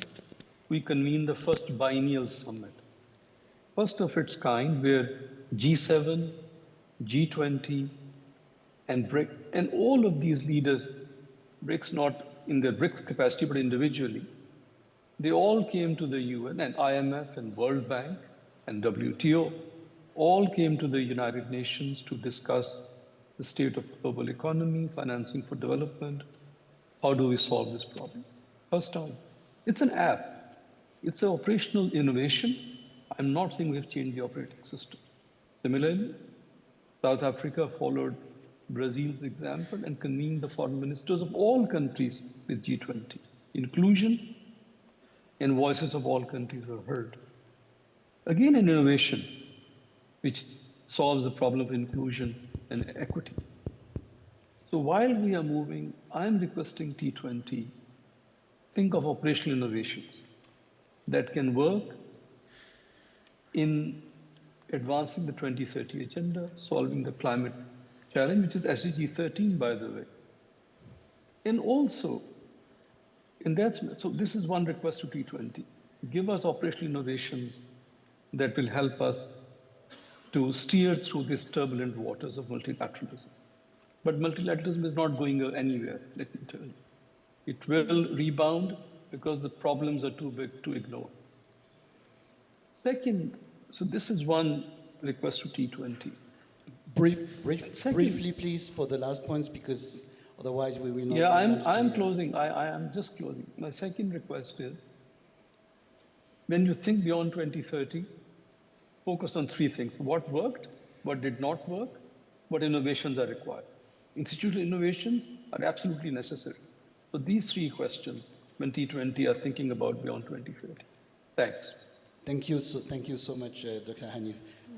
Anna Katarina?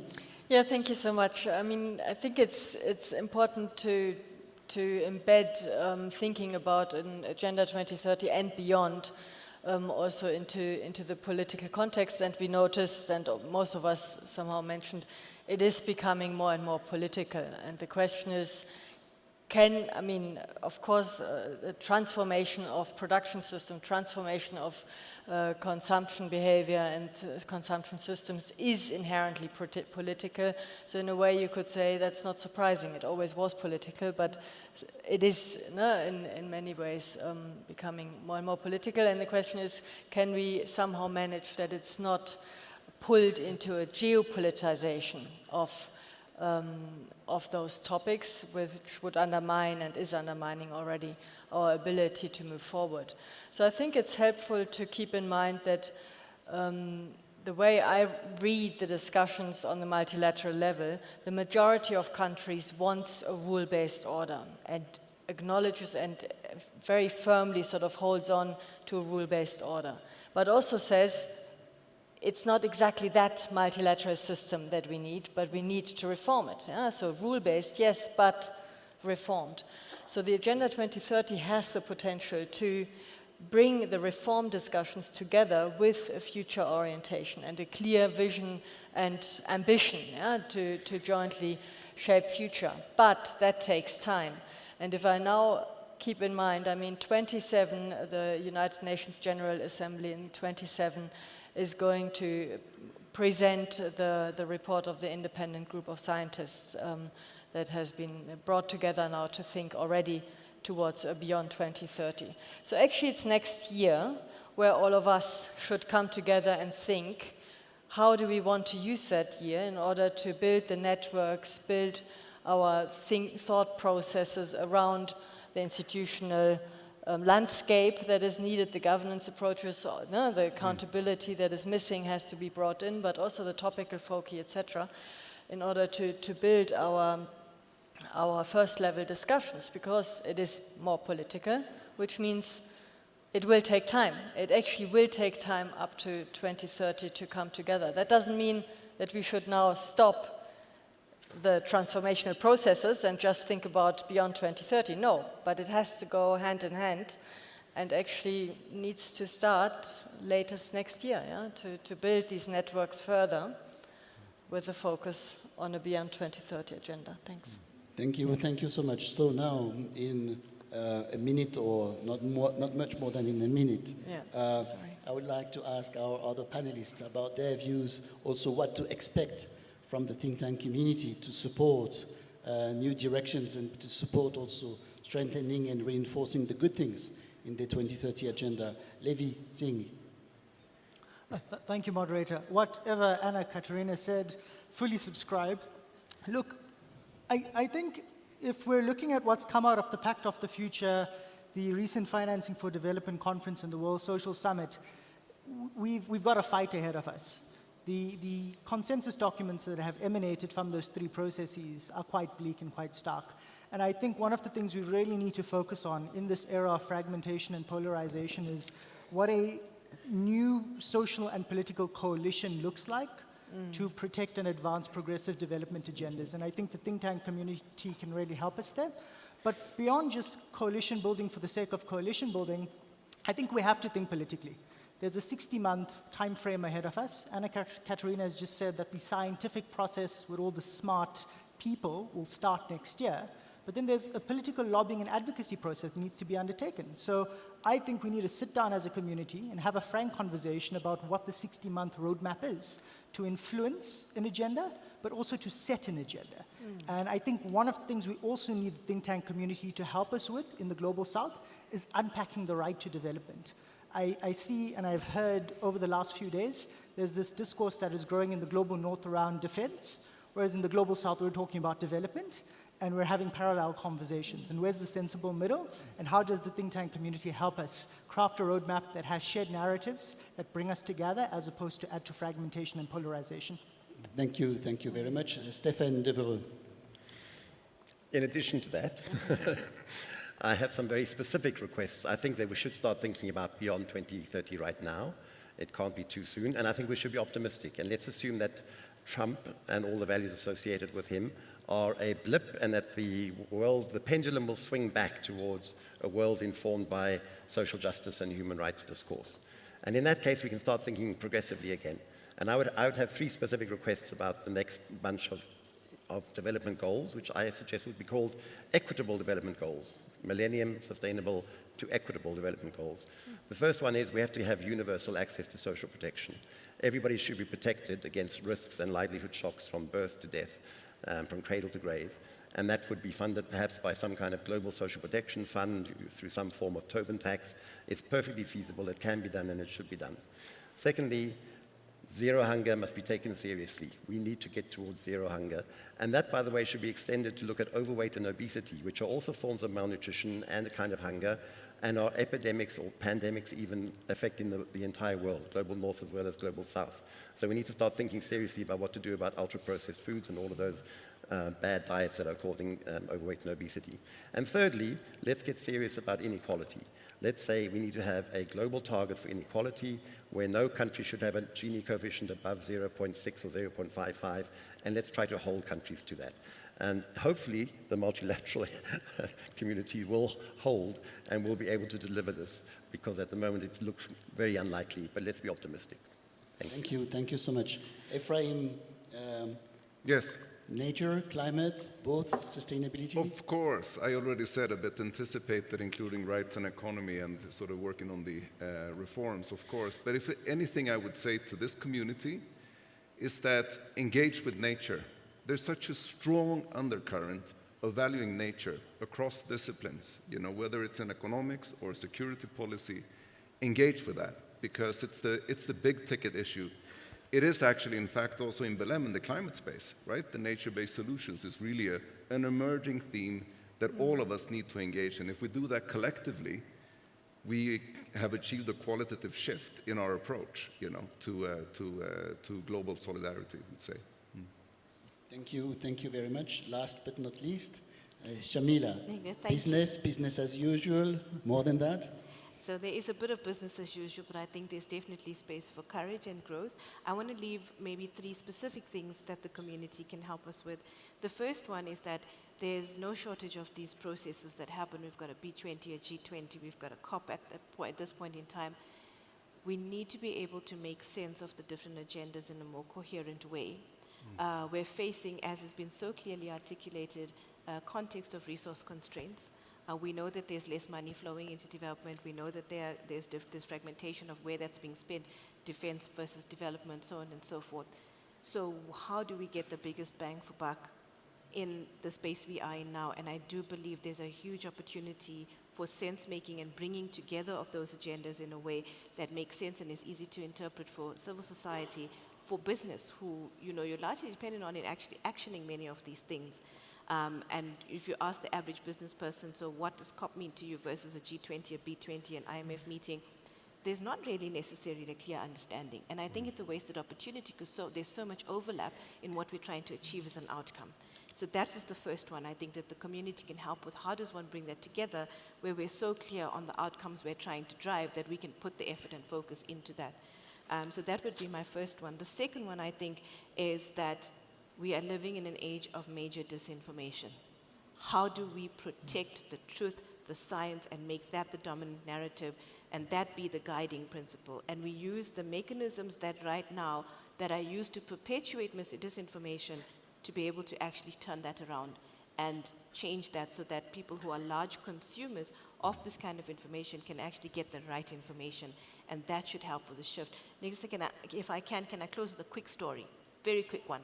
I was recently at Climate Week, and I heard Mary Robinson, who maybe you know is an esteemed member of the Elders, who was speaking about our own Desmond Tutu in South Africa when he was being interviewed at one stage where there was a major crisis in the world, and they were saying, like, how can you be so optimistic at a time like this? And I can't remember which crisis because we've had many, but he was the principle, I think, what the story holds. And he said, well, actually, I'm not an optimist. He said, I'm a prisoner of hope. And I think that's what we need more than anything in the courage now. Thank you.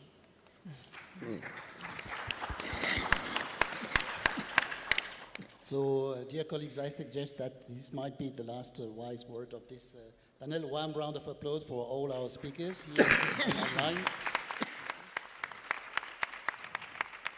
Thank you very much. We are finishing on time. Just wanted to add one very quick remark, saying that first, when we listen to all the inputs, there is ample room for track 2 or track 1.5 diplomacy to take place in the next couple of months to address the variety of topics, and that's rather encouraging. And second, probably the T20 of South Africa in the context of this G20 is of particular importance also to raise a couple of key questions so that the global community of think tanks can work along those lines, because they are widely exposed, discussed, and shared in this context. So thank you very, very much for that. And MC, the floor is yours. Thank you very much. Thank you very much. Thank you very much, moderator. Can you give them another round of applause, please? May I invite you to the stage for to the top of the stage? We did that already. Already. Thank you. Please, We did already. Colleagues, we are now moving to the parallel sessions. We are going to have one on Where Next here, which is going to be moderated by Stephanie Dipavern. And then we are going to have another parallel session just in the venue across, which is on care and social protection at the center of the G20 agenda for solidarity, economic justice, and climate change. It's just at the venue across. I believe the volunteers will assist you, guiding there to the room. Yes, I see Luanda standing there in Jordan, so they will guide the colleagues to the venue. We will give a few minutes for people to change the rooms, and then we will begin the session in this one. Thank you.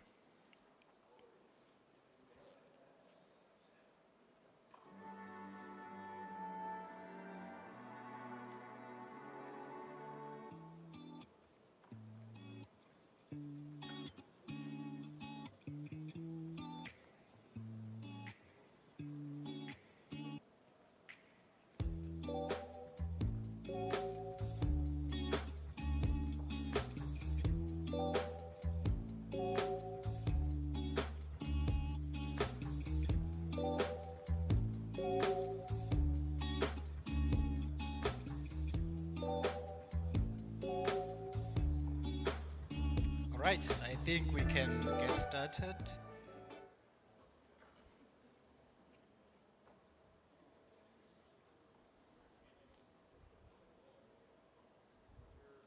Okay, I would like to believe that everyone who's still here, it's because they want to attend the session that's here on Where Next. I would like to invite Stephanie Dipavern, who's going to be moderating this session. She is going to give us just a quick overview of what the session is about and then introduce the panel. Let's welcome her, please. Thank you.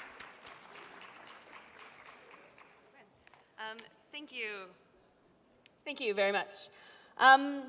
Yes, so we're going to try and keep this session quite dynamic.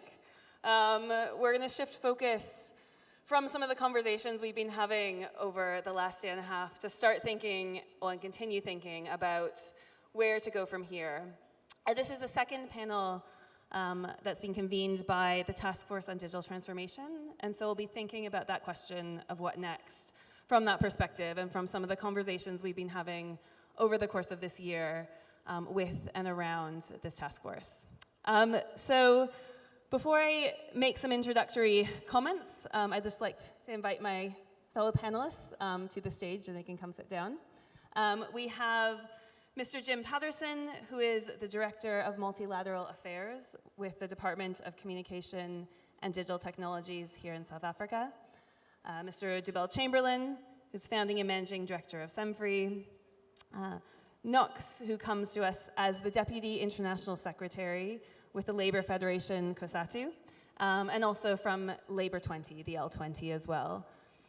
We have Isabel Rocha de Siqueira from the BRICS Policy Center, where she's an adjunct professor and director of the Institute of International Relations. And online, I think we should have Ms. Jacqueline Pegatu, who is a coordinator for Data Privacy Brazil. She was also leading on the digital agenda with Brazil's T20 last year, and so we'll be coming from that perspective. So I'll just make a couple of comments to set the scene and then hand over to our panelists. So when we think of the digital agenda, it's been a challenging year, as a lot has been. Challenging both in terms of the aspirations that have been set to us by the South African presidency to continue with concerns around solidarity, equality, and sustainability. To sort of think about where to take this agenda at the culmination of 4 Global South presidencies, which have all had their take and added to help think about issues around digital transformation from the Global South. As well as challenging context just because of the big elephant in the room being the wider geopolitical context and thinking about South Africa's role and position there, especially with the digital agenda and beyond. And with this sort of wider agenda, how it forces our attention on a particular set of actors and issues and often leaves invisible the way in which much of the Global South is integrated in and active around digital transformation, around issues of mining, as we spoke about earlier today, or work, or forms of innovation that are often left on the sides. And so one of the things we've tried to do over this past year with the task force was to grapple with questions around what it means to push forward an equitable and inclusive digital transformation. Very broad. We've thought about it through various different entry points. And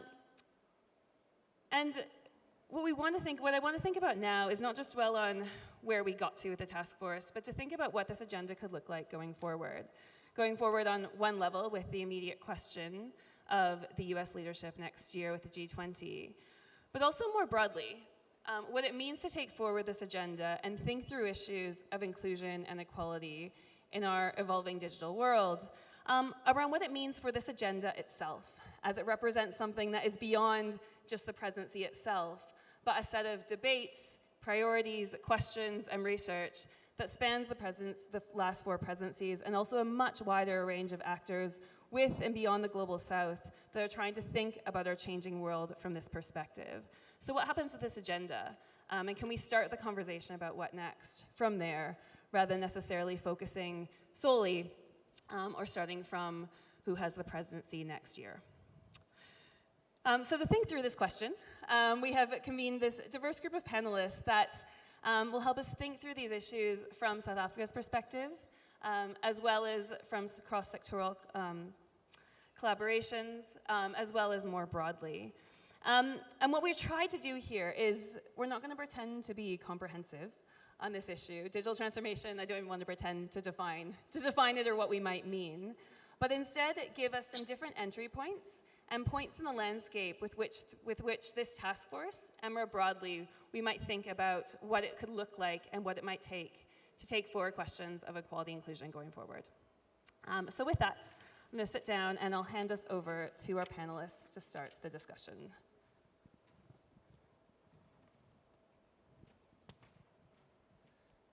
So I'd actually like to start with you, Jim. And because you had the privilege to be very centrally involved in a lot of the conversations with the various groups thinking around digital transformation in the G20 this year. And we know there's been various challenges on where the ministerial declaration was going to end up around thinking through inclusion and equality and where it might sit. But putting aside what wasn't achieved, what do you see as some of the legacies or key achievements that South Africa has brought to this question of equitable and inclusive digital transformation, building from Brazil and taking it and putting its own sort of stamp on the issue? Thank you very much, Stephanie, and good afternoon, colleagues.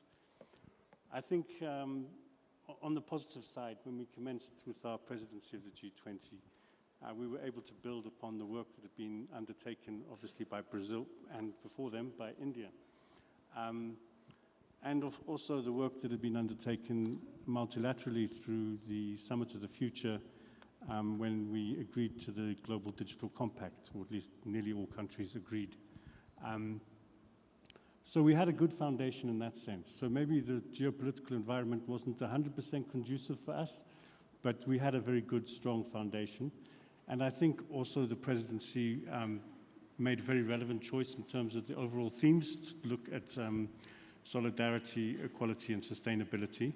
And we tried to reflect that in our work. And I think what we tried to do in the Digital Economy Working Group, and to some extent also in the Task Force for Artificial Intelligence, Data Governance, and Innovation for Sustainable Development, was to provide a sharper focus around the issues around equality in particular, and development.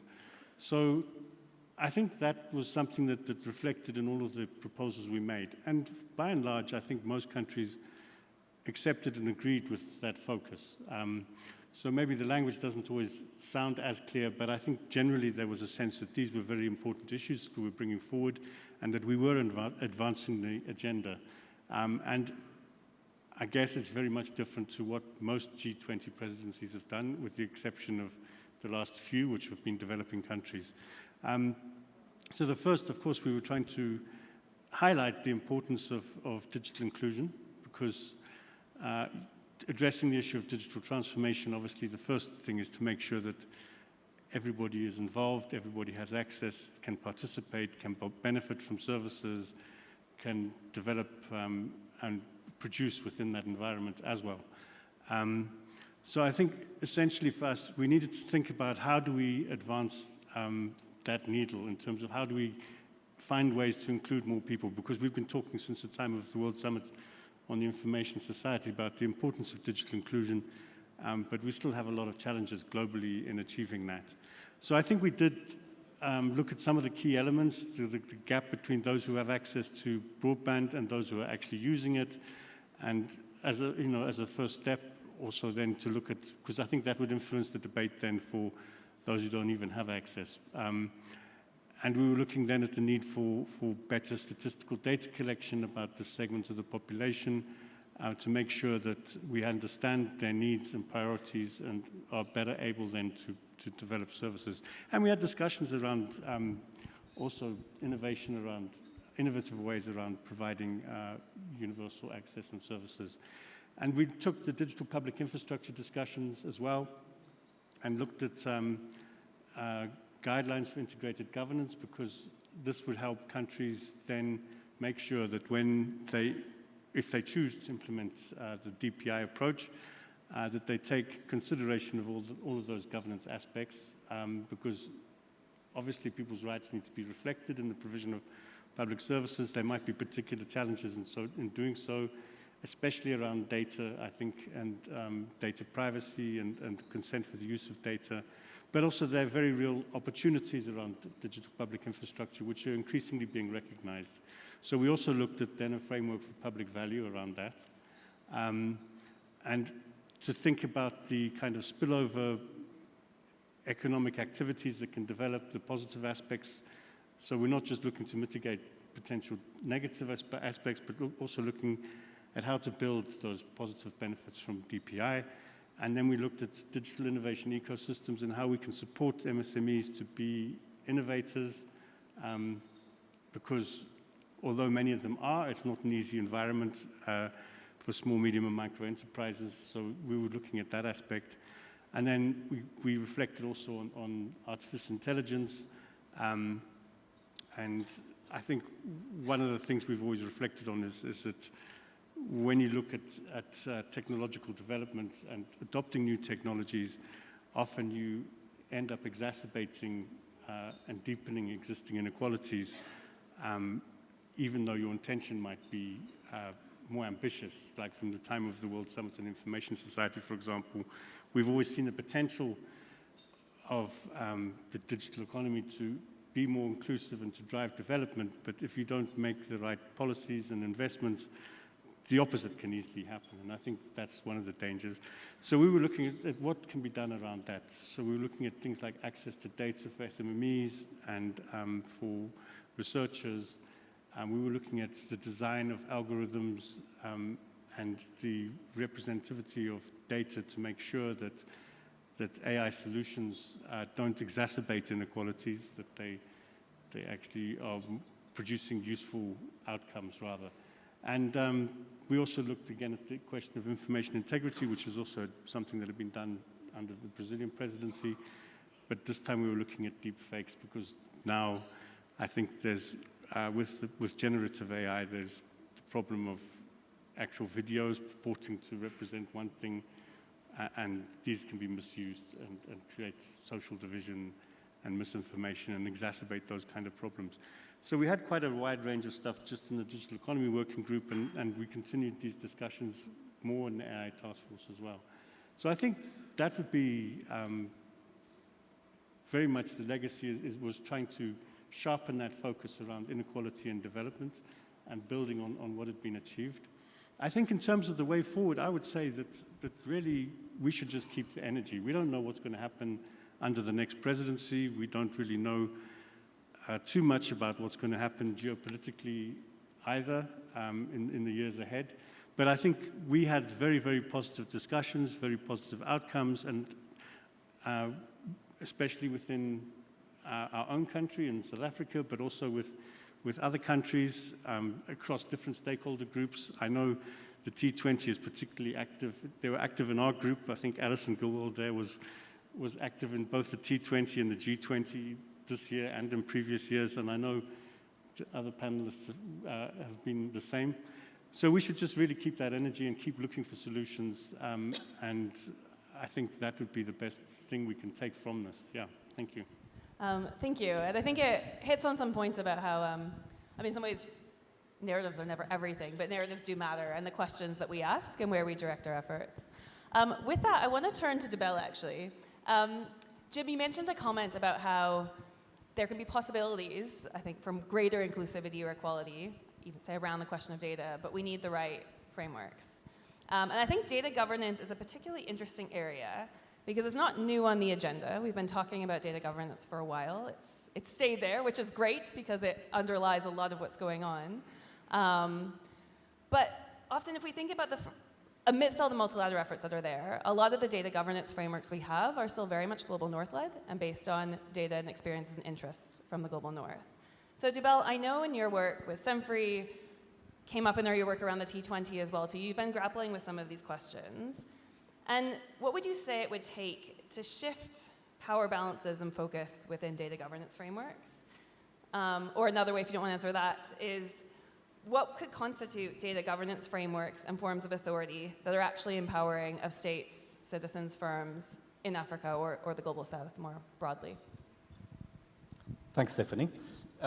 So the first thing is you said we should keep this dynamic. So this is to keep you on your toes, to do a spot poll. So please don't let me down, don't give me the wrong answer. The first is that you've heard data governance in a lot of the sessions over the previous 2 days. So who of you, by show of hand, agrees that data governance is an important issue for the T20 to address going forward? Okay, that's a good number.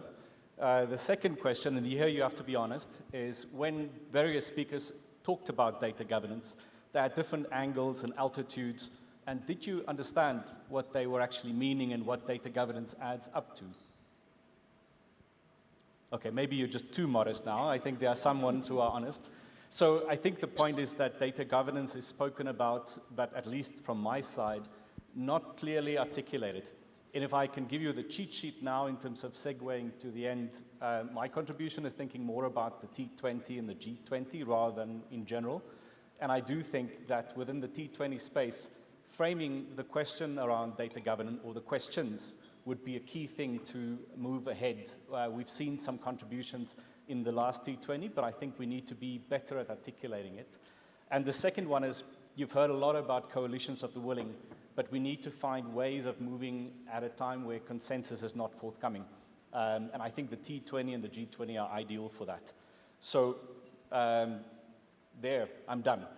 But maybe just to say, in terms of data governance, I think there's a couple of parameters that I would like to highlight because it informs how one needs to think about resolving it. So the first one is that it's not just a feature of the ICT sector or government or the economy, it's a central determinant of economic outcomes, competitive sovereignty, so it is not inconsequential. The second one is considering data as economic power. So again, it's not just a flow of information that you need to standardize and regulate, it also represents a source of economic power. And at the country level, that comes to the sovereignty debate. At the company level, it comes to competitiveness. And at the individual level, it comes to human rights. And this has high political and high commercial interest. So unlike, let's say, the financial inclusion world, which was a grudge purchase for the industry and sometimes legacy projects for the regulators, there is huge contested interests within this space, making it very complicated to address. We also know that we are sitting within a space that we need to move fast because of SDG times. We have funders who are pressuring governments with funding to take big leaps or big bets. So that's also a very difficult time to make informed moves around because we're under pressure to move fast. And I think one of my colleagues always say that people migrate to where there's energy and vision.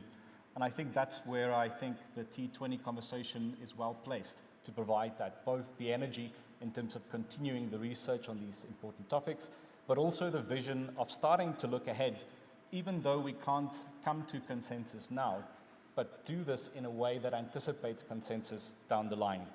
And we do have some experiences to look to. In the financial services space, which I'm more familiar, we have the Access to Insurance Initiative, we've got AFI and other examples that gives us some sense of at least the technical coordination that one can do. So maybe the last part is around just reflecting on some features of current approaches to data governance that amplifies the need to spend some time to get the questions correct, build some evidence around it, and empower countries to take it into different forums. The first is that many of these approaches are new and untested. So there's very much a learning and evidence and adaptation approach that's still required. The second is that approaches are copied rather than calibrated. So it's not ideally shaped to the domestic circumstances.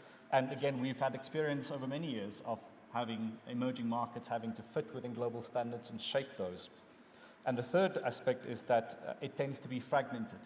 And my question around what data governance means speaks to that, because there is no central architecture for data governance. There's no central regulator. It's not the Privacy and Data Protection Commission. And it cuts across various pieces of legislation. And more importantly, it cuts across countries, because this issue of data as power is not within countries' domain to determine. You can't dictate your sovereignty. You can only negotiate it and partner with people to do it. And similarly, you can often not dictate the competitive terms of hyperscalers that can say yes or no to operating in your country. So clearly, I'm making the case that doing this across countries and not alone is really critical. So I think that's probably where I'll stop for now.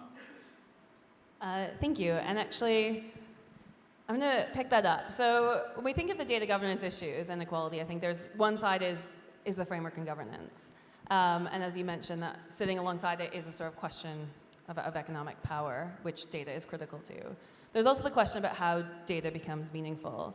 And in that side, it's very difficult to not talk about the labor issue, which has come up in some of our sessions yesterday as well, about data work and where that sits, and the role of labor in digital transformation and making data both useful and meaningful, which seems to be something that is not going away and something that is heavily concentrated in the Global South and even in particularly specific countries within Africa. So Knox, turning to you on that then. The Labour 20 and in some of the conversations we've had with you at the T20 has really sort of tried to grapple with these issues of equality and inclusion from the view of Labour. I think that's where there's something where there is quite a strong shared interest, but not necessarily something where our two sectors are always speaking to one another. And given you're here coming from Labour 20, and this is an audience primarily sort of from and around the T20, I was wondering if you could shed some light on where you sort of see the potential for collaboration, or what are some of the key issues where collaboration with research and think tanks might be of value to Labour? What are some of the challenges to effective cross-sectoral collaboration that you've come across? And where might we think about ways forward there from sort of data, digital labour, and collaboration across think tanks and labour? Thank you, Stephanie. By way of introduction, my name is Noxolo, but you can call me Knox. And thank you for having us. I'm from the Congress of South African Trade Unions and also representing Labour 20. I think for us as organized labour, the equitable and inclusive transformation is not just an abstract debate or discussion that we're having, but it's a lived reality because it's what workers are already facing and going through right now, be it in the hiring processes, be it in how they are being remunerated, and also how they are managed through algorithms in the workplace, and algorithms that they can't see nor question in their day-to-day life. So on our side, we do think in partnering with the Think 20, we need to collaborate, one, to make digital work visible. So far, the amount of work and the type of work that is being done is invisible because you barely see it in the statistics. So that from content moderation, from labeling to microtask, back-end office work, you barely see it being recorded anywhere. So it's somewhat missing in the economy and the statistics, but also it being invisible then makes labor, organized labor, invisible in essence, and then this translates into labor and workers being underpaid, but they are being ignored, and this leads to exploitation. And we need to partner with Think 20 and researchers in order to also capacitate ourselves, but also to help us map and value this work. This is why one of the standard-setting items in the International Labour Conference is on decent work and the digital economy, which seeks to address the inequalities. But also we need collaboration that supports skills for digital sovereignty.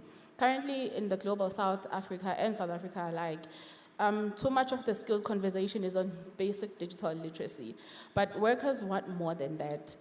We want to participate in higher parts of digital value chain, not to remain passive users, but to also be passive users of imported technologies. We need technologies that are created for us, technologies that are tailored to our realities, because what you cannot take away from Africa and the Global South is the fact that our inequalities are based on gender, race, disadvantaged backgrounds. So if we're not taking this into consideration, we are going to worsen these inequalities. But also we need in partnership and collaboration, we need a just transition skills framework. For us, digital work and AI and its innovation, it's a transition from how we are working right now. It's affecting the future of work in its essence. So the transition must be just. And we need to prepare workers to design, govern, and adapt the digital technologies for our societies. But in that comes with the challenges that we cannot run away from.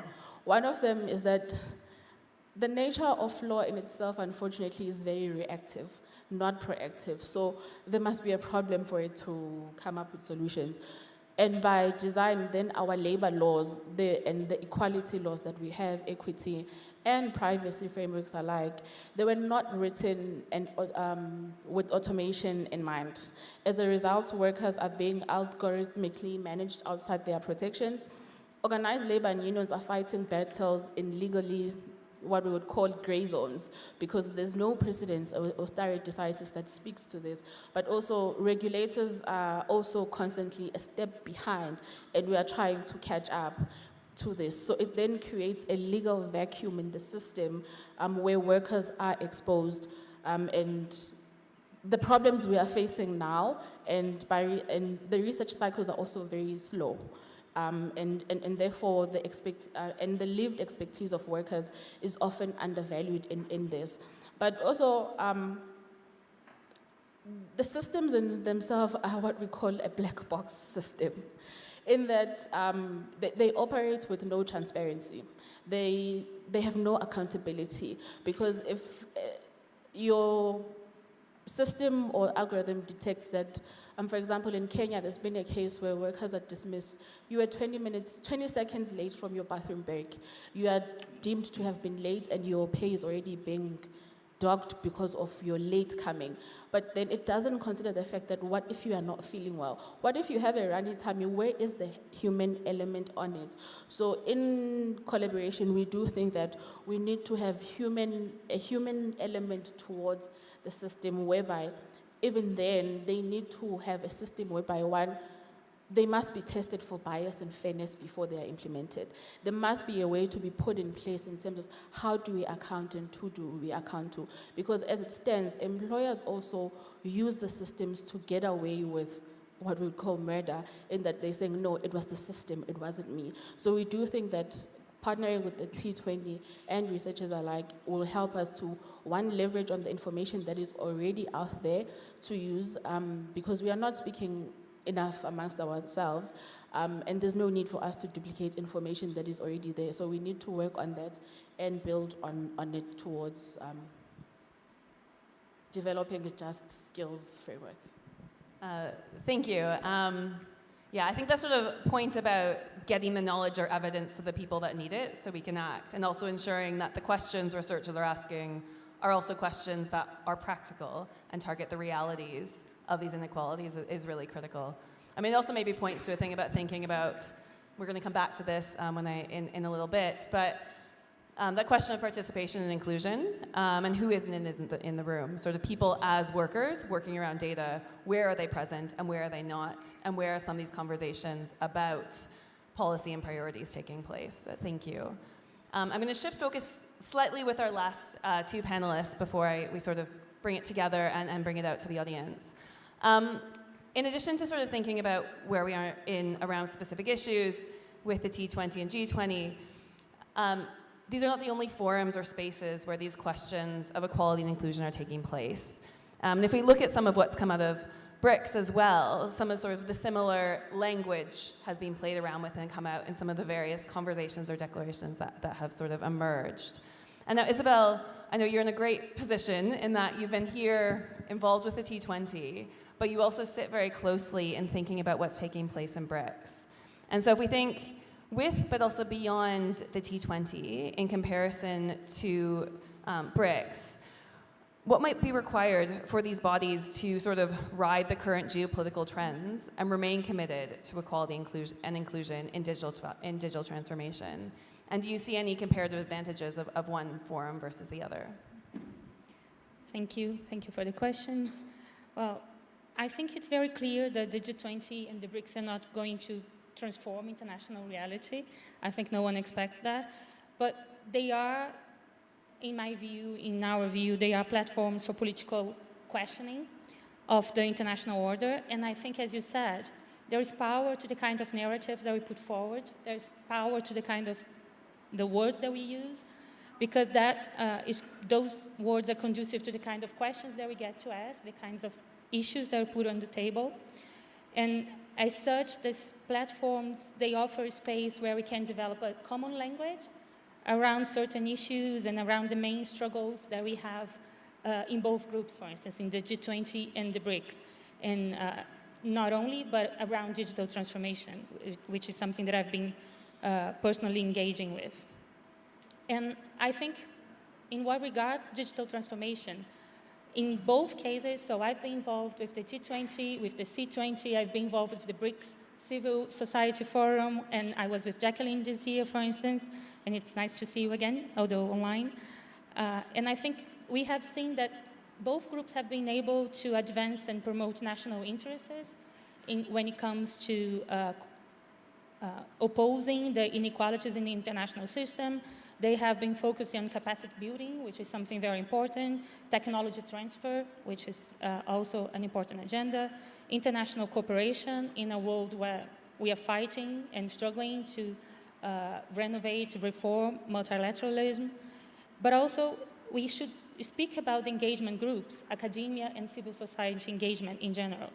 And they have been advancing digital transformation discussions in a way that takes into account concerns with minorities, the ecological impacts, and the need for common standards that can offer safeguards and protect human rights, just as technology is advancing in those countries and are implemented. The core issue, of course, is that it's one thing to have this quality multi-stakeholder dialogues. It's another thing to have true participation.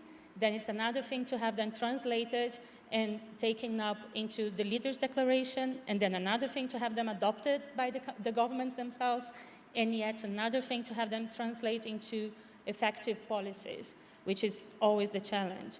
But it's still where we speak from matters, where we're gazing from matters, right? And the language that we develop is crucial. And they impact the kind of questions that we end up asking, as I was saying, and those have been the spaces where we found strong language and strong advocacy and some room for the kind of policies that we want to see implemented. So for instance, questions about the distribution of monetary and non-monetary benefits of data, about a data extractivism and colonialism, about algorithm racial and gender bias, digital sovereignty, and popular digital sovereignty, which is a notion that was widely discussed in the BRICS Civil Forum this year, about data justice, to sum up. So I think there are certain comparative advantages. The T20 has a lot more resources in a certain way.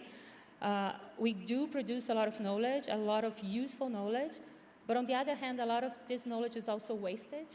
And we heard about different groups, different engagement groups that were very frustrated that some of their contributions were not taken up. And there is a lot of waste of resources in that sense as well. While with the BRICS, then we have very little resource. And for instance, with the Brazil's presidency, we know there was very little resource. But then engagement seems more effective and more focused as well. And in a way, there was a lot of alignment in between the groups. When we got together to discuss AI, for instance, there was a lot of alignment, and language, the common language was very clear. But yes, I think we don't expect any major transformation, but those dialogues are very important, especially in a time like that. Yeah, thanks. And I think, so bringing together some of those different points you sort of said at the end, that sort of question about the value of sort of strong words and having a statement that can be rallied around, to having the resources and not wasting them. I think Knox also pointed out as well too that there are use cases and other audiences and sectors where some of this research is really critical, and so that question of participation is quite meaningful there too. And then I think what you said too is sort of what can happen when there's less resources, but potential alignment I think is also important, so thank you. I'm going to bring in Jackie last as our final contribution, and then depending where we're at, I might bring in the audience, so if you have questions, start thinking about them. Jacqueline, I want to bring you in on the question of participation. And it's one that I think is clearly coming up as something that is hugely critical. We need to be thinking about expanding participation. It's been on the agenda for a while. In some ways, it feels almost tired. I sort of feel tired talking about it, although we all know it's important, so we can't stop talking about it. But how we do it well seems to be just an ongoing challenge. And I know in your work with the Sao Paulo multi-stakeholder guidelines coming out of Net Mundial +10, tried to think about this and tried to think about participation with a diversity of stakeholders and what that could look like. And I'm wondering if you could reflect on that process or other ones about thinking through not just the challenges and opportunities, but sort of practically how do we break through some of the sort of exclusionary forms of participation that we still seem to constantly sort of be stuck within at times. Thank you so much, Stephanie. I hope you can hear me well. Yeah, okay, great. So thank you very much, and it's a pleasure to be here with you all. I'm sorry that I couldn't be there in person, So it's nice to see you all here and to close all this work that we've been doing through this year in the T20 South Africa. So about participation in this geopolitical moment that we are, I believe, we are facing a critical moment in international policies in general, where there's an urgent need for more representation in the global sphere from civil society, from different groups of citizens. We are facing a common disbelief, I would say, in democracy and in institutions. And I think when we talk about internet and digital policies, they are a natural field to demand that. So as the environment, for instance, we are having COP30 here in Brazil this week, because we are talking about global issues, global problems, right?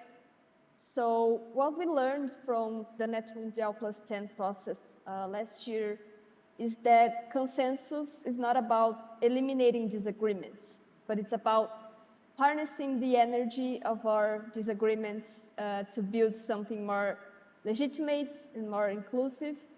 The São Paulo multi-stakeholder guidelines emerged from that collective work to be a set of operational principles that reaffirmed that internet governance must be open, participative, consensus-driven, transparent, accountable, inclusive, as the original Net Mundial process in 2014. But they also went further. I think the guidelines make clear that true multi-stakeholderism requires recognizing power asymmetries between actors and proactively creates conditions for equitable participation through capacity building, accessibility, and accountability. I think the process reminds us that participation without power redistribution is just procedural inclusion. So to be meaningful, participation must translate into shared decision-making and into a fair distribution of responsibility for outcomes and human rights protection. So that is why the recent recognition of these guidelines is in the revision 1 of the WSIS +20 outcome documents is so significant. We're very pleased to see that, and we hope this can stay on the text that is being negotiated at the UN. And this means that the multilateral sphere is beginning to integrate multi-stakeholder values, not merely as a consultative tool, but as a governance pillar, seeking to create coherency across digital cooperation spaces and not to fragment this governance.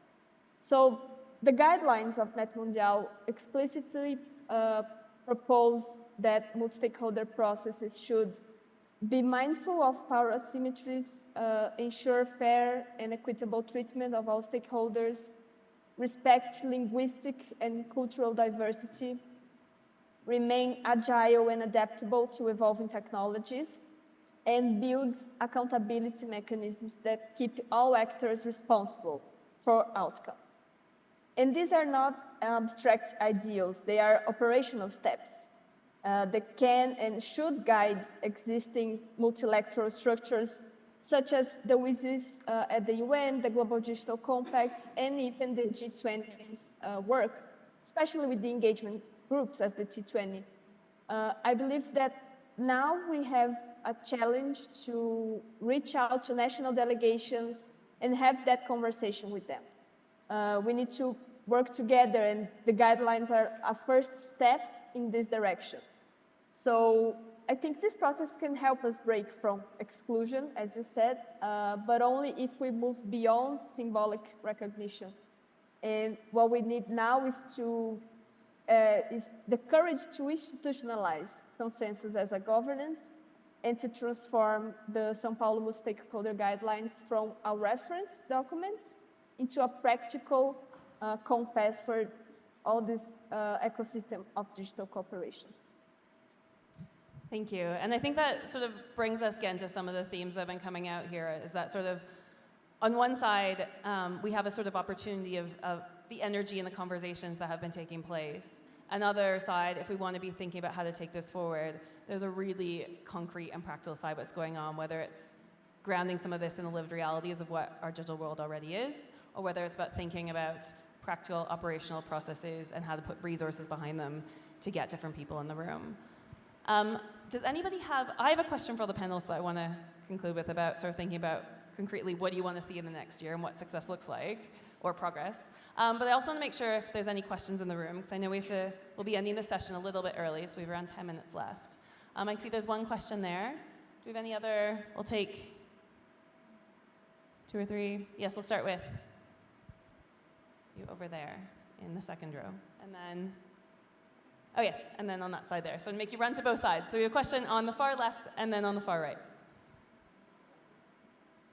Or my left, sorry. I'm going to keep it just to a question or sort of a short, concise. Thank you very much. I'm bringing experience of the European Union. As we know, European Union is certainly the actor in the world with a more systematic action on regulating the digital transformation. But I'd like to refer that more recently, the European Union is preparing a full-fledged agenda for what we call European digital sovereignty. And this goes beyond just setting up cloud services and DPI. This is about organizing data spaces where we can produce our tailor-made AI solutions. This is about regulating not only platform work, but algorithm management of labor. This is about providing infrastructure for better democratic debate in the European Union. And this is about bringing some news on global governance, so the upcoming visits in New York, where European Union should push for a kind of more decentralized global architecture of digital transformation, enabling each country, continent to make their choices, and also to promote higher international cooperation. So in a nutshell, this is the message I'd like to bring from the European Union side. Okay, thanks. So about what the European Union is doing. I mean, I think I'm going to collect another question too, and then you guys can respond to that and my question. But I think that sort of juncture of thinking of the European Union and thinking about South Africa, the African Union, other areas of the Global South is an interesting thing to think about. Where is the points of alignment and where are the points of difference, and how can we sort of move forward? Yes, in the third row there. Thank you. My name is Peace from Zambia. I just have a question for the panelists. Any of the panelists can take it. Is just this question of how could we eliminate the barriers to have a more inclusive participation of young people, especially those on the Global South, because we know that we have certain things such as infrastructure constraints and other things, but how could we eliminate some of these barriers so that we could have a much more meaningful participation of young people on the digital space? Thank you. Thank you. Do we have one more question? Otherwise, I will throw out my question as a third. Oh, yes, and your question there, too. Far my right.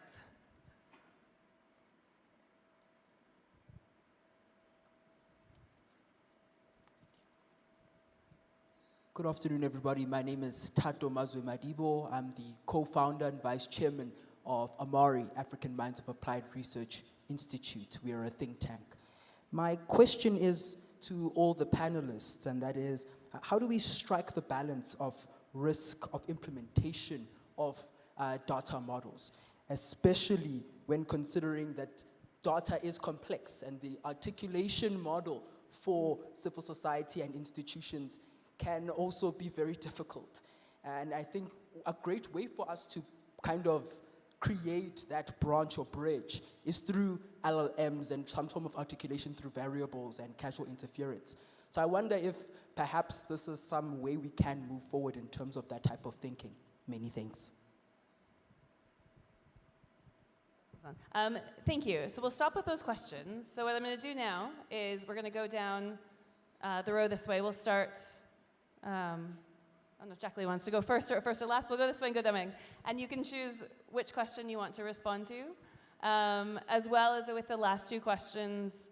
I think what my last question would be to you is one, to keep your responses to those questions concrete. So practically, what would that look like? We speak a lot about this in abstracts, and I think if we want progress, we need to start imagining what some of this looks like in practice. So in those questions, think about what's concrete. If the questions don't relate to you, the final question I sort of have for you to consider is, what would you like to see happen in the next year, given what we've been talking about? What's one thing that you'd like to see happen? So we have about 1 minute or so for panelists, so please be concise. But Isabel, I'll start with you, and then we can move down. So I'll try to be very quickly then. I was still kind of gathering my ideas, so I'll probably be a bit confusing. But okay, as to how to promote more participation and inclusion, I think that's the big question. We don't have a proper answer for that. But I like the way this has been discussed in Brazil by some grassroots organizations in terms of digital literacy and several initiatives that seek to develop what some people have been called data doubles. And these are young people who can tackle the pressing issues of our days and can talk about the hot topics. They can talk about racism, they can talk about gender bias, they can talk about poverty, inequalities, indigenous issues, but they can talk about land access, but they are also able to understand and speak the language of data science and technology.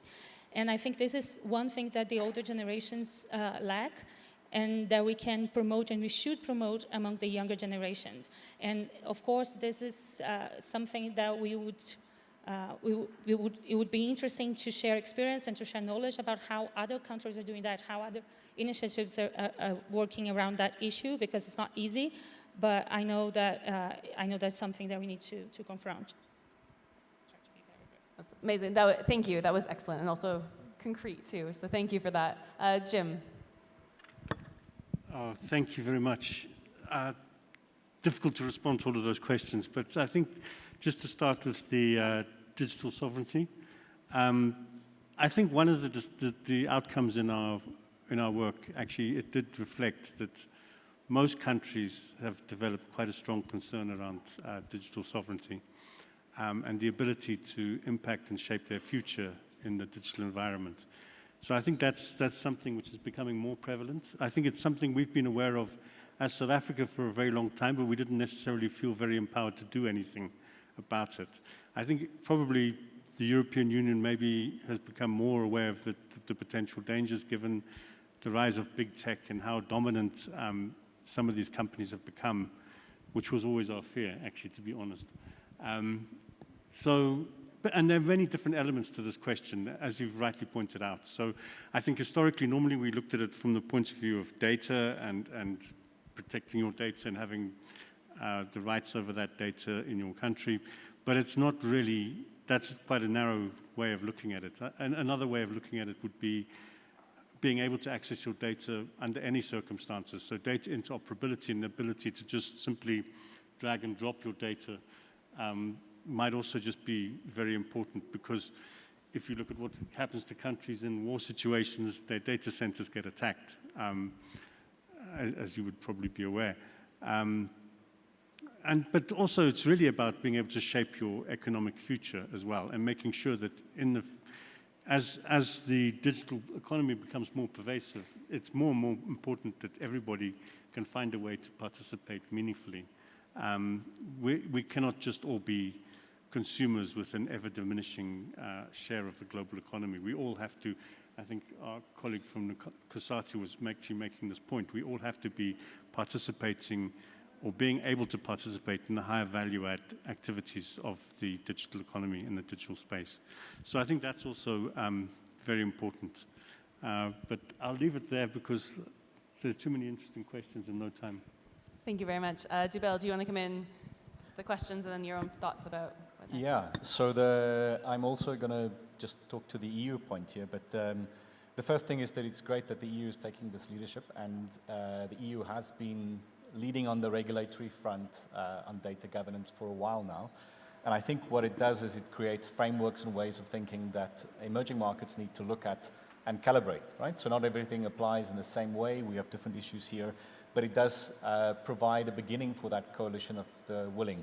So in the past experiences, like the way that South Africa's previous presidency, I dare say, of the pre-G20 shaped the FATF standards, it was through South Africa thinking around this, partnering with other countries to develop an evidence base and taking it into the international space. And in this case, we then know that if we can help countries like South Africa and Brazil and India prepare their own positions on this, that there may be useful alliances to be formed with the European Union on this. I don't have a satisfactory answer on the youth side, only to say that many of the issues that South Africa immediately addressed with DPI and digitization relates to youth, whether it's the grant recipients, whether it's facilitating their graduation into employment, having access to that, whether it's removing friction from education certification and other means that are not yet creating jobs, but removing friction from that. So I think South Africa has done quite a positive job of taking youth-related issues directly into this digital space. Thank you so much. Knox, you're... Thank you. I think I'll attempt to answer the question on the youth and its inclusion, but I think for us it's founded and based on making education and skills accessible, whereby then we have free and quality access to education and technical training, but also access to vocational training, linked to actual industry demands, and then also access to programs on AI, data literacy, and digital skills in order to be inclusive of the youth, because we cannot take away from the fact that they make quite a big chunk of those who are end users of the systems and the platforms that are there. And statistics have shown that the majority of them who are found are in the system. But also, for us, what does it look like in the coming years? Looking at labor law reforms, where we are tackling the issue of mainly the misclassification of platform workers in the AI and digital spaces, because then we are calling them independent contractors, all in the name of wanting to exploit them. But secondly, then to work towards solutions whereby we find mechanisms to implement mandatory AI in command audits in the algorithms and systems that we are using when it comes to that affect workers and employers alike, where we must have human oversight, transparency on how it works, where the data goes and how it's being used, because at the end of the day, labor rights are human rights, and the data that is being used is not just for workers only, it's for their own data protections. Thank you. And Jacqueline for the final contribution. Thank you, Stephanie. I want to comment on the digital sovereignty and data governance. What we were saying about, I think there's a need for an efficient regulatory environment domestically with enforcement to ensure that data-based services do not prioritize the economic dimension, but rather the social dimension and human development to enable meaningful opportunities for citizens. So I think that must be a priority. Also, interoperability among different government bodies is also a crucial thing. And internationally, we need adequacy and cooperation, especially South-South cooperation. And regarding your question on what we would like to see happen in the next year, I think I want to bring a topic of the digital public infrastructure that we mentioned here today, because I think we need to define what the public is DPI. We anchor DPI in principles of openness, human rights, data justice, of course, but also to have public participation in defining the public interests, to reach the real needs of people in their daily lives. We need to have practical and safe tools in the hands of people for collective decision-making, and this can be brought to the global level to link with this international governance of digital technologies. Thank you, Jackie. And thank you to the panelists and for your very concise contributions. I'm not going to try to sum up or synthesize everything that was said. I think one of the real values I saw, especially within our task force this past year, was that the T20 allows for, I think as Jackie mentioned, consensus on our recommendations, but also consensus with disagreement or on top of disagreement. And I think the diversity of views and perspectives with the T20 has been really valuable. And hopefully, ideally, as we look forward, thinking about it in the context of strong words Isabel Z brought and being confident in the agendas we take forward and grounding them in thinking seriously about participation and lived realities. But beyond that, thank you very much, and I hope we can continue this conversation.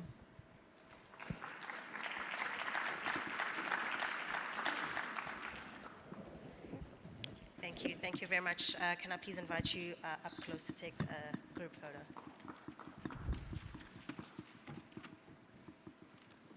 So ladies and gentlemen, as we prepare to welcome back our colleagues who are joining the parallel session, and in the interest of time, we'd like to proceed with starting with the next session, which is entitled Reimagining the G20 at 20, Exploring Alternative Futures. To guide us through this discussion, we will be joined as soon as the session has taken their photo by Otelia Maunganidze, Head of Special Projects, Office of the Executive Director at the Institute for Security Studies. A round of applause for her as she comes up on stage, please.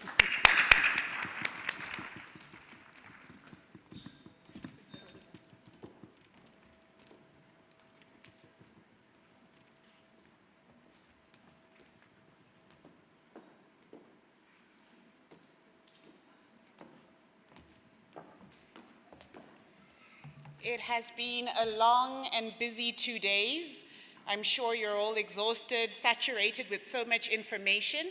Please bear with us as we go into our penultimate session for this T20 Summit, in which we reimagine the G20 at 20, exploring alternative futures. I will invite to the stage Mr. Kas Kuvadia, the Sherpa for Business 20, as well as Ms. Njeri Mwagiru, Senior Researcher on Futures at the South African Institute of International Affairs, together with Raffaella Centurelli, who will be online. They will lead us through this discussion.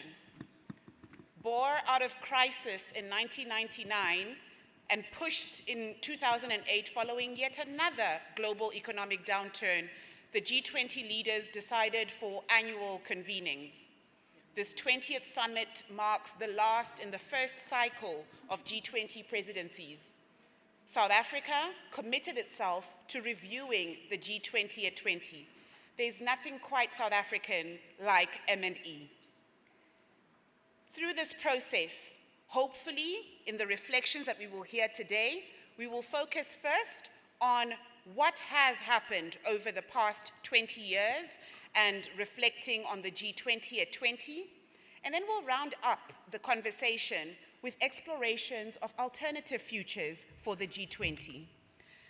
I'm hoping that Raffaella is connected already so that we can... Perfect, wonderful.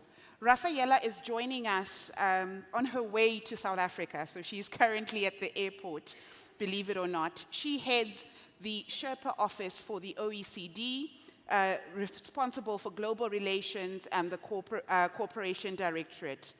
Raffaella, you have had a tough job, not only in this year, but previously in really working with the teams to shepherd the G20 process.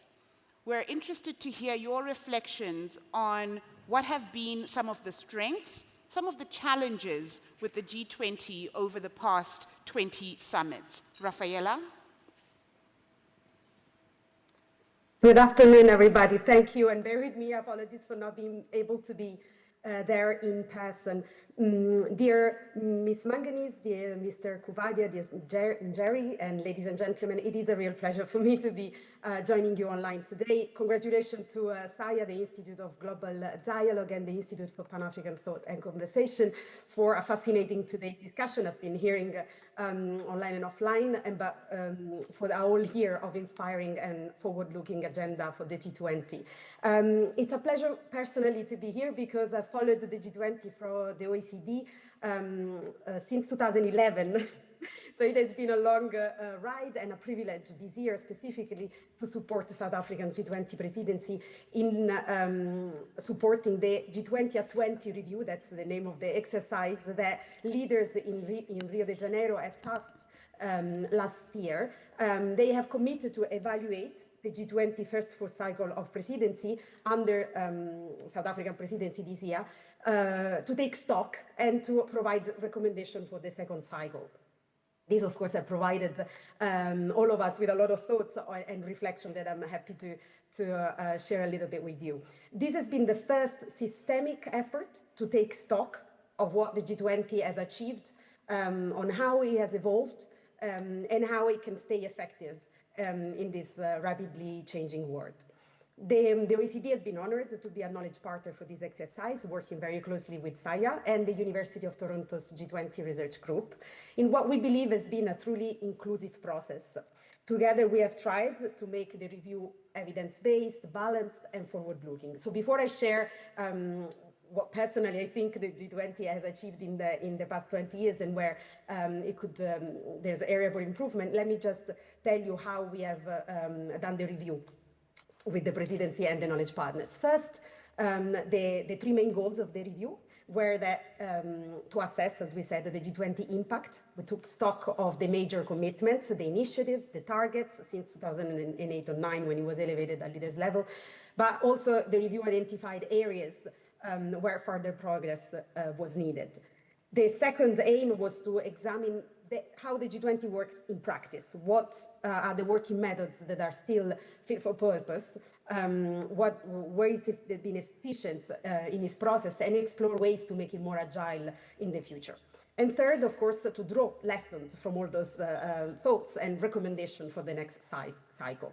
The review is built on different components, exactly to hear the voices of different countries, but also of different parts of society. First, there was an electronic survey that the OECD has supported for G20 members and guest countries so that they could provide their national perspective exactly on assessing themselves as G20 members and guests. There was a dedicated discussion amongst the Sherpa during their Sherpas during their third meeting in June, which was supported by SAIIA and the OECD. Members and invited guests were also invited to provide written inputs. And finally, the fourth pillar of this review has been insights from an advisory panel of former Sherpas and finance deputies, which was chaired by Ambassador Makato Diseko of South Africa, providing a very broad ideas on the future as well. Now, all of this has been brought together by the presidency into a comprehensive final report, which will guide the Sherpa discussion next week, which I'll have the pleasure to lead then to the G20 Summit at the end of next week. So now, just super briefly, of course, the discussion on the review are still ongoing. But what I imagine, what we think it's important is that members do recognize that the G20 is important as a key forum for international economic policy coordination, and that his effectiveness was highest during the moment of crisis. If you think of the 2008-9 global financial crisis, they were able to mobilize a stimulus package of $5 trillion. They made a standstill on trade barriers. Then they created the Financial Sustainability Board and they launched Basel III. Again, when another type of crisis erupted with the COVID-19 pandemic, to a less extent, but they still mobilized a consequential global stimulus package. They launched the debt service suspension initiative and the common framework to apply it. So we see that the G20 has repeatedly demonstrated this ability to mobilize political will, adapt, and coordinate action. The other great strength of the G20 lies, we think, in its informality and the leaders-led nature, which makes the forum more responsible and adaptable. That said, we also have to be candid. Of course, with the agenda, with expansion of the agenda throughout the years, when the forum has moved from coordinating global responses to crisis towards managing the longer-term structural challenges facing the economy, so a much broader agenda. The number of working groups has grown, and maintaining the focus and continuity has been obviously more difficult. There is therefore wide agreement on the need for improving today the efficiency of the G20, perhaps streamlining its working methods, reinforcing the follow-up mechanism on commitments by leaders, and concentrating perhaps the agenda where the G20 can make more impact. One thing I'd like to say is that this review has brought surely out the value that country puts in their engagement with beyond, let's say, their membership, so with guest countries, but also with international organizations and engagement groups. And here, especially for the B20 and the D20, which are seen as really central in connecting and anchoring the G20 and its abstract deliberation to the real life of the global community. Just to say that I think that the overall message of this review is strongly aligned with the T20 theme this year of consolidating and sustain. Consolidate by reinforcing the G20 core strength, informality, leaders-led character, agility, and sustain. Sustain its momentum, the implementation, and maintaining it as a premier forum for international cooperation. We really truly hope that this will be a legacy of the South African presidency next week, when the leaders come together. And again, let me re-stress the inclusiveness of this process. This year, the review has brought together governments, international organizations, think tank. We think it's a powerful example of collective leadership, and we hope it can serve as a model for the future. Thank you, everybody. I look forward to the discussion. Thank you very much, and we hope you can stay with us for as long as possible, given that you should be boarding shortly. I'm going to turn to you, Mr. Kaskuvadia. Having heard some of what Rafaela has said, in short, some good progress, but there's quite a lot of work that needs to be done to make it more effective, right? So consolidating strengths where they are there, reflecting on some of the challenges, and perhaps investing better in tracking, not after 17 years, as has been done now, but perhaps in a more regular fashion to be able to see where to go. From where you sit within the B20 process, key questions: are the strengths there as reflected? But in particular, from a business perspective, what role and contribution do you see being made in that regard? And then perhaps ending on a positive reflection on the future as well. What next for G20? Okay, and thank you for the invitation and the opportunity to be on this panel.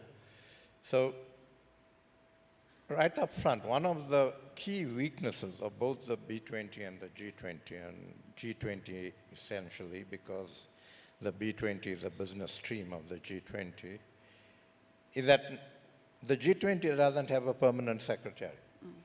Okay, so our experience on the B20, and let me speak about that because I haven't been involved directly in the G20, is that as the South African hosts of the B20, we basically do what we want to do.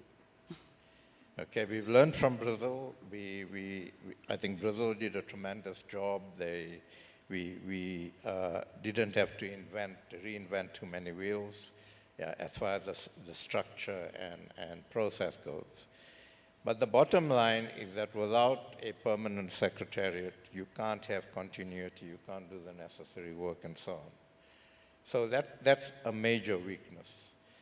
We've trying through this B20, and I've been speaking to the Sherpa in Brazil, obviously the US, and as soon as the 2027 host is announced, I'll speak to them, whether we can't put together some sort of mechanism, even if it's to start with some sort of virtual mechanism between a number of Sherpas and a number of people on some of the business advisory caucuses that we pull together, to see if we can track the recommendation that we made, whether we can measure impact, and we've deliberately fashioned our recommendations in an implementable and actionable way with targets and so on, and keep this structure going so that we can actually continue to talk to each other and see how we do this. And if it turns into, over the next year or two, into a B20 secretariat, that would be great. But obviously, it needs commitment from business to actually put the resources behind it and so on. Also, given that the B20 represents business, if we don't actually demonstrate that the recommendations we make are being taken seriously by the G20, and we don't demonstrate impact through implementation, then C-suite people start losing interest in this. And it just dies a natural death after a while. And I think that would be a pity, because both the G20 and the B20 are probably the most representative structures of both the North and the South. And in today's world, and a number of the questions you asked in the briefing actually point to why both the G20 and B20 need to continue. Because in today's fragmented world, in a world where inequality, lack of economic growth, exclusion, dissatisfaction with economies and what economies are producing is not just a southern problem anymore, it's a northern problem as well.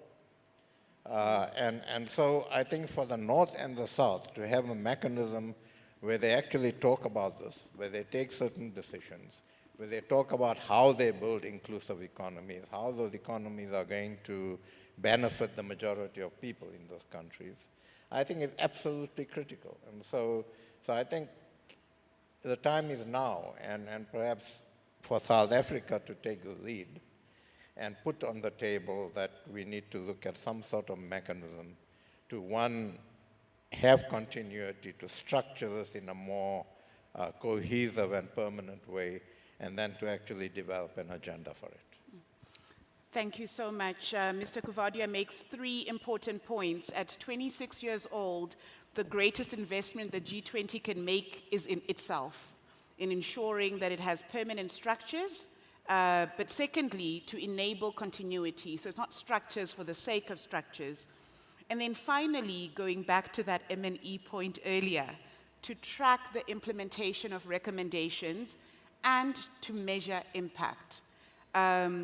Speaking to a room mostly of people from the think tank community, no doubt, tracking implementation of recommendations is something that we also hope can be done on a more regular basis so that we don't say the same things over and over again, expecting different results. Now, Njeri, your job is to not reflect on the past so much. Your job is to help us think about or imagine the future, not only of the G20, but across the board. As the G20 is entering its second cycle of rotating presidencies, we cannot deny, and Rafaela spoke to it, that it does so in a space in which there is global fragmentation, where there's also a saturation of risk.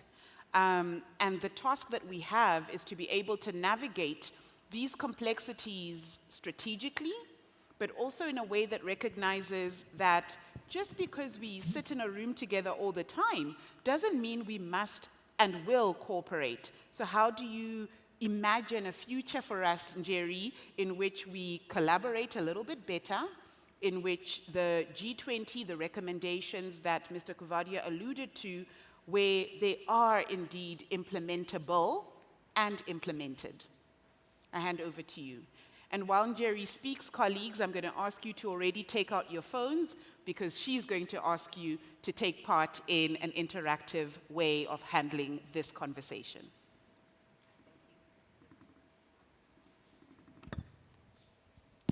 Thank you. Thank you for that question, and it's a real pleasure to be here sharing some of this thinking around alternative futures for the G20 after the G20 at 20 review, which is an ongoing process. You're very right.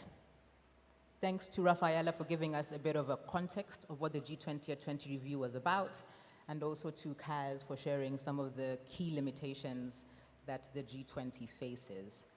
So I am in agreement with Rafaela. The G20 has some significant strengths. Specifically, it can and has played a key role in coordinating action specifically around global financial crises. And as we know, this is one of the core motivations for establishing the forum in the first place. As Rafaela also noticed, we've seen the G20 fumble a little bit when the crisis has moved into other sectors such as public health, and well noted about the informal nature of the G20, which has its pros and its cons. Its pros is that it does allow leadership to meet and talk on difficult issues that a formal context might otherwise politicize in unhelpful ways.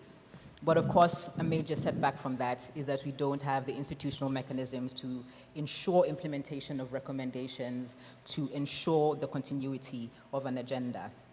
So as part of our contributions to the G20 at 20 review, we ran a foresight exercise, a scenarios exercise, mapping out alternative possibilities for the G20. And we used what we call an archetype approach, which is to think around different possibilities. So the first possibility is the G20 could continue as is. That means that it is informal, it does have that implementation gap, and it's largely voluntary in terms of the member states committing to implementation and take-up of those policy recommendations. If the G20 continues in this scenario, then of course it will continue to be pressured with the other crises outside of the global economic sphere. For instance, the climate crisis. We have heard quite a lot in terms of the conversations around energy, climate change, food security. And of course, we know these are issues closely related to the global economic and financial context, but perhaps not given the focus that the G20 might be able to give it. So there's a chance there that if the G20 continues as it is, that it will fade, as Kaz has mentioned, in relevance and legitimacy, specifically in response to critical issues that are impacting the majority of the population in the 85% GDP coverage that the G20 membership represents. Another possibility for the G20 going forward in the second cycle of presidencies is that it might engage in incremental change. And here, the suggestion that perhaps it might be worthwhile to consider slowly, regularly, institutionalizing mechanisms for accountability and for, as Kaz mentioned, implementation with impact. This would require some changes in how the G20 is currently structured. It would require some adjustments to the G20 design. But from this scenario, it's something that would be engaged with over the next cycle of presidencies in a way that doesn't cause too many disruptions, but rather deepens the legitimacy, relevance, and meaningful contributions of the G20. A not so great scenario that we also explored is one of collapse. In this scenario, we recognize that the world has changed. Since the G20 was established, there have been transformations and shifts, as well as expectations and demands that were not there in 1999 when the G20 shifted into a leadership forum. In the collapse scenario, what we explored here was the continued fragmentation of the G20 agenda. I note, as you mentioned, that the G20 is a wonderful platform for bringing together different diverse stakeholders across the geographic territories of the world. Let's call it Global South, Global North. But we've also seen that on critical issues such as COVID-19, it's been difficult to find consensus. And if we continue on a consensus-based model, pushing on critical issues and challenges where there is a lot of contestation and the G20 is not able to make impact, it could fade into illegitimacy. So the collapse scenario sees the G20 becoming a relic of the past. And finally, the transformation scenario. In this scenario, we explored what would the G20 look like and what would it mean for the G20 to take significant steps to change, significant steps to transform. Here we imagined a G20 that shifts from a global coordination platform during crises to a global governance steering platform.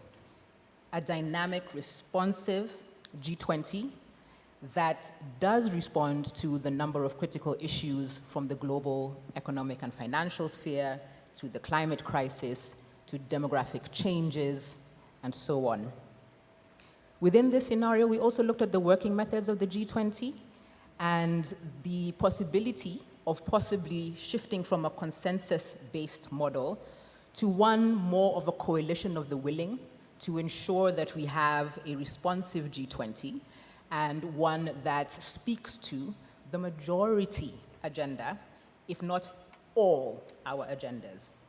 So I would say that the scenario exercise helped us think around different pathways for the G20.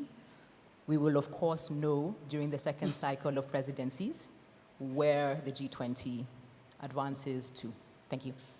What is your pick? So I would say that the G20 is called to show courageous stewardship. I am not in a position to dictate what courageous stewardship looks like, but it does mean that it would be effective and accountable. So that means tracking and measuring impacts, as already mentioned.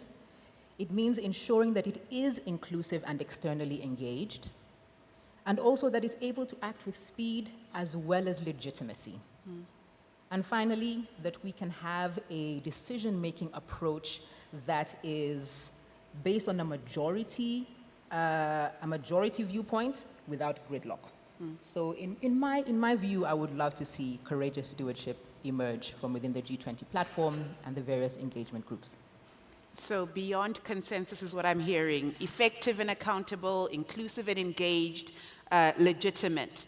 You did, of course, mention in your, just as you started, that informality in and of itself doesn't necessarily mean that the G20 is not legitimate. I mean, it's 26 years of the G20, and it's 20 summits since 2008 in which really critical issues have been discussed, and in which the topics have also varied from what was a very narrow picture to broadening the landscape a little bit more, reflecting on the complex tapestry of economic issues globally, while also ensuring that national priorities are reflected.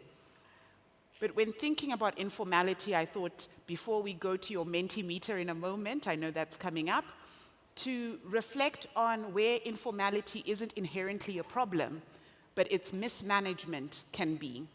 For this continent, for Africa, if we didn't have informal cross-border trade, the basket of the things that we trade would be far less. But is there a way that we can move away from trade flows, as the UN Economic Community of Africa found, between neighboring countries of 30 to 72% being informal, to making it such that that feeds into the economies of those countries?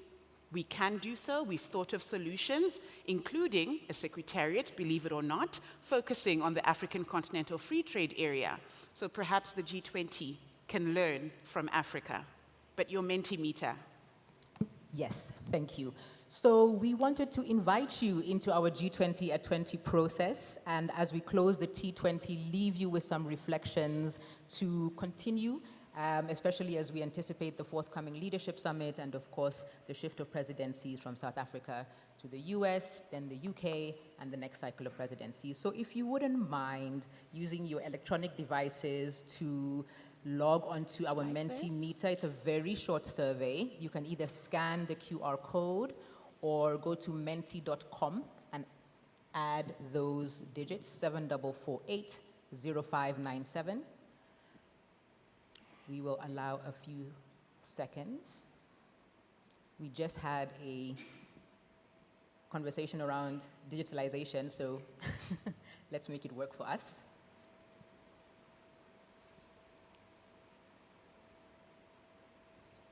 This is the only time where we invite the audience to also speak briefly to each other so that it's not so deathly quiet.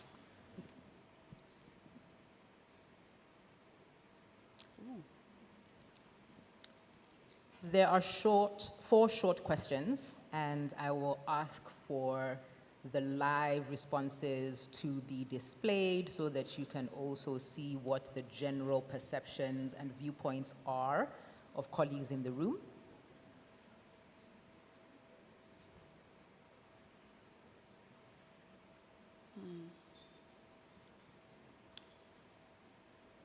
So if we could display the questions and the live survey, that would be great. Thank you very much. Right, so as you can see, the first question is, in my view, main benefits of the G20 forum are, and we can see there's space for dialogue, international collaboration, coordinated action, and these are points that have come up in the G20 at 20 review, so that's excellent. Strategic convening, a ready-made network, political mobilization. Please keep those responses coming. We can move to the next. In the meantime, we can also move to the second question. Right. We're getting into the meat of the issue now. In your view, what are key challenges facing the G20 that compromise its relevance? And of course, this is a key motivation of the G20 at 20 review. We want to ensure that we can contribute some lessons learned and some helpful strategic recommendations to maintain the relevance, legitimacy, and impact of the G20. So some challenges we might need to overcome. Geopolitics, a lack of clear implementation, exactly as has been raised, no institutional memory, lack of implementation is coming up quite a lot. The US. Tense. Right. No clear agenda, absolutely. As was mentioned, there's a lack of continuity and we need to see a bit more of this. Thank you, please keep those coming as well. If we can move on to the next question and just see what is emerging there. We're asking you to share some of your recommendations. What is your viewpoint in terms of the current working methods, structures, and design of the G20? In order for it to maintain its relevance, what do you think is most important? That it should continue to be leadership-led? That it should be informal? Or do we perhaps want to move more towards formalization and institutionalization, such as the permanent secretariat? Do you think it's important that we maintain a focus in the G20 on global economic and financial issues? And how would engagement and perhaps continued engagement on the different engagement groups? The chief executive for the South African Institute for International Affairs wants to select all four. You can't. Can only choose one. Only one. The most important, Elizabeth, in your view. Yes. So we see that we have the most important is that it remains, that we have engagement groups on diverse critical issues. Yes, thank you for that. Second most important is that it is leadership-led and that it remains focused on global economic and financial issues. Interestingly, that it remains informal is not a high selection. So that is definitely something for the G20 at 20 review to consider. There seems to be a perception that that is not the key benefit or strategic advantage of the G20. Okay, the last question, and as mentioned, please do keep your responses coming on all the questions, and we'll be very happy to go through the survey responses in full. Here we are asking you to share from a transformation viewpoint, building on some of the provocations that we've heard in the panel so far. What are critical areas for G20 transformation? I can see here accountability, that it should institutionalize, that it should look into issues such as energy transition, the high cost of debt, so combining the global financial economic agenda with other critical issues as well. Governance, yes, maybe we could specify exactly what we mean by that. Yes. Digitalization, be more future forward, absolutely, and hopefully the G20 at 20 review is an indication, thanks to the South African presidency, that this is a step forward for G20 presidencies going forward. Thank you. Thank you very much, colleagues. Please do continue with the survey, and I hand over back to the moderator. Thanks a lot, Njeri. So colleagues, please continue to provide your inputs and insights. Elizabeth, this is not an invitation to re-vote and select one of those four options, a different of those four options, but in particular around the challenges and your reflections. As you know, at least from SAIIA's side, they collate all of this information and make sure that it is presented to you later on down the line in a way that is easy, digestible, and straightforward. We have about 20 minutes, colleagues, now for your questions, answers, and comments. We already know some of your views. We know that you are interested in seeing a G20, perhaps that is less informal, a G20 that is a lot more forward-looking, but unsurprising from a group comprising a lot of think tanks, that there are working discussions and groups and more consultations with a wider range of stakeholders. But now is your opportunity to provide your brief comments, and then if you also have any questions, please just raise your hand so we can give you the floor. You may direct your questions to any one of the panelists, but your comment can be general. So hand it over to the opposite side of the room. There's a question right at the back. If someone could please give them a microphone. And then I'm looking to my left to see if there's anyone who has a question or comment to the middle of the room. Okay, so after you, please go ahead. There is someone near the front of the room who's also raised their hand on the right. Please proceed.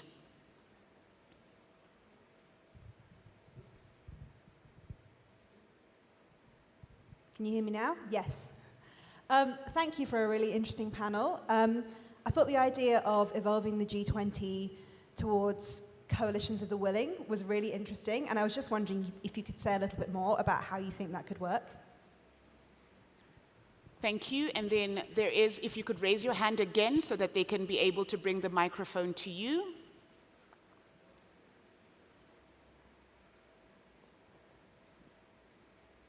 My question just is, as we're thinking of the future of the G20, and I was just thinking, based off the conversations that were coming from the panelists around what the future looks like.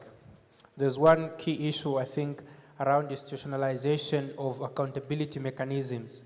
And I was just thinking, is there a way that in the accountability mechanisms, there could be an approach to start to think a little bit more intergenerational, because as we've heard from the different conversations, is that South Africa worked really hard in trying to build consensus around a lot of issues. But despite that consensus being achieved, there was some issues that went a different direction, away from the consensus that was arrived at. And that has an effect on the generations that are coming. Those that are in charge now might look at it as a decision that they can just make, but it has an impact. And so how can the G20 be more intergenerational in its approach, thinking of the consequences and implications of the decisions that they make, that they do affect just, human beings, real human beings, and real people who have a future ahead of them. Thank you. Thank you so much. The Mentimeter was anonymous, but we hope you don't remain that way. If you could say your name and your institution, please. Thank you. My name is Peace Banda from Zambia.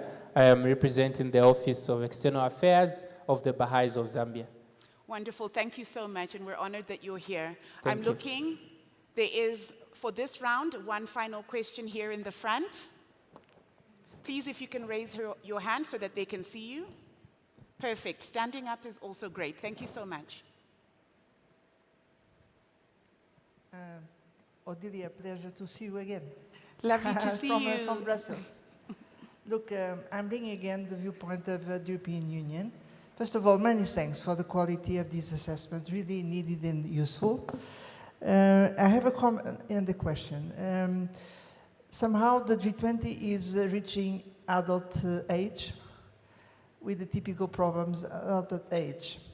It seems to me that one part of the solution can be, when it comes institutional organization, to make a difference between stable components of G20 and more flexible and rotative components.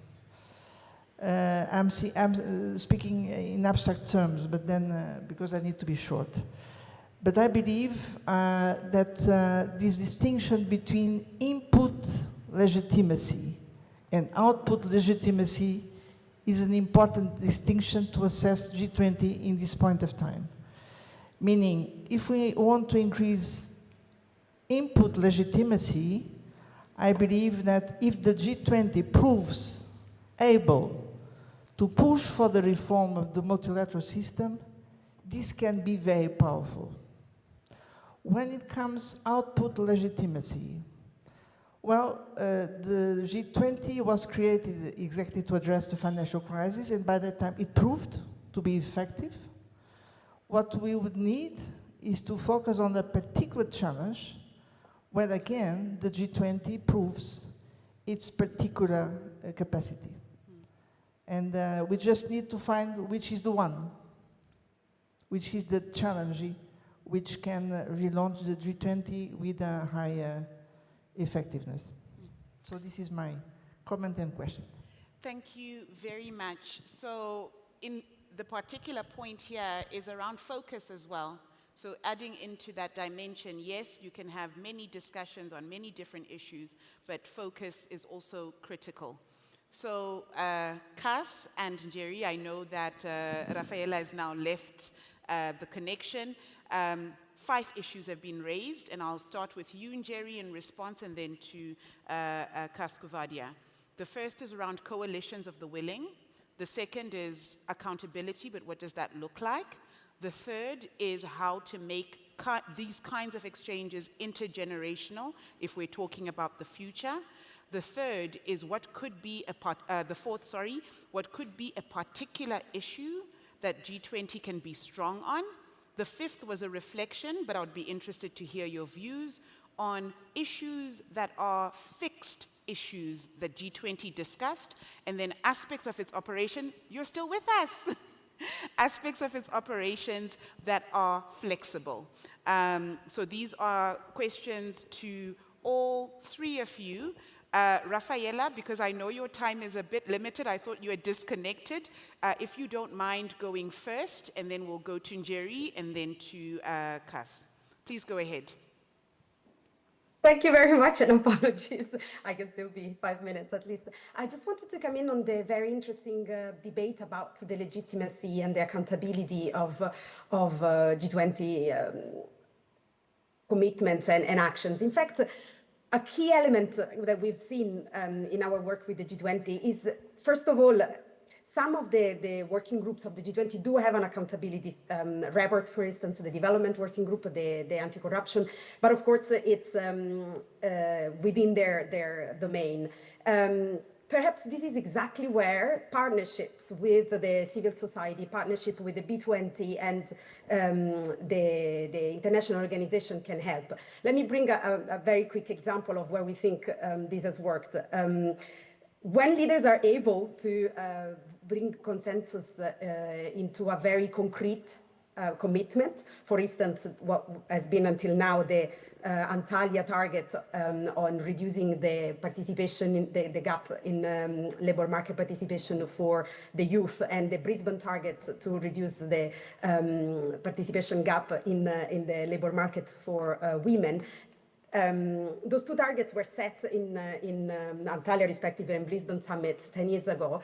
And why did they work? Because they were time-bound, because they were ambitious enough that they required all the G20 countries to take action, but they were also reachable. And specifically because they were tightened to an implementation mechanism and a reporting system. So in this case was the ILO, together with the OECD. We were tasked to report annually on the progress towards those targets. So that, of course, this accountability specific mechanism helped the transparency on this mechanism. And we don't know what's the cause and the effect, but surely this has accelerated national policy action in all G20 countries towards those 2 targets, which have now been almost achieved everywhere, but not yet. And they've been this year crucially re-championed by the South African presidency with an extension of a further 5% gap to fulfill until 2030, with again an implementation and tracking mechanism linked to it. So perhaps it's not the full answer, because of course this is only possible when leaders are able to agree on a specific target that it's measurable, and we know that that's not always possible in the economic geopolitical space. But when it is, at least that's where we think the value added of partnerships with the B20, the T20, and international organization can help this accountability that ultimately builds the trust on the G20. Thank you. Thank you very much, Raffaella Centurelli, the head of the Sherpa office at OECD Global Relations and Cooperation Directorate. I know that she does have to leave and board her flight shortly. Njeri, over to you. Thank you, and thank you for the questions. In terms of the coalitions of the willing and what this could look like, we explored several options, but of course this is something that will only be taken up once the review has been submitted and the leadership summit concluded. One of the ways it could work is to have opt-in mechanisms on specific issues. So the suggestion here is not that we completely throw out the consensus approach, but rather on critical issues where gridlock would compromise well-being, gridlock might increase contestations. We could have an opt-in mechanism on specific issues, and perhaps this opt-in mechanism could be led through a rotating technical chair. So it's an opt-in mechanism on a specific issue that is expertise-based, evidence-informed, so that any breakaway from the consensus approach is well motivated and rationalized. But this is just a few of the options. I'm sure if this is taken up as something to consider in terms of the various scenarios and possibilities for the G20 going forward, there could be other models that emerge as well. In terms of the youth question, and thank you very much for this, and I'm really pleased to be here with my colleagues that were participating in the Y20, Karabo Mangena, and also Francois Pretorius. We've done quite a lot of work on the participation during the Y20 and noted in particular the shortcomings of an engagement group for the youth that is not integrated within the G20. And perhaps what we need to look at is a youth council within the G20 or quota mechanisms within the G20 itself, not as an aside. The critique there, I think rightly pointed out in your question, is that there is not a significant intergenerational engagement. The perception from the youth at least, and I believe it's something that has been voiced by the youth we have had on the platforms over the last 2 days, is that the engagement is largely ceremonial, tokenistic, and not meaningful or impactful. So we would definitely need to make more ground in terms of youth involvement and inclusion in a substantive way. Again, these are considerations to be taken forward by the leadership and to think around how that could look best. I really appreciate the comments on the input versus the output legitimacy. My particular suggestion would be a challenge for the G20 that links into the global and economic agenda, but that also allows for a broader inclusion of other issues, is to pick up on this conversation around the shift from GDP to other metrics of wellness, other metrics of progress. This would allow the GDP to continue its economic and financial focus, while at the same time understanding that prosperity is not removed from other metrics and indices of wellness, including health, which is related to the climate, it's related to equality, it's related to issues of access for the marginalized, and the G20 representing 85% of global GDP could make quite a lot of ground here in a way that brings in the 175 other countries that are not in the G20. I think the G20 shifting from GDP to wellness would help improving effectiveness, legitimacy, and also demonstrate that it is considerate of the 175 non-G20 countries. Thank you. Thank you very much. And to you, Kaskuvadia. Okay, so I'm not going to repeat. Let me just talk to some of them. I'm not going to make any comments on the coalition of the willing. I think it's been covered. On intergenerational issues and so on, I think that's an absolutely valid point. And I think that what we need to grasp is that however the G20 continues and however it's structured, if it does continue in some sort of structured way, then we've got to move away from this tokenistic approach. We've got to recognize that one of the things that's happened is that I think both the G20 and B20 to a certain extent, you have people who move from one to the other over many years. And that then becomes a sort of club. And we need to be very careful about that. So we need to have genuine mechanisms to include young people, to include women, to include small business. And those are the sectors that need to inform the crux of the discussions on however we restructure this. But that also then means that if the G20 is represented or is made up of governments from, at this point in time, the G20 countries, then those governments need to have young people and women and others that can be delegated into the G20. So those discussions need to happen. Just to say, at the B20 this year, we've had very good interactions with the Y20. We interacted with the Y20 as well as youth groups on the continent, and they have participated in our task forces, as we have included SMEs in our task forces, and women. And we've been quite clear right from the beginning. So there was a debate on whether we have a separate task force for women, a separate task force for SMEs. I've never been in favor of that, because then what happens is women participate in that task force, they discuss women issues, and that's where it stops. So all of our task forces, 8 task forces, have hard-coded women empowerment and SME development. So if you look at the recommendation, they talk to how women will be empowered and young people and SMEs will be empowered. So I think we need to move towards that sort of scenario. Then what sort of issues it is going to discuss? I think that, I think we need to be careful that when we talk about the future of the G20 and whether it has a future and whether it should be permanent and so on, that it doesn't take on the problems of the world. Okay? It's not going to discuss everything that needs to be discussed, because there are other structures, there are other mechanisms. And I think that what we need to do in the debate around what the future of the G20 is, we need to look at what are currently the G20 countries' best positioned to actually discuss, influence, and make an impact on. And how does a structured G20 relate to other groups?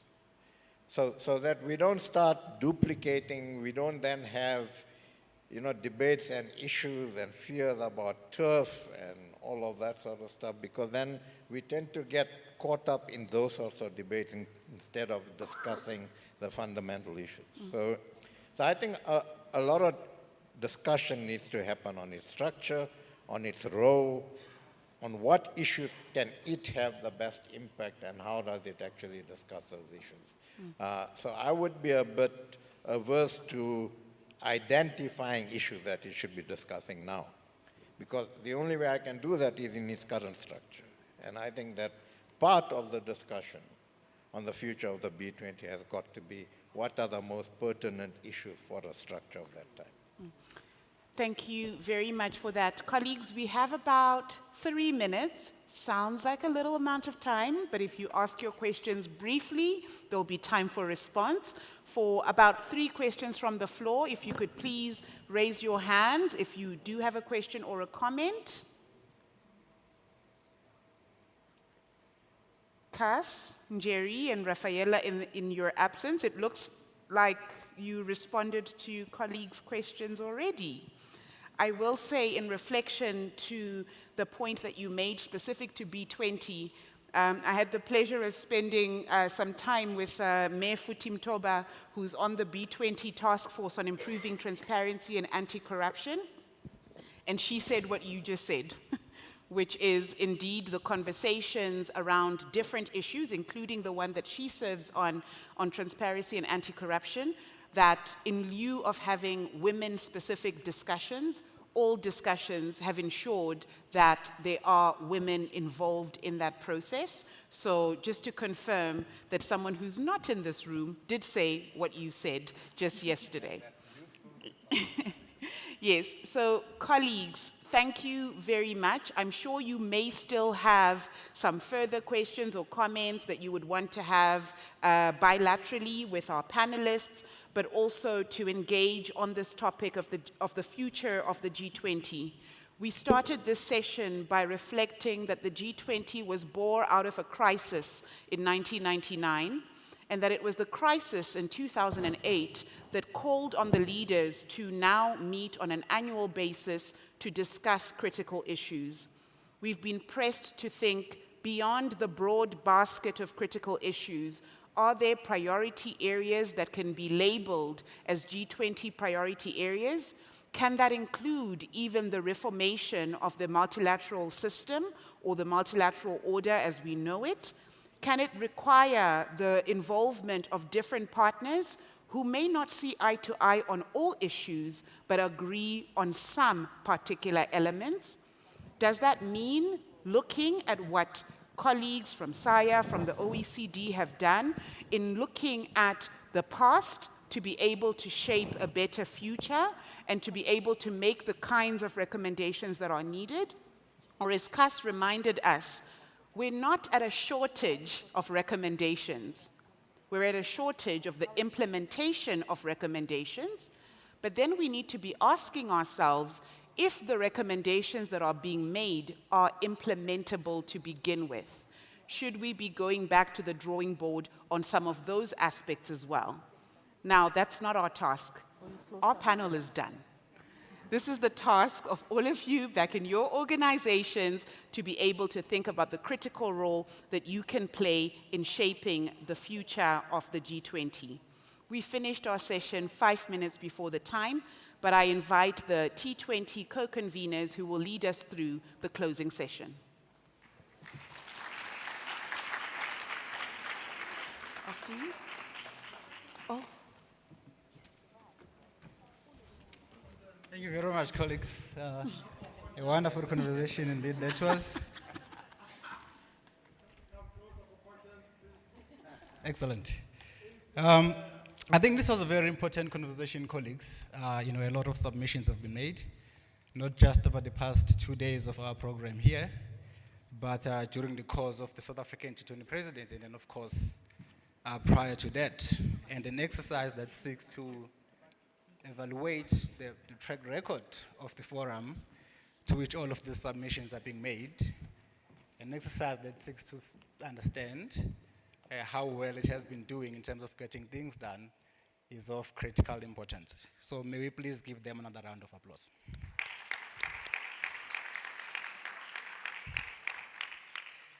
Now, the last agenda item for the program of the T20 South Africa Summit.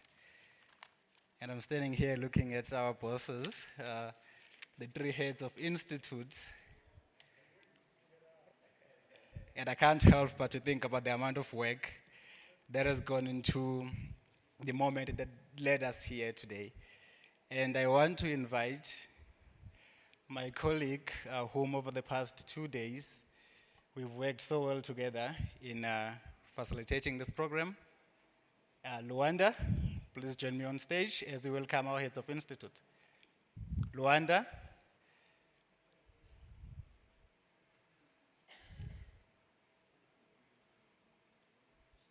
Luanda, please join me on stage as we welcome the heads of our institute.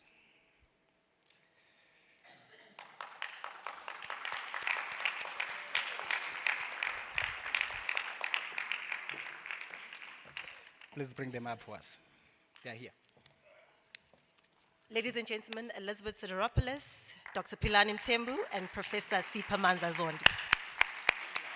These have been the T20 conveners for 2025, leading us through South Africa's G20 presidency.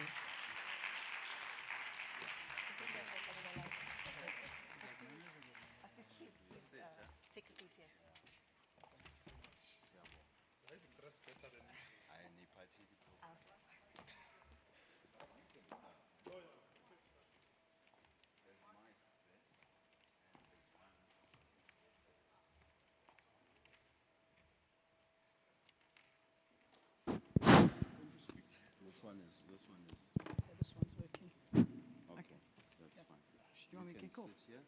You can do it. Sit here. Oh. I don't know if it's working. Can we check if this mic is working? Oh, it's working. Ooh. Okay, actually, this is lower than it was last time I was here. I think we might be going into withdrawal symptoms over the next few days. I mean, this has been an amazing year. It's been a hectic year. I think it has been a challenging year in many ways across, I think, the G20. But certainly, speaking for myself, I'll let my co-conveners speak on their behalf. I think it's been an amazing community that has come together, a think tank community, the knowledge community that has really come together to really, in a committed way, to input concrete, in many instances, actionable recommendations. That was the brief we gave to all the task forces. And all of the tasks, all of you people here today and who were here yesterday, but some of you I know have had to leave, did this, willingly, voluntarily. It took many hours of task force meetings virtually, some of them in person. We kicked off, we had an inception conference virtually. I can't remember when it was. But then we had, of course, the high-level dialogue in April. We had the T20 midterm in June. And I think a tremendous amount of work went into producing the high-level recommendations that we were able to send to the Sherpa meeting in June. And then also the extended document, which I think you've all picked up copies of. So just to start with, and we're going to do a little bit of a discussion and an informal chat here, but just to say a really, really big thank you to all of you, because all of this would not have been possible without your input. So I think you can give yourselves a round of applause. I'm going to come back on other stuff, but maybe who wants to go next? Go for it. Have you got a mic? Because I'm the younger of them, I need to come next. At least I'm young at heart. Now, I'd like to echo what you've just said, Elizabeth. But the work of the task forces has been absolutely critical for the entire exercise, for a number of reasons. One is the possibility of deep dive and go deep into issues and kind of pull them apart and put them together and benefit from a variety of expertise in doing so. But secondly, because you get to demonstrate how work could be done towards consensus on things that are very complex for people coming from very different perspectives, from different backgrounds, representing different geographical experiences, but are able to put all of that together. And I think it was just remarkable how much work was done in that first 3 months of the whole process, and almost 2 months actually. It was a lot of work, but it was not rushed work. There was a remarkable level of inputting and contribution from a variety of members of the task forces, but also the contributions from outside the task forces through abstracts and policy briefs. What we had aimed to do was to make sure that the task forces are not just a post office, just moving things from year to year and stuff like that, but because they themselves are experts, is to get involved in deliberation about how we might consolidate the work that we are doing and sustain what we are doing. So if this T20 has consolidated and now has a possibility of sustaining its agenda, it doesn't matter who is running it at any point. It must have something to do with how the quality of work that comes from the task team. Of course, it was such a marvel to sit through those advisory council meetings with a lot of expertise shared there. Some of it required a lot of rethinking, many things that we thought we were thinking, but we needed to unthink in order to rethink. It was also quite remarkable. But of course, working with these two people is not an easy one. Elizabeth has her fingers on that pass of like 7 or 18 different things at the same time, equally proficient in all 18 of them. That I have to kind of touch, like, is she a zombie? Not zombie, or a real person? But remarkable, really truly remarkable. And then, of course, we have the man on the other side, seldom talks slowly, but gets a lot of stuff done. When we're busy rushing, trying to get things rushed, is likely to go like, but I think, then have to sit back and listen. So these dynamics made me realize the importance of teamwork and all of that. Why is that important? It's important because G20 is as much about the substance as it is about the process. The quality of the process can affect the quality of the substance. Of course, if the substance is good but the process is broken, then you have consensus that goes nowhere. You have consensus that doesn't get owned. You have consensus that doesn't get implemented. You have consensus that is beautiful on paper. And what was demonstrated here, and has been demonstrated in all these big meetings, including the summit, is that if you attend to both, you have a possibility of taking those small steps, but significant step forward. And we said at the beginning, the African proverb says, the big baobab tree was actually trampled down by the work of small little insects gnawing at its root. And I think these people in front of me, excuse my allegory, these are the small little ants that are gnawing at the roots of a big baobab tree, which is global economic governance, I think. I don't know what to think. These are insects, guys. You agree? So I'm not to blame alone if this is a wrong idiom. Thanks. No, I completely agree with that. And you can add our staff members, in our respective institutions to that, because the first thing maybe to do is to apologize to all the emails that we did not answer. But that we know that our team members did answer, And I think it really just shows, to put, I think when we said, sort of last year, speaking obviously with the Brazilians, but also thinking things through with the previous presidencies, with India, with Indonesia, it was really quite. It was quite something, because obviously you're entering, you've been involved in T20 processes for some years, but it's obviously quite different when, when government says SAIIA, IGD, IPATC, please run with this thing, and you get the input from the different think tanks around, and you start brainstorming around it.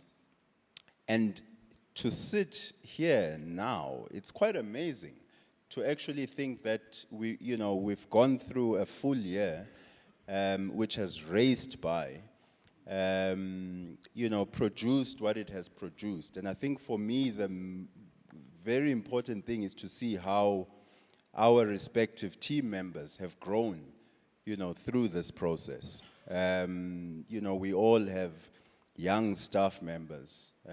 We are all young ourselves. And to see how much, you know, colleagues have grown in confidence, you know, the networks that they have built, that's really been quite fulfilling, you know, to observe and to experience, you know, in real time. So I think from my side, it's really to thank, you know, the, what Professor Zondi calls the ants that, you know, chop down that baobab tree.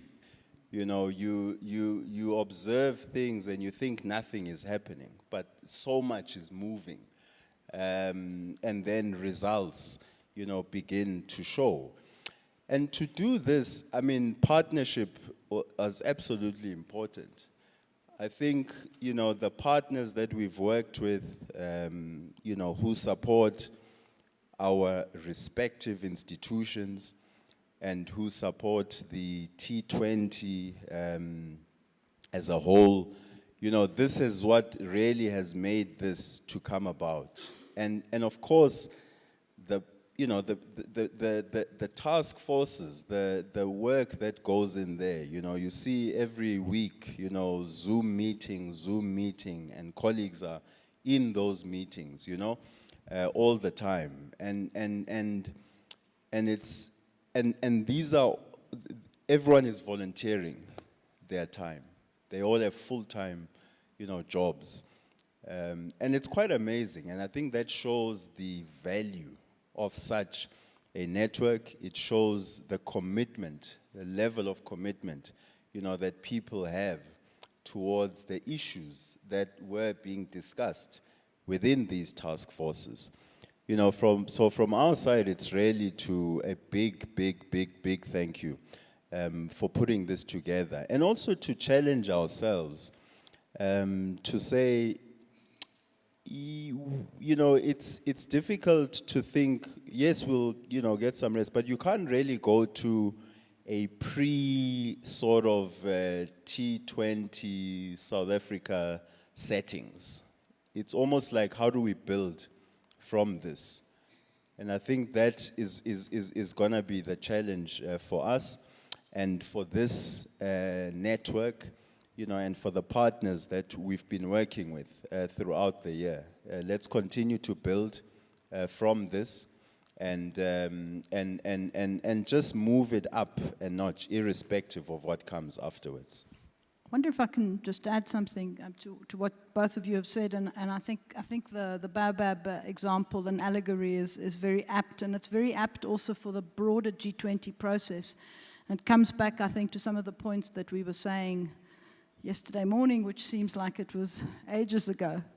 But really that, you know, things may seem as if they're not moving in the broader sort of policy making stage. But as think tanks, you know, we're making input into those and you sometimes feel completely disheartened. But I think the message, not only to take out of the allegory, but the message to also take out of our practical experience is that that you got to keep at it. That things do move, even if they seem as if they move sort of glacially. They do move, and also our contributions, I think, help to shape the debates and the narratives. And I think the other point that has been very useful for us this year has been really the engagement with government. And not just to give them the policy briefings, but really to bring some of the members of the task forces into discussions, for us to have the discussions on particular topics with various working groups. And I think that's ultimately what, you know, what is so valuable about, you know, we can produce 120 policy briefings, 300-400 policy briefings. We know they don't read them, but they do engage with us. You know, they'll take in something when you're engaging with them, and I think that is also useful going forward. next year it will be the US presidency. We look forward to hearing about where that will go. But I think that interaction, so that we're not operating in silos, and also not operating in silos with other with other engagement groups. So we had B20, we had the W20, we had the Youth 20. So I mean, those are all really, really useful interactions. Okay, I don't know if we're... Just a second, I know, she's my boss normally. Just want to make one last second, not observation. The particular dimension about this T20 is the fact that the continent had a coherent, organized voice.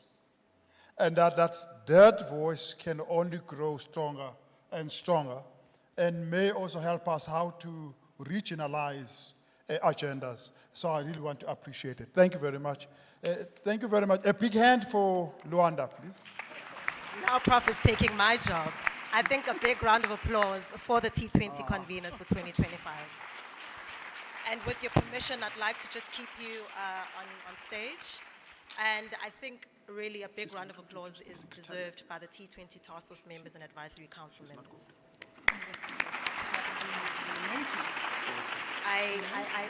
With your permission, I would also like to really recognize the volunteers that we have had in the running of the summit. They've been very energetic, very helpful, very keen on this G20 process, and we'd like to also convey our sincere gratitude as a T20 Secretariat. We also thank the speakers and everybody else who made this possible. But I think without the T20 Secretariat in its entirety, none of this would have been possible. So can I take this opportunity to call all the T20 Secretariat members to the stage? And can the photographer also please start making their way across? Yeah. Do we need to applaud you to come up, colleagues? Please do.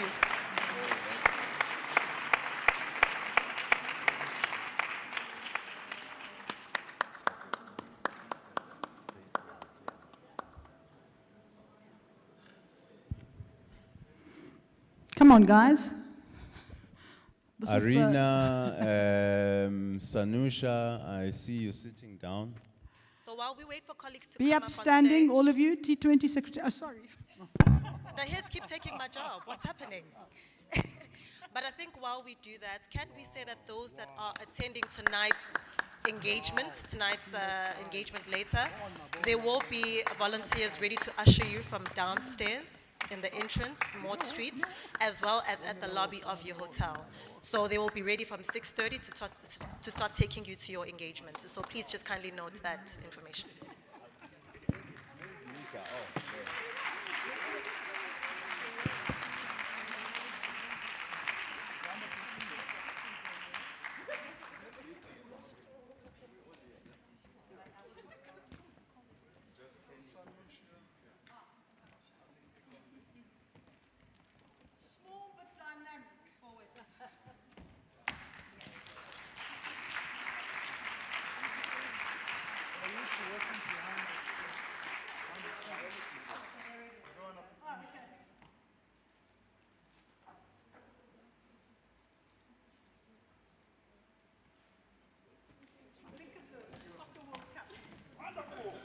Thank you, everybody. We wish you an amazing time in South Africa for those that are staying, and we look forward to engaging with you further tonight, as well as safe travels for those who are departing. Thank you once again.